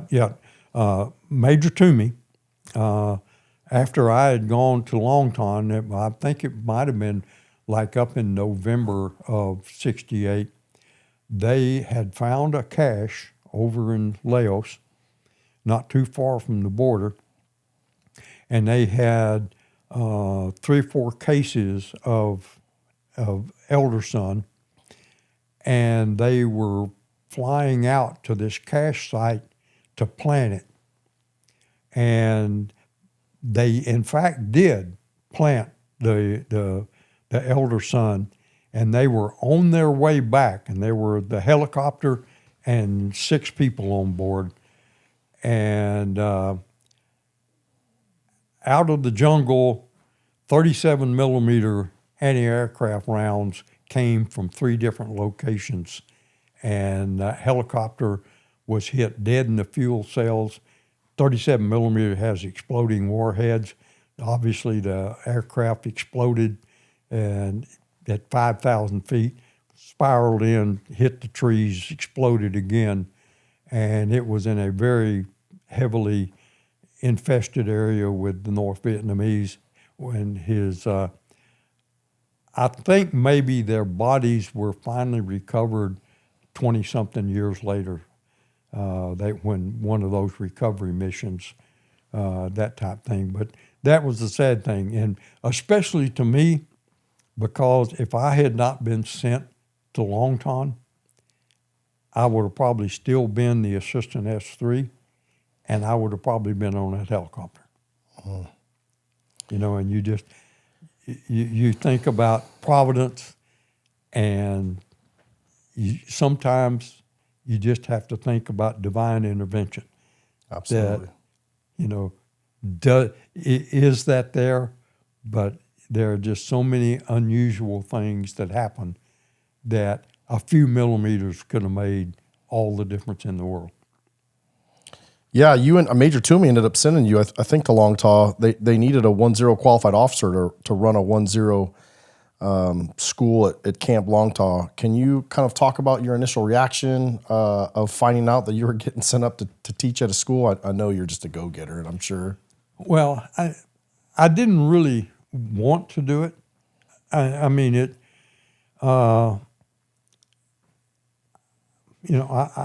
I was an infantry soldier. I wanted to be in the game. I wanted to be in the game. I didn't want to be on this. I didn't want to sit on the bench. I wanted to be out here playing on this team, and I didn't want to do that. And initially, I didn't get a choice, and then I went down there and got my instructors and that kind of stuff. And later on, after I'd ran about 2 cycles, we had a little bit of a break, and I had to go to Saigon to report to Colonel Cavanaugh and Colonel Johnson. Colonel Johnson was chief of Op 35. Op 35 was ground operations in MACV-SOG. MACV-SOG actually had 7 different groups, Op 30 through 37. We were Op 35 was the ground operations. You had Air Force operations, naval operations, other things like that. And so I went and I did my report. And the instructors that would come down, they were only required to stay for maybe 1 or 2 or 3 cycles, and then they could come back and go back to their team and do that time thing. So I wanted to play my trump card with Colonel Johnson that, I've been down here for these cycles. I got everything set up. Everything's running good. I think I need to go back and get on my team. And Colonel Cavanaugh was the ultimate epitome of a gentleman. Colonel Johnson was a charging bull elephant. I mean, he was a nice guy. He went through World War II. He went through France with Patton's Third Army. And he was a soldier. He was hard, but he was fair. He was a good man. I never had anything against Colonel Johnson. But anyway, he said, Lieutenant, you know, I realize I'm getting kind of old and my memory's not what it used to be. And he stood up out of his chair and his voice went to the level of a B-52 on takeoff. And he said, but I don't remember ever asking you what the hell you wanted to do. So the last time I looked at the Army manual, lieutenants don't tell colonels what they want to do. You understand that? Yes, sir. So I saluted and exited premises quite fast. And so I had rode in with the courier, and I waited for him to get finished doing his business. And one of the people in Colonel Johnson's office came out and said, Colonel Johnson wants to talk to you again. I said, oh, man, didn't he do enough already? I understand fully. I fully know what he's talking about. But I went in and reported to him. He told me stand at ease. And in a very calm, kind of like a grandfatherly voice, he said, I know you don't believe this. He said, but, I was a young lieutenant once upon a time. I understand wanting to get out there and be in the mix of things. He said, as far as that goes, if I had my way, I'd be in command of a brigade out here just doing what we supposed to do. He said, but somebody above me, one of my commanders, decided that I needed to be in a staff position this time. And he said, I don't really want to be a staff officer, but as a professional soldier, my job is to be the best staff officer I can be for my commander. And he says, not everybody can be the quarterback or the star running back. Somebody has to block. He said, if they don't block, nobody goes nowhere. And in order for this team to operate, somebody has to block. And he said, unfortunately for you, it's your turn to block, just like it is for me right now. And he says, I've attended your classes. I've monitored your class. You're a good instructor. You're a good organizer. You're a good leader. And the commanders that are receiving the people that you train, your school trains, are well satisfied with their performance. You're doing a good job, and you are needed right there. And if you will go back to when you first got here, wouldn't you have liked to had an opportunity for somebody to give you a heads up on what you're getting into? You and your guys are the only chance these guys have of surviving the first couple of missions, to give them that knowledge. And you instructors have got that knowledge because you've been there, done that. And your job is to give these guys a fighting chance. And he said, now, get back out there and you make this the best school in this country. That leadership speech obviously affected you because we're 40 or 50 years later and you can still remember it. I remember it word for word. And so it was about 2.5 hour ride back to camp. And by the time I got back to camp, that had all resonated that, yeah, I'm a good instructor. I can do that. I can manage people. I get people to do the right thing. I can get things done. I know how to manipulate and manage the logistics system so we get what we need. Okay. And he's right. The first time I stepped off of that helicopter out there as a brand new 1-0, I would have given anything to have gotten the knowledge that we're trying to give these guys here, to know what to do and how to do it and what to expect. And so I was bought into the program by the time I got back to camp. And I sat down all my instructors, and they were all experienced 1-0s. And I gave them the same speech about, look, guys, we all been there, done that, but think back to the first time that you ever went out.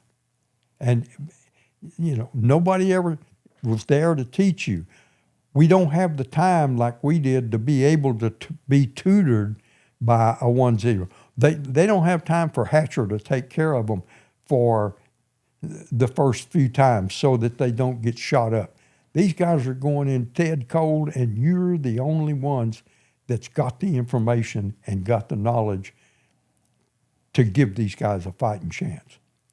And I think, to the most part, they bought into the program. And I will tell you, that school got really, really good. A lot of people have told me throughout the years later that it was the best school they ever went to.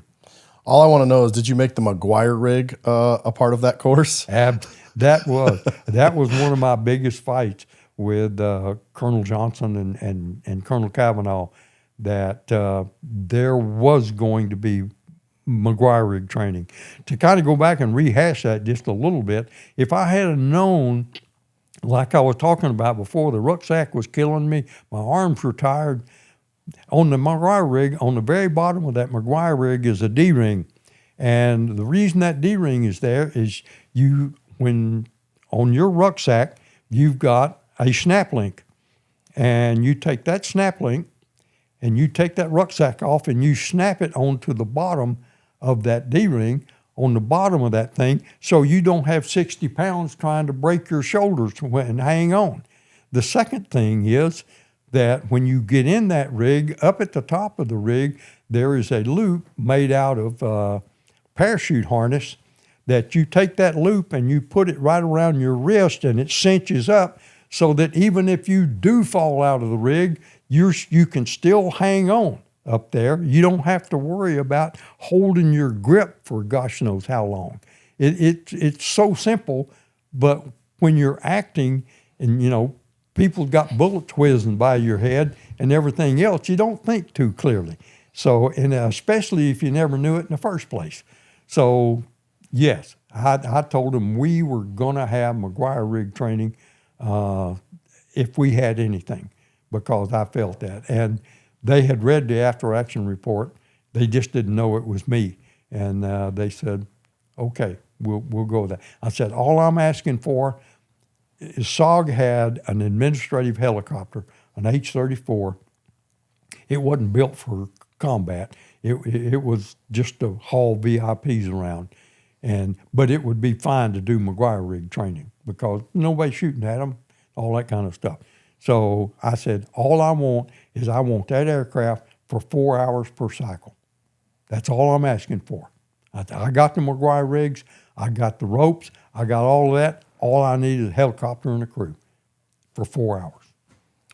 No telling how many people you saved from going through what you and your Indig went through on the bottom of that helicopter. That's true. And that's one of the things that always made me feel good was that, maybe I helped at least one person. That's that's worth it, especially for that one person that doesn't have to suffer like you did.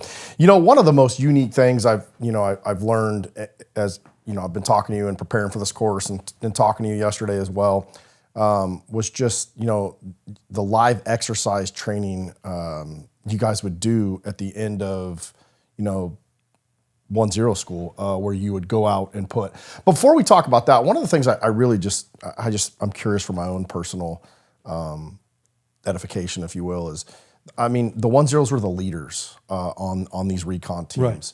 What are some of the leadership priorities or leadership methods or lessons learned that you were trying to teach these 1-0s before they went and took over these teams? I guess one of the main things is you got to be a good actor, because it don't make no difference how scared you are or how bad it is. You act like you know what you're doing and you're in charge. So you have to, and I'm sure every emergency first responder has to go through some of these things. Everything can be chaos around you, but you've got to make a logical and sound decision. And that's probably the main thing, is that we would try to teach them. Here we tried to teach them techniques about how to move, how to cover your trail, how to keep your back trail, people from following your back trail, how to set up ambushes if you're going to try to take a prisoner, things of that nature. And again, how to try to move through the jungle without leaving a trail. It's extremely hard to do. And if nothing else, once you're on the ground, you don't talk. You have hand and arm signals, eye signals, whatever the case may be, because voices carry a lot longer, further than you think they do. And you think you're whispering, but, in the middle of this, you're not. But it's just to, no matter what the chaos is, you've got to logically think these things through. Now, you've got to do it in a matter of milliseconds, but still you've got to put the logic in this thing. And if you fall apart, that team don't have a chance. They're toast. They're history. But as long as you're together, they will believe in you and believe. You tell him to go there, it don't make no difference how many green tracers are coming that way. He'll go there because he knows you know what you're doing. Yeah. And you just have to be able to make sense out of chaos, because in a gunfight, it is nothing but chaos. What did you teach your 1-0s about working with your indigs that were part of your recon teams? Number one, you make them part of your team. You are a team. They're I guess a good thing. You don't treat them like they're indigs. You treat them like you're one of the other guys. Mm-hmm. You sit down with them, you eat their food, they eat your food, you share your food with them, all that kind of stuff. You ask them about their family. How's your wife? How's your children? This type of thing. You act like you care about their health. You care about their well-being. You care about their family's well-being. And you stand up for them. A lot of times the administrative section, some guys would say, we're having a little problem. I need to go home. One of my kids are sick or this. I need to. And most of these Nungs lived in the Cholon district in Saigon, so they were a long way from home. And they did, I need a few days to go home and see my kids. And they'd say, no, we can't let them go, and all that kind of stuff. You fight for them. You go up and tell them, this guy needs to go. I need to depend on this guy. And, I have got to depend on this guy, and he has to trust me, and he has to trust that I care about his well-being. And therefore, he's going to Saigon. I don't care what you say. Well, all your indig vetted, pretty well. And the reason why I ask is, the GWAT in Afghanistan and Iraq, especially in Afghanistan at one point, there was a lot of folks that we were training that would turn on us. And yes. Was that ever an issue in Vietnam? Yes. It was more prevalent in the Hatchet force because you just had more people, and you weren't as tight you can't be as close to a platoon as you can 4 guys. Sure. And that type thing. So, yes, it did happen occasionally, not a whole lot, and fortunately, it didn't turn out too bad. I don't think we had anybody that was killed by one of them. I think a couple of guys got shot up, but they survived. Did you ever link up with any of your previous Indig guys in the years following Vietnam? No, I'm not sure they made it out. Yeah. Unfortunately, the lifespan was not all that good. And then once the United States pulled all of the U.S. support and U.S. troops, and once the communists took over, those guys were, if they couldn't escape over into Laos or Cambodia or somewhere, if they ever got found, they got taken care of. What's it like leading a team where you're in charge, but you rely on these people that are next to you, in the thick of it, in the combat? What's that leadership dichotomy where, you have to be in charge, but you also still have to be very close with your folks? I know some people in the military struggle with that. Yeah, that's just something that I think each individual just has to work through. Some people do it better than others. But yes, that is one of the really, really difficult things about doing that kind of business. And it's not just in SOG that happens. Even being a platoon leader or a company commander in a regular Army unit, sometimes you got to make some hard decisions. We did a thing on when we went out and blocked that road. We went in and we had to walk for a couple of days to get to where we were going to block the road. And the first day we walked along this big ridge line, and then we turned south and went down a ridge line down into the valley. And down in the valley was where we were going to set up the ambush or the roadblock. We had a force of we had 2 companies, so we had about 200 plus people. I was platoon leader at the time for a Hatchet force. And when we turned south down the ridge line, there was a well-used trail. It was probably at least 3-4 feet wide. You could walk 2 or 3 people side by side, and it was all under the canopy and all that kind of stuff. Major trail. So when we turned and went south, my platoon was picked to stay at that junction in case the bad guys were coming up behind us. Well, I got 40, counting me, I got 40 people. This is a 200-man force. Any force that was coming to jump on them was going to be an awful big force. We weren't, my platoon wasn't going to last long enough for the water to get hot in the radiator. Yeah. So, we were early warning, that was it. Mm-hmm. But somebody had to do it.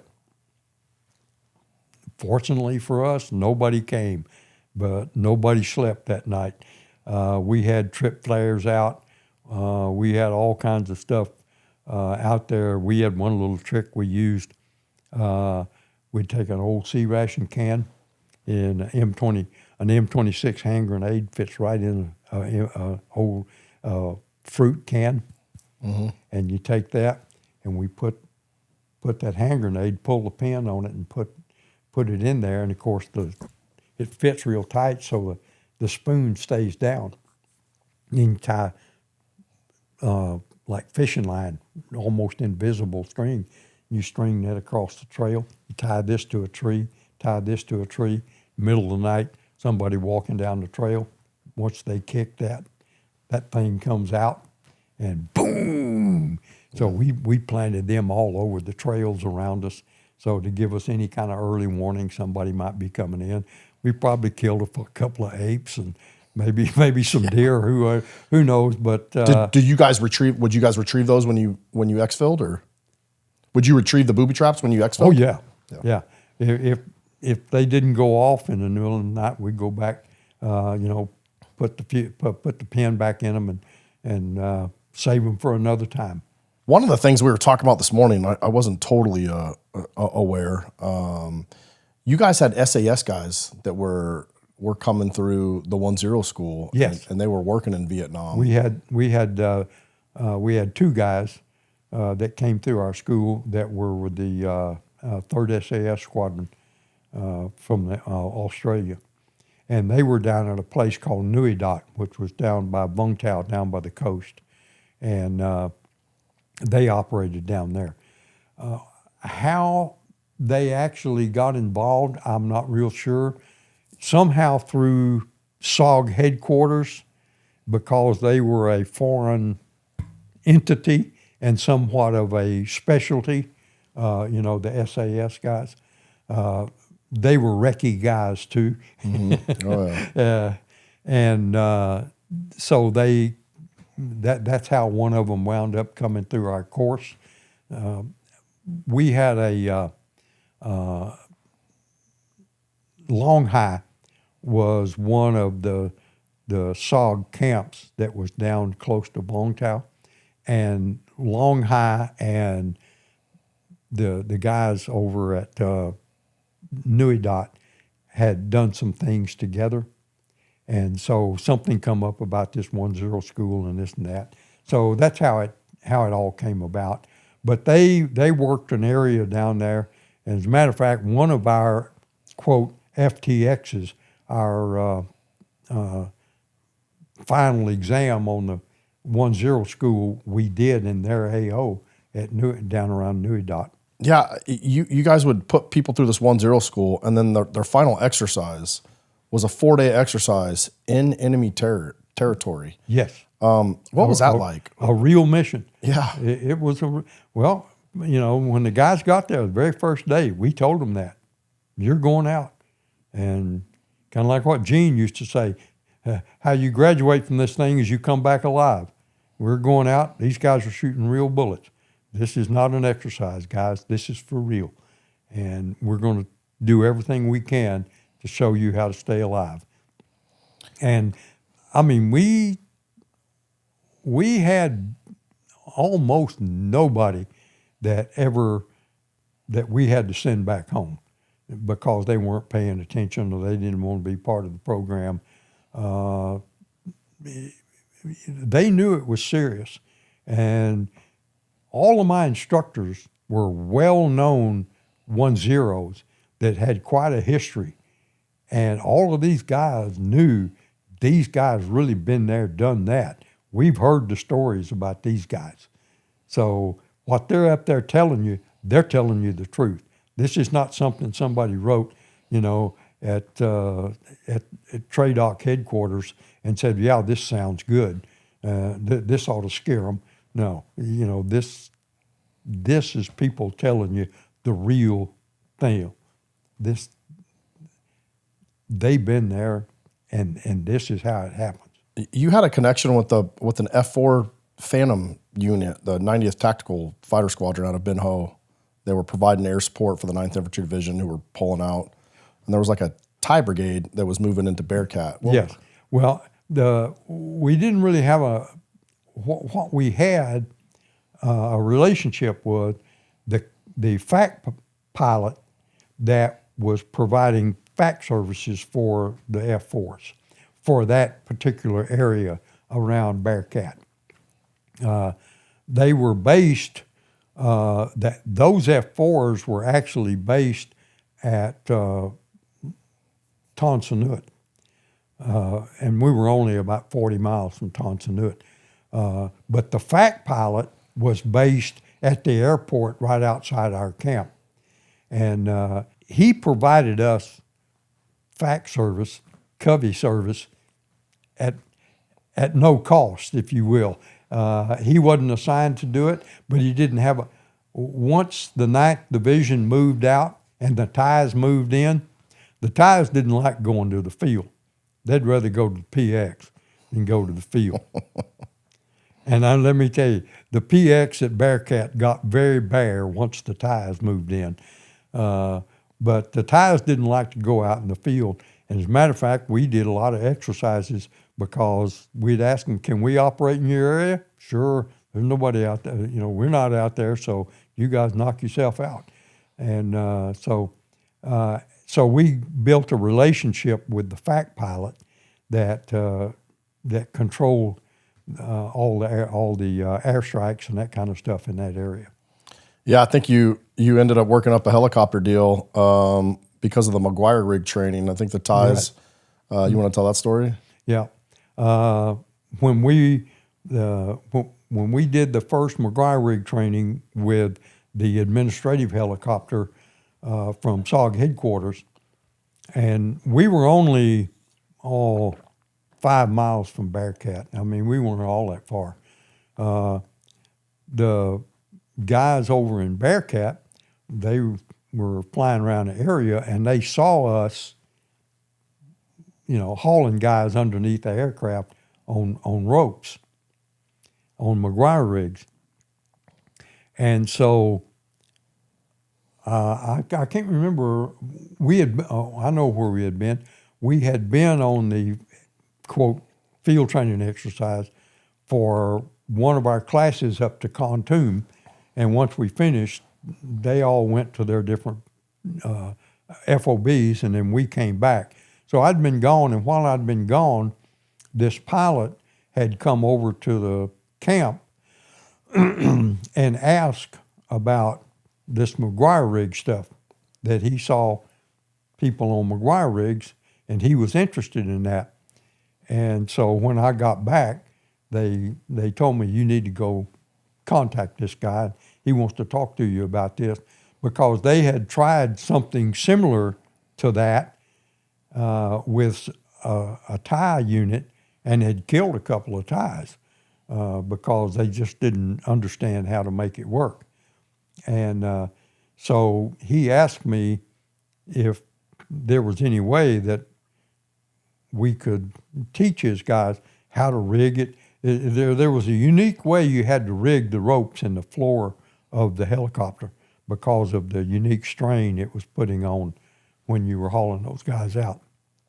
And, how to do the fly. May go up, make sure you clear the trees before you do this. And, how to pack it so that when you throw this thing out, the rope feeds out instead of getting tangled up, that it feeds out smoothly, and taught them how to pack them and all that kind of stuff. So at that point in time, we needed helicopter support. So, I said, oh, well, okay, I'll tell you what.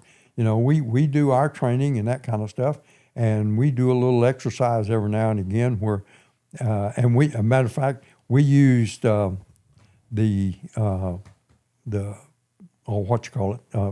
FAC, forward air controller guy. We used him, and he got a friend of his that was from the Benoit Air Base, and they would come over, and that's how we would teach how to put in airstrikes. Is one of them would be the cubby and go in and put the marker rounds in, and then the other one had HE rockets, and he'd come in and he'd shoot the rockets. And so, and that's how we taught our guys. This is how you put in an airstrike. This is how you put it in here, how to gauge your distances and that kind of stuff, and all of those things. So we didn't teach them artillery. Got no artillery. You're way too deep. Nobody can shoot that far. So it don't make no difference. We're not going to waste time. We're not going to teach you how to read a map. You already ought to know how to read a map, and we don't have time to teach you that. We are going to teach you how to put in an airstrike, and how close you can call it to you, where you have to put it. You never put an airstrike on your lateral line, either behind you or forward. You always do it crossways in front of you, because that way he has very good control left and right, but very little control north and south, I guess is the best way to put it, because F4 comes through traveling about 400 miles an hour. So a half a second on that pickle, and that's 150 meters. So, You had it's funny now, probably wasn't funny then, but you had a C-123 crash. You want to tell that story? Well, me and a good friend of mine, he was one of my chief instructors. I'll think of his name here in a minute. We had been down to Saigon. No, we had been up to Da Nang, and we were on our way back. What had happened is when I first went to Long Ton, to the 1-0 school, the original thing, we go down there, we're only going to do this thing for a few months, and we get some 1-0s in here, and we'd be good to go, and all of that, okay? So I was sent down there, quote, TDY, temporary duty. So most of my permanent stuff was still up in Da Nang, up at FOB4. So it finally came down that, hey, this 1-0 school is going to run for a long time, so you're going to be here until the end of your tour. So me and Jim Hetrick went back up. He was from FOB4 as well. We went back up there to get our personal gear and bring it back down to Long Ton, where we were going to be staying till the end of our tour. And so we went up there, and we missed the Blackbird that came through. We didn't get back to the airport in time to be able to catch the Blackbird to go back. So we caught Echo Mike 3, which was Air America flight, and it was an old DC-3. I mean, it had all kinds of chickens and goats and God knows what all, everything in the world on that thing. And it had a pilot. This guy's got a flat cap and mirror sunglasses and motorcycle boots. He looks like something out of the High and the Mighty with the mirrored sunglasses and the 40 flight crush. I don't know, that was no World War II deal. That your hat, if you'll notice any of the old war movies in World War II, the pilots, their hats had this indent, and if you wore those headphones for 40 flights, it would permanently crease your hat. They have this, and they called it a 40 flight crush, and that was your symbol of you're a real time warrior up there. Mm-hmm. So he had the 40 flight crush, the whole deal. The co-pilot was some Oriental guy, probably a Chinese, wearing flip-flops and a Hawaiian shirt and Bermuda shorts. And this is Air America. So we get on at Da Nang, and of course the guys say, you guys got TS clearances, you got the card, says you can fly, and all of that, but that, nothing ever happens between here and there. You just got on an airplane, you show up in Ton Son sometime this afternoon, right? Yes, sir. Nothing ever happens on this. It's just, we just get in a flight going to Ton Son. Well, we made about 4 stops in the middle of nowhere on little dirt runways. You'd pull up, he'd go up and turn around, and there'd be a little old one-room shack sitting there with about 14 antennas sticking out of it. And the Chinaman we'd pull up, and the Chinaman would run back to the back door, open the back door, and some guy would come out of that little shed, hand him a package. He'd give him a package, and they'd slam the door. He'd go back, get in a co-pilot seat, and off we'd go. And we did that about 3 or 4 times. And we landed in this one spot, and it was right on the coast. There was a big drop-off cliff, and it was just heavy jungle. Everything here, just where they had the jungle beat out dozed out so that they had a runway that they could land there. And this was one of those intelligence gathering stations or whatever it was that they were doing. So we go in and we land there, and there's a pretty strong wind coming off the coast, coming inland. And so we go in, we land, they go through shuffling the satchels together, and we start back out. And we get down to the end of the runway, and this airfield, it's just a grass airfield, and it's a little bit shorter than the normal ones that we were in. So guy give it the gas, and down the way we went, and we get going, and this wind is kind of blowing against us, and he tries to lift, and we go up, we come back down. He tries to lift again, we go back down again, and the tree line's coming up really, really fast. And so there's no way we're going to get it up before we get into the trees. And we're right on the coast. I mean, it's like 100 meters to the cliff over here. So this guy does a ridiculously hard left turn, just like that. And when he did, the left wingtip and the left landing gear hung the ground and tore about 5 or 6 feet off of the end of the wing and just crumpled the landing gear off of on the left-hand side. We just barely made it off of the ground over the cliff. There was about a 300-foot cliff down to the ocean. So he put it in a dive, and we pulled out at about 50 feet above the ocean. Good Lord. So we're still about an hour and a half away from Ton Son Nhut Air Base in Saigon. So the guy, what he did when he would talk to us is he'd just open the door on up to the cockpit, and he'd say, buckle up, we're getting ready to take off now, or we're getting ready to land, so tighten it up. And then he'd close the door and they'd land. So we got it up, and as beat up as it was flying pretty smooth.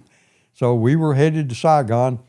So he opened the door and he says, well, we got plenty of fuel and the old bird's holding on real good. We're going to make it to Ton Son Nhut okay.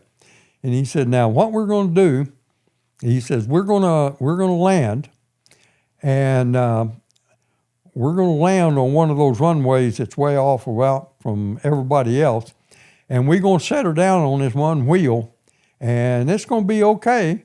He said, but once this wingtip touches ground, we're probably going to get a little business going to pick up. But everything's going to be okay. So just tighten up your seatbelt real tight, and we'll be good. So me and Jim look at each other and say, okay, So what are we going to do, jump? Yeah. And so anyway, we get there, and pretty soon, we're over Ton Son Nhut Air Base. He opens the door and says, okay, we're about 3 minutes out. Tighten up. And so we go in, and, he goes into a long, long glide. And I can absolutely tell you the absolute truth. I never felt that one wheel touched the ground. Just all of a sudden, you could hear that wheel rolling. I mean, he landed that thing so smooth on that one wheel. And of course, then he kind of backed the engines down to idle, and we're still gliding down the runway on one wheel. And as we slow, this wing starts to dip like this, and then pretty soon, that wingtip touches the ground. When it does, we went into just doing ground loops. We did about 3 or 4 ground loops over into the dirt and all that kind of stuff. There's dirt and mud and stuff, grass flying everywhere, and all that kind of stuff. And then we can hear the fire engines coming, all the rescue crew coming down the runway. And man, me and Jim, we jump out as soon as that thing. He told us, he said, as soon as this thing quits jumping around, you boys now unbuckle and get on out of here. So as soon as that thing quit bouncing, when we're up and we're out the door on that thing, and we're standing out there, and all of that, and the engines are smoking, and there's dust and everything else, and the fire department's there, and fortunately there's no fire, and so this pilot. Well, first thing, the Chinese guy, he don't want nothing to do with none of this stuff. He jumps out the escape window up in the cockpit. He jumps out. He took off across the airfield running. And so then a minute or so later, the old pilot comes, just literally just sauntering out the back door of that thing, steps out, and kind of looks around, says, well, all in all, not too bad. Then he turned around to the medical crew and stuff there, and he says, hey, can you guys give me a ride over to the Air America terminal? And they said, well, yeah. He said, man, I sure don't want to miss happy hour. Just another day in Vietnam, man. Just another day in Air America. He was just as cool and calm as if he was sitting in a chair in his office. Colonel Johnson came to visit at some point to the 1-0 school. What was his assessment of what you guys had going on? He was very, very pleased. He felt like we were doing right well. As a matter of fact, the first time he came to visit us was during our first class. And we weren't doing all that well because, and this comes back to where I knew what I was doing as an S4. We were trying to teach radio communications, and we only had 2 radios, and we had 20 students. And Colonel Johnson and Colonel Cavanaugh both asked me, why you only got 2 radios? I said, sir, I showed him everything I requested. I went and got my paperwork. Said, sir, I requested all of this. SOG 4 told me this is all I got. Just make do with what you get, and that's it. And he said, oh, really? And I said, yes, sir. And he says, well, what else did you request, and what did you get? So I went down the list and all that kind of stuff. This was probably about, noon, maybe 11 o'clock in the morning, something like that. They stayed for a little while longer, and they left and went back to Saigon. And that afternoon, probably around 5:30, maybe 6 o'clock, it was getting long, pretty close to dusk. Some guy one of the gate guards come running down to the classroom. I was monitoring one of the classes, and he said, Lieutenant Mills, Tungwe Mills, somebody at the gate wants to see you. Somebody at the gate wants to see you. I said, who wants to see me? He said, I don't know, they want to see you. Big truck. So I go up to the front gate, and there's a couple of young soldiers up there, and they're in a douche and a half. And I go up, and he said, are you Lieutenant Mills? I said, yes, sir, I am. I'm Lieutenant Mills. He said, I got a whole truckload of stuff here, and I want you to sign for it, please, because I can't get back to Saigon till you sign for this stuff, and it's going to get dark, and I don't want to go to Saigon on a dark road. And so when he pulled in, everything that was on my list was in the back of that truck. That's awesome. And because Colonel Johnson and Colonel Cavanaugh went to SOG 4 when they went back to Saigon, and they told the SOG 4, everything on this list will be on a truck, and it will be in Long Ton today. Wow. And he says, but, he said, no buts. It will be there today. And that was, when I first started this 1-0 school, I was concerned about everybody talks like it's important, but is it really going to be important? Just like when I first ordered the stuff and they says, well, here's your 2 radios, just make do with what you got. Well, if it's that important, why don't I get what I asked for, what I need? But all the way until I left that country, and I'm sure it continued on after I left, anything we wanted, we got. If I could go to Colonel Johnson or Colonel Cavanaugh and I could justify it to him, this is why we need it. This is why we need a helicopter to do McGuire training because, and this is why we need this to do that. I'll guarantee you, before dark, Colonel Johnson would have somebody on the carpet saying, this better happen and it better happen now. So those 2 guys were tremendous in the support that they gave to the 1-0 school. And without them, it wouldn't have been near as successful as it was. That school continued operations until the end of SOG. What does it mean to you knowing you created something that saved lives and improved mission success? Oh, it means everything. I'll tell this story. When you do something, whatever you do, you wonder, did I make a difference? Did whatever I do, whatever it was, happen to make a difference? My younger brother was in the Army. He spent 32 years, was in Special Forces 26 of those 32 years. And he lived down in the Houston area.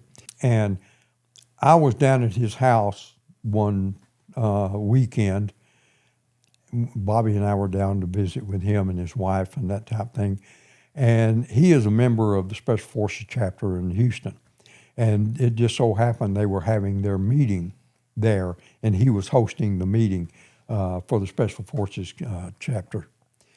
And so we were all there, and there were a lot of guys in the Houston chapter that I've known for years, and we were in Vietnam together. And so we were going through all the stuff and talking and reliving old times and that kind of stuff, and telling more stories. And I said something to the effect to somebody. I said, well, when I was at the 1-0 school, and there was a guy standing over there that I hadn't met yet, and I wasn't familiar with him, and he stopped his conversation and walked over to me and said, were you at the 1-0 school? And I didn't know if he was going to punch me or what. I said, well, yeah, I was at the 1-0 school. And he said, well, I want to shake your hand. He said, you guys saved my life. He said, I would have never survived the first 2 missions if I had not been to the 1-0 school. And that just stunned me. That, yeah. And then we went through the chapter meeting and all that kind of stuff, had hamburgers and all that. And then, later on, when everybody was getting ready to leave and go home, he came back over and he shook my hand again and said, I want to thank you. He said, because I wouldn't be here without you guys that did for me. And so the way I ended that story was that right before you go to sleep at night, you kind of have these last thoughts. And my last thought that night was, yeah, we did make a difference. That's amazing. And that made me feel good. And it still does today. I mean, that happened, 10, 12 years ago. And I still think about that. When I'm doing anything, whether it's, I'm doing something at church or doing something for some, volunteer organization or whatever, is this making any difference? And then I think back, you never know, but a lot of time it does make a difference. Oh, I love that story. December 1969, you departed Vietnam for reassignment to 1st Special Forces Group in Okinawa after 18 months in Vietnam, 2 tours with SOG. What did that transition feel like? Really, it wasn't a whole lot of difference other than there wasn't anybody shooting at you because it was the same old guys. And we were doing the same thing.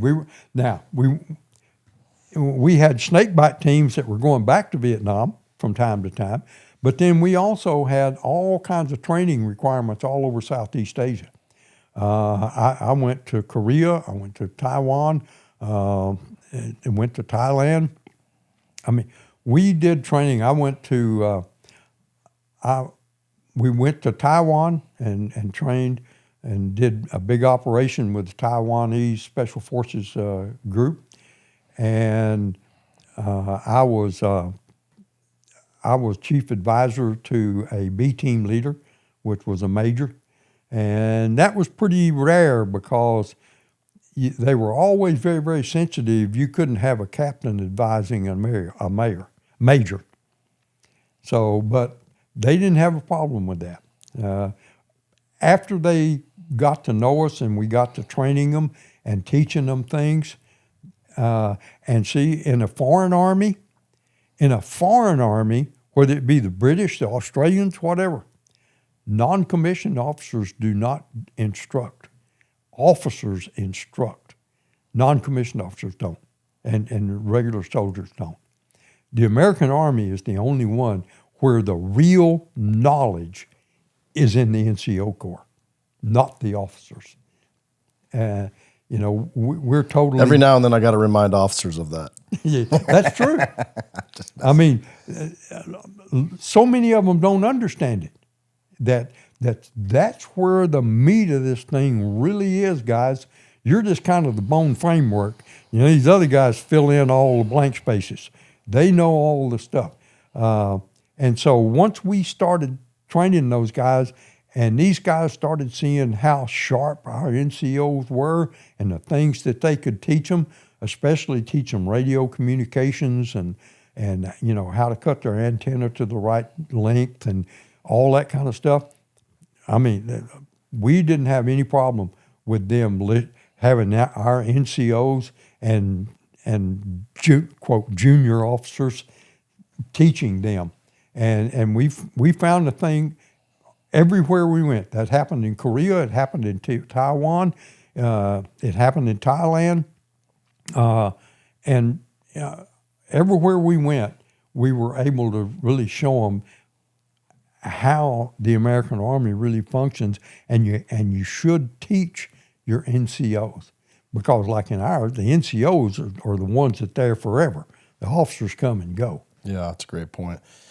I'm going to read these off. I know it's not something you would ever do, and your generation, and actually a lot of folks in mine too, but your awards, you have a Purple Heart, a Bronze Star, Army Commendation Medal, Presidential Unit Citation, your CIB, National Defense Medal, Vietnam Cross of Gallantry, Vietnam Service Medal, Vietnam Campaign Medal, 5th Award, Armed Forces Expeditionary Medal, Korean Defense Medal, Airborne Wings, Jump Master Certification, and you also receive your Vietnamese wings, Chinese wings, Korean wings. Which one of all those medals means the most to you and why? Kind of hard to make any real discerning. Obviously the Purple Heart gets up there pretty high. But I guess probably of all the things, the CIB is there. That's the been there, done that badge among old infantry soldiers. Matter of fact, I had a lieutenant colonel one time that we worked for, that he had been in 2 wars, Korea and Vietnam, and was an infantry officer and did not have a CIB. So his credibility was pretty tough. Now, I will go into his defense. He was a victim more so. I firmly believe he would have went to combat should it be required. It just so happened that this guy was a logistics genius. Just a natural-born logistics genius. No good deed goes unpunished. And the first time he was a lieutenant and got stuck in an S4 job, he did an absolute miraculous job. And I can tell you that if you got a guy that's a good S4, you don't ever let him get away, ever. I know it. You know, and so every time he went somewhere, you know, his OER would follow him, and it would tell you what a great S4 he was. So he always wound up being the S4 because nobody else wanted to do it. You know, everybody wants to be the S3. Okay, but the S2 will be okay. I'll do the S1 if I absolutely have to, but don't make me the S4. And when you got a guy that's that brilliant, and I mean, he went all the way up, and we were at Fort Hood, and the 3-star general that was the Corps commander wanted him to be his Corps S4, but he had to be an 06, and he was an 05. Didn't have the combat time, you know, all that other kind of stuff, didn't have the right assignments other than being an S4. But the general, he wanted him to be his S4. He was the greatest S4 he ever saw, and he wanted him to be a colonel. And so our battalion got stuck that he had to have 6 months of command time before he could ever be considered. So he came down and commanded the battalion for 6 months. It was an absolute, you know, 3-ring circus. But on 6 months and 1 day, He was gone. he was gone. He got his Eagles. He went to be the G4, did a great job. Everybody was happy. We just had to suffer through 6 months. But anyway, the CIB, I think, is the one, been there, done that badge that everybody recognizes. You came home in December of 1969 from Vietnam. You flew into the SeaTac Airport near McChord Air Force Base, then caught a flight to Dallas. It was you, a helicopter pilot on emergency leave, and a young buck sergeant, all three going to Dallas. What happened at the SeaTac Airport? Well, we were walking through the airport, going to the Delta terminal because back then Delta was the major transport carrier before American Airlines moved to DFW. And so we were going to get a Delta flight to come back to Dallas. And we're walking through the airport, and all of a sudden coming up, there were 3 people, 2 guys and a girl. They were,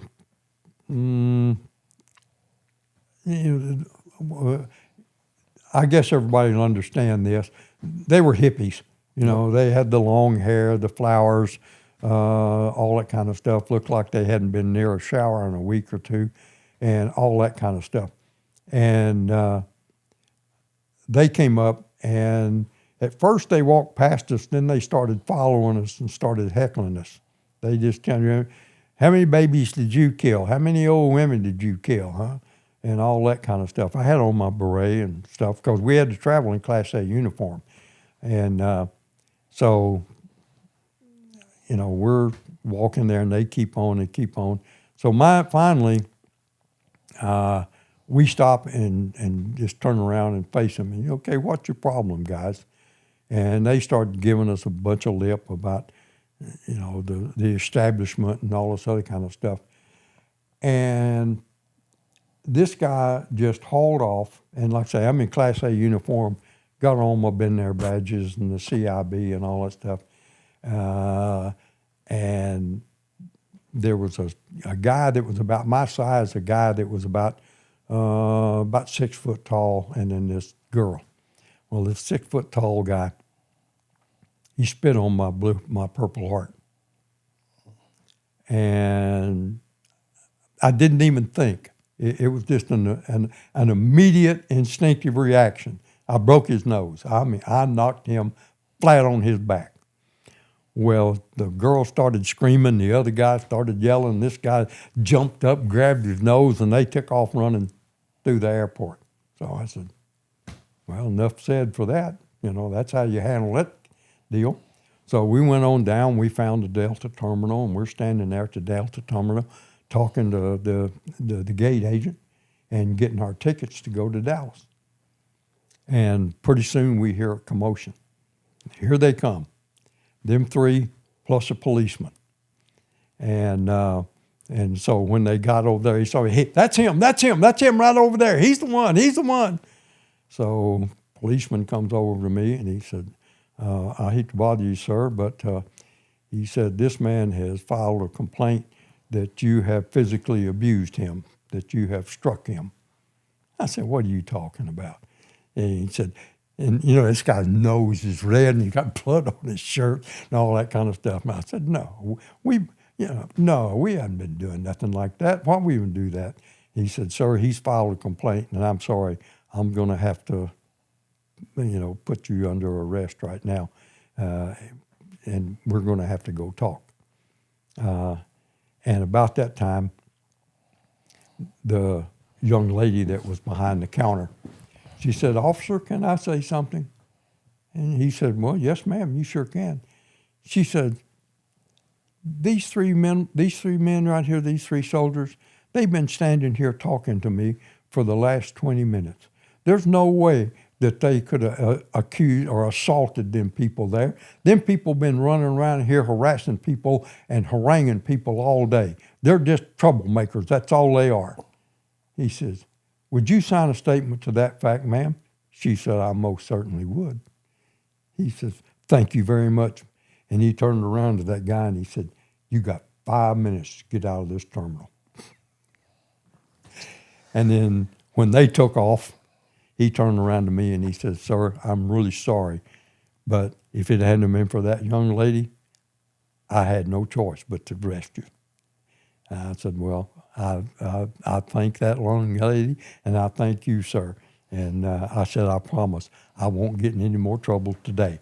And there is so much more, I could talk to you about. I promised your wife that I would have you out of here at a decent hour. So unfortunately, I'm going to start taking us down the home stretch. Okay. Travis, I could talk to you for hours. You're a great human being, and I still think you have so much to give, especially to my generation and those that are behind me as well. I just want to talk to a little to you about some closing reflections and thoughts. You experienced 100% casualty rate in MACV-SOG from March, April 1968 through 1969. That doesn't mean everybody died, but every recon man was wounded at least once, and half of them died. How did you later on in life, especially as we've really dealt with it with the GWAT, veteran suicide and all those things, your generation, I remember talking to John Tilt in 2018, actually, about this very thing. Mm-hmm. I know that time scarred you guys. I know you guys weren't immune to it, but you guys have seemed to handle it with a resiliency that I don't want to say our generation lacks, but it just seems to be an issue. What do you account that to?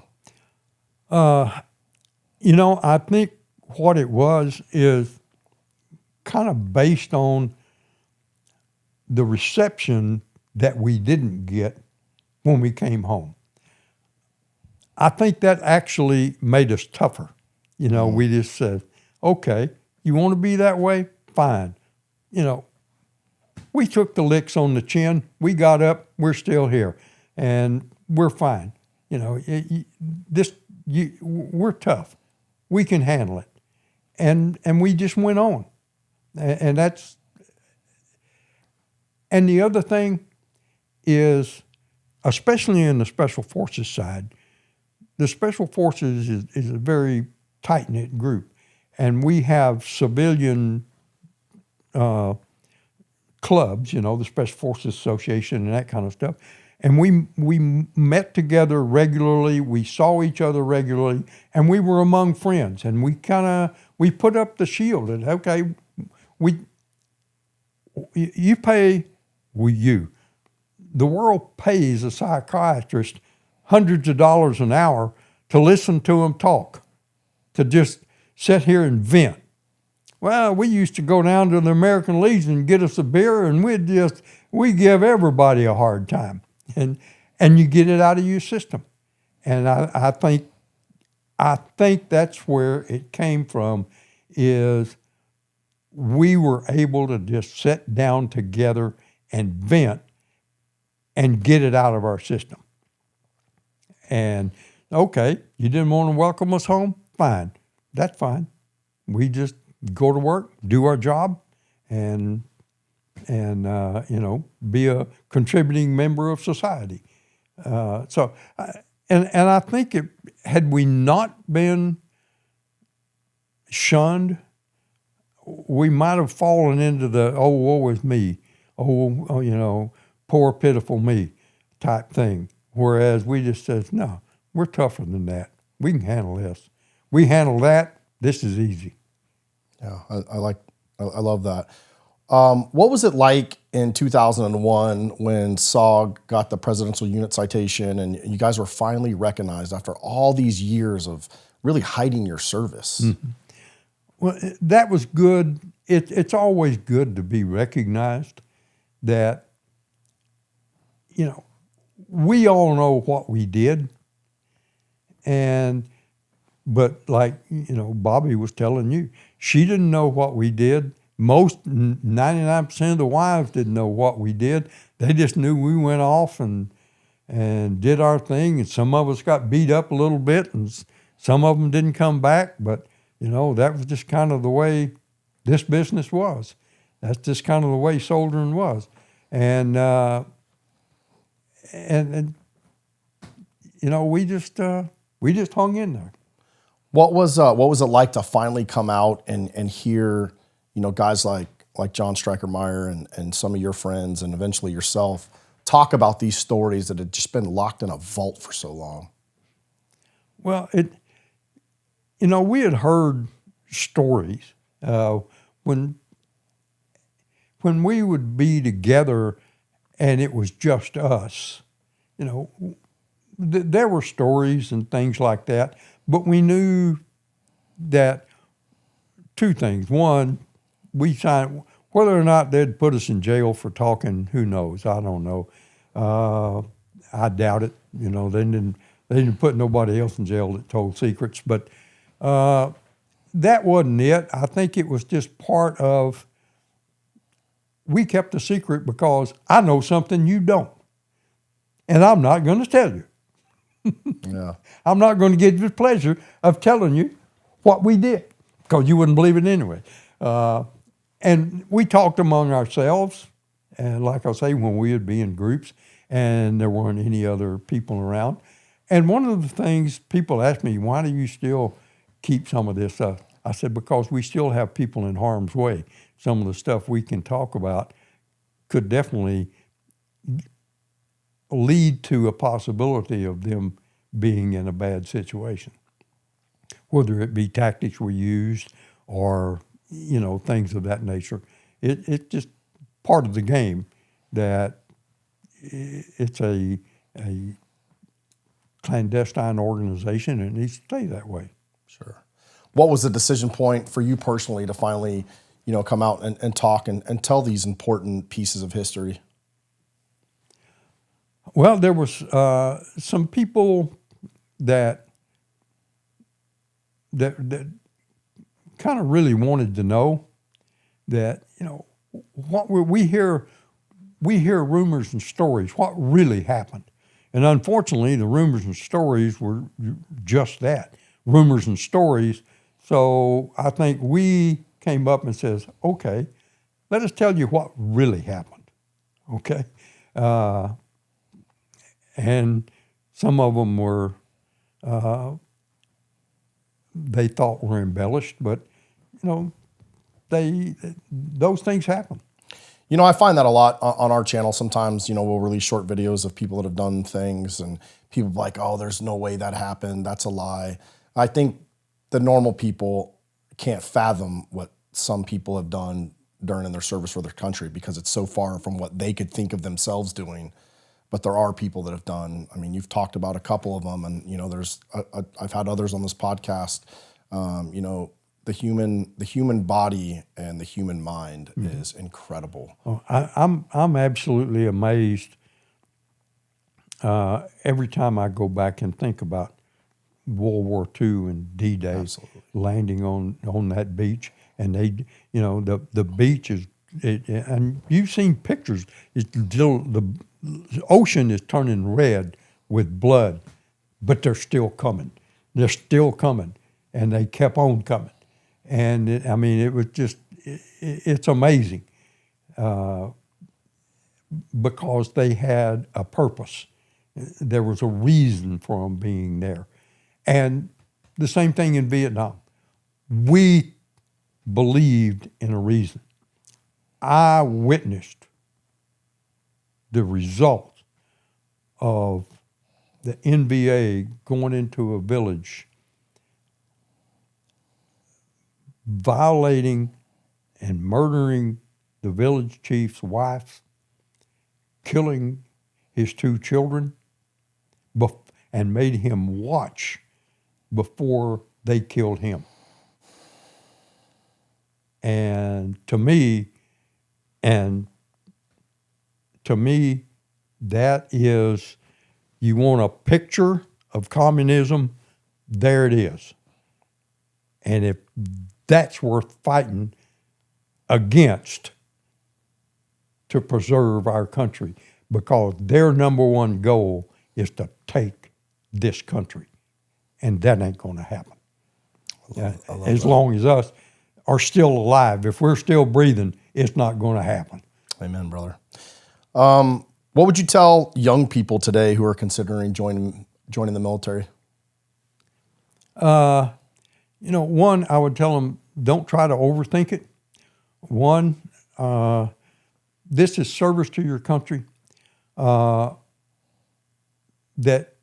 might not be in a war right now, and that's okay too, but we have to have a strong army. It's called peace through strength. If that guy's standing over there, he's 6'4" and weighs about 240 pounds, you don't go over and spit on him, because he's gonna knock the dickens out of you. Well, we got to be that 900-pound gorilla over there that all of these other people don't want to mess with us. Because we'll let you hit us first. We'll take the first lick. But from there on out, we're going to hit back. And, I've read all the stories that the most amazed the Japanese were about Pearl Harbor was how America fought back. Absolute, total destruction, and they come right back, stronger than they ever were before. And, that's the thing.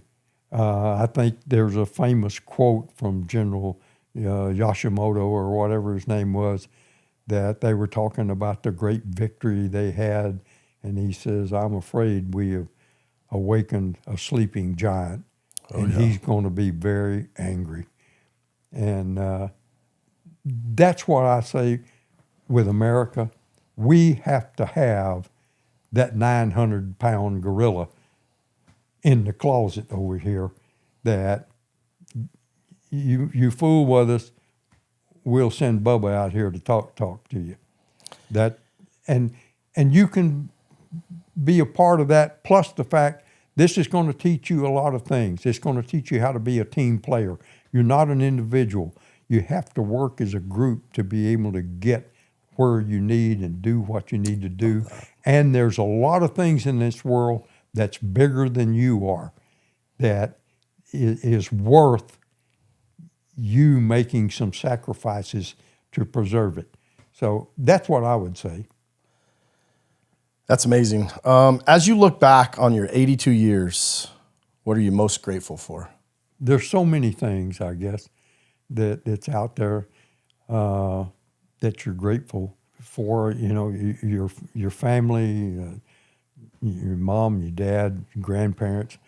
One of the things I think back again as I get older is back when I was in school. School teaching was not a real it wasn't a high-paying job or a profession, and it was like, okay, if you can't do nothing else, you can teach type thing. But those teachers that taught me in both elementary and all the way up through high school, they would have taught for free. They were so dedicated to trying to pass on the history and the education that they knew we would need to be productive citizens. And I mean, I think of those teachers that, again, they would have done it for free. And needless to say, they almost did do it for free because they were not extremely well paid. But they were dedicated to the next generation. And that's the whole thing. You've got to prepare the next generation. And I guess I'm really thankful for those people that cared enough to do that. And hopefully there's still enough around in this to take care of the next generation. Well, our time, unfortunately, has come to an end. I just wanted to thank you from the bottom of my heart. There's a lot we didn't get to talk about. I mean, you went on to do great things after your time for military service. I know we talked about it last night. You ended up, the Army did a rift, and you unfortunately got stuck in the rift. I know you didn't want to leave the military. It was something, to this day, I can see it still runs through your veins. It's super cool. As a veteran, as somebody who retired as well, it just, you're a guy I could just spend an endless amount of time.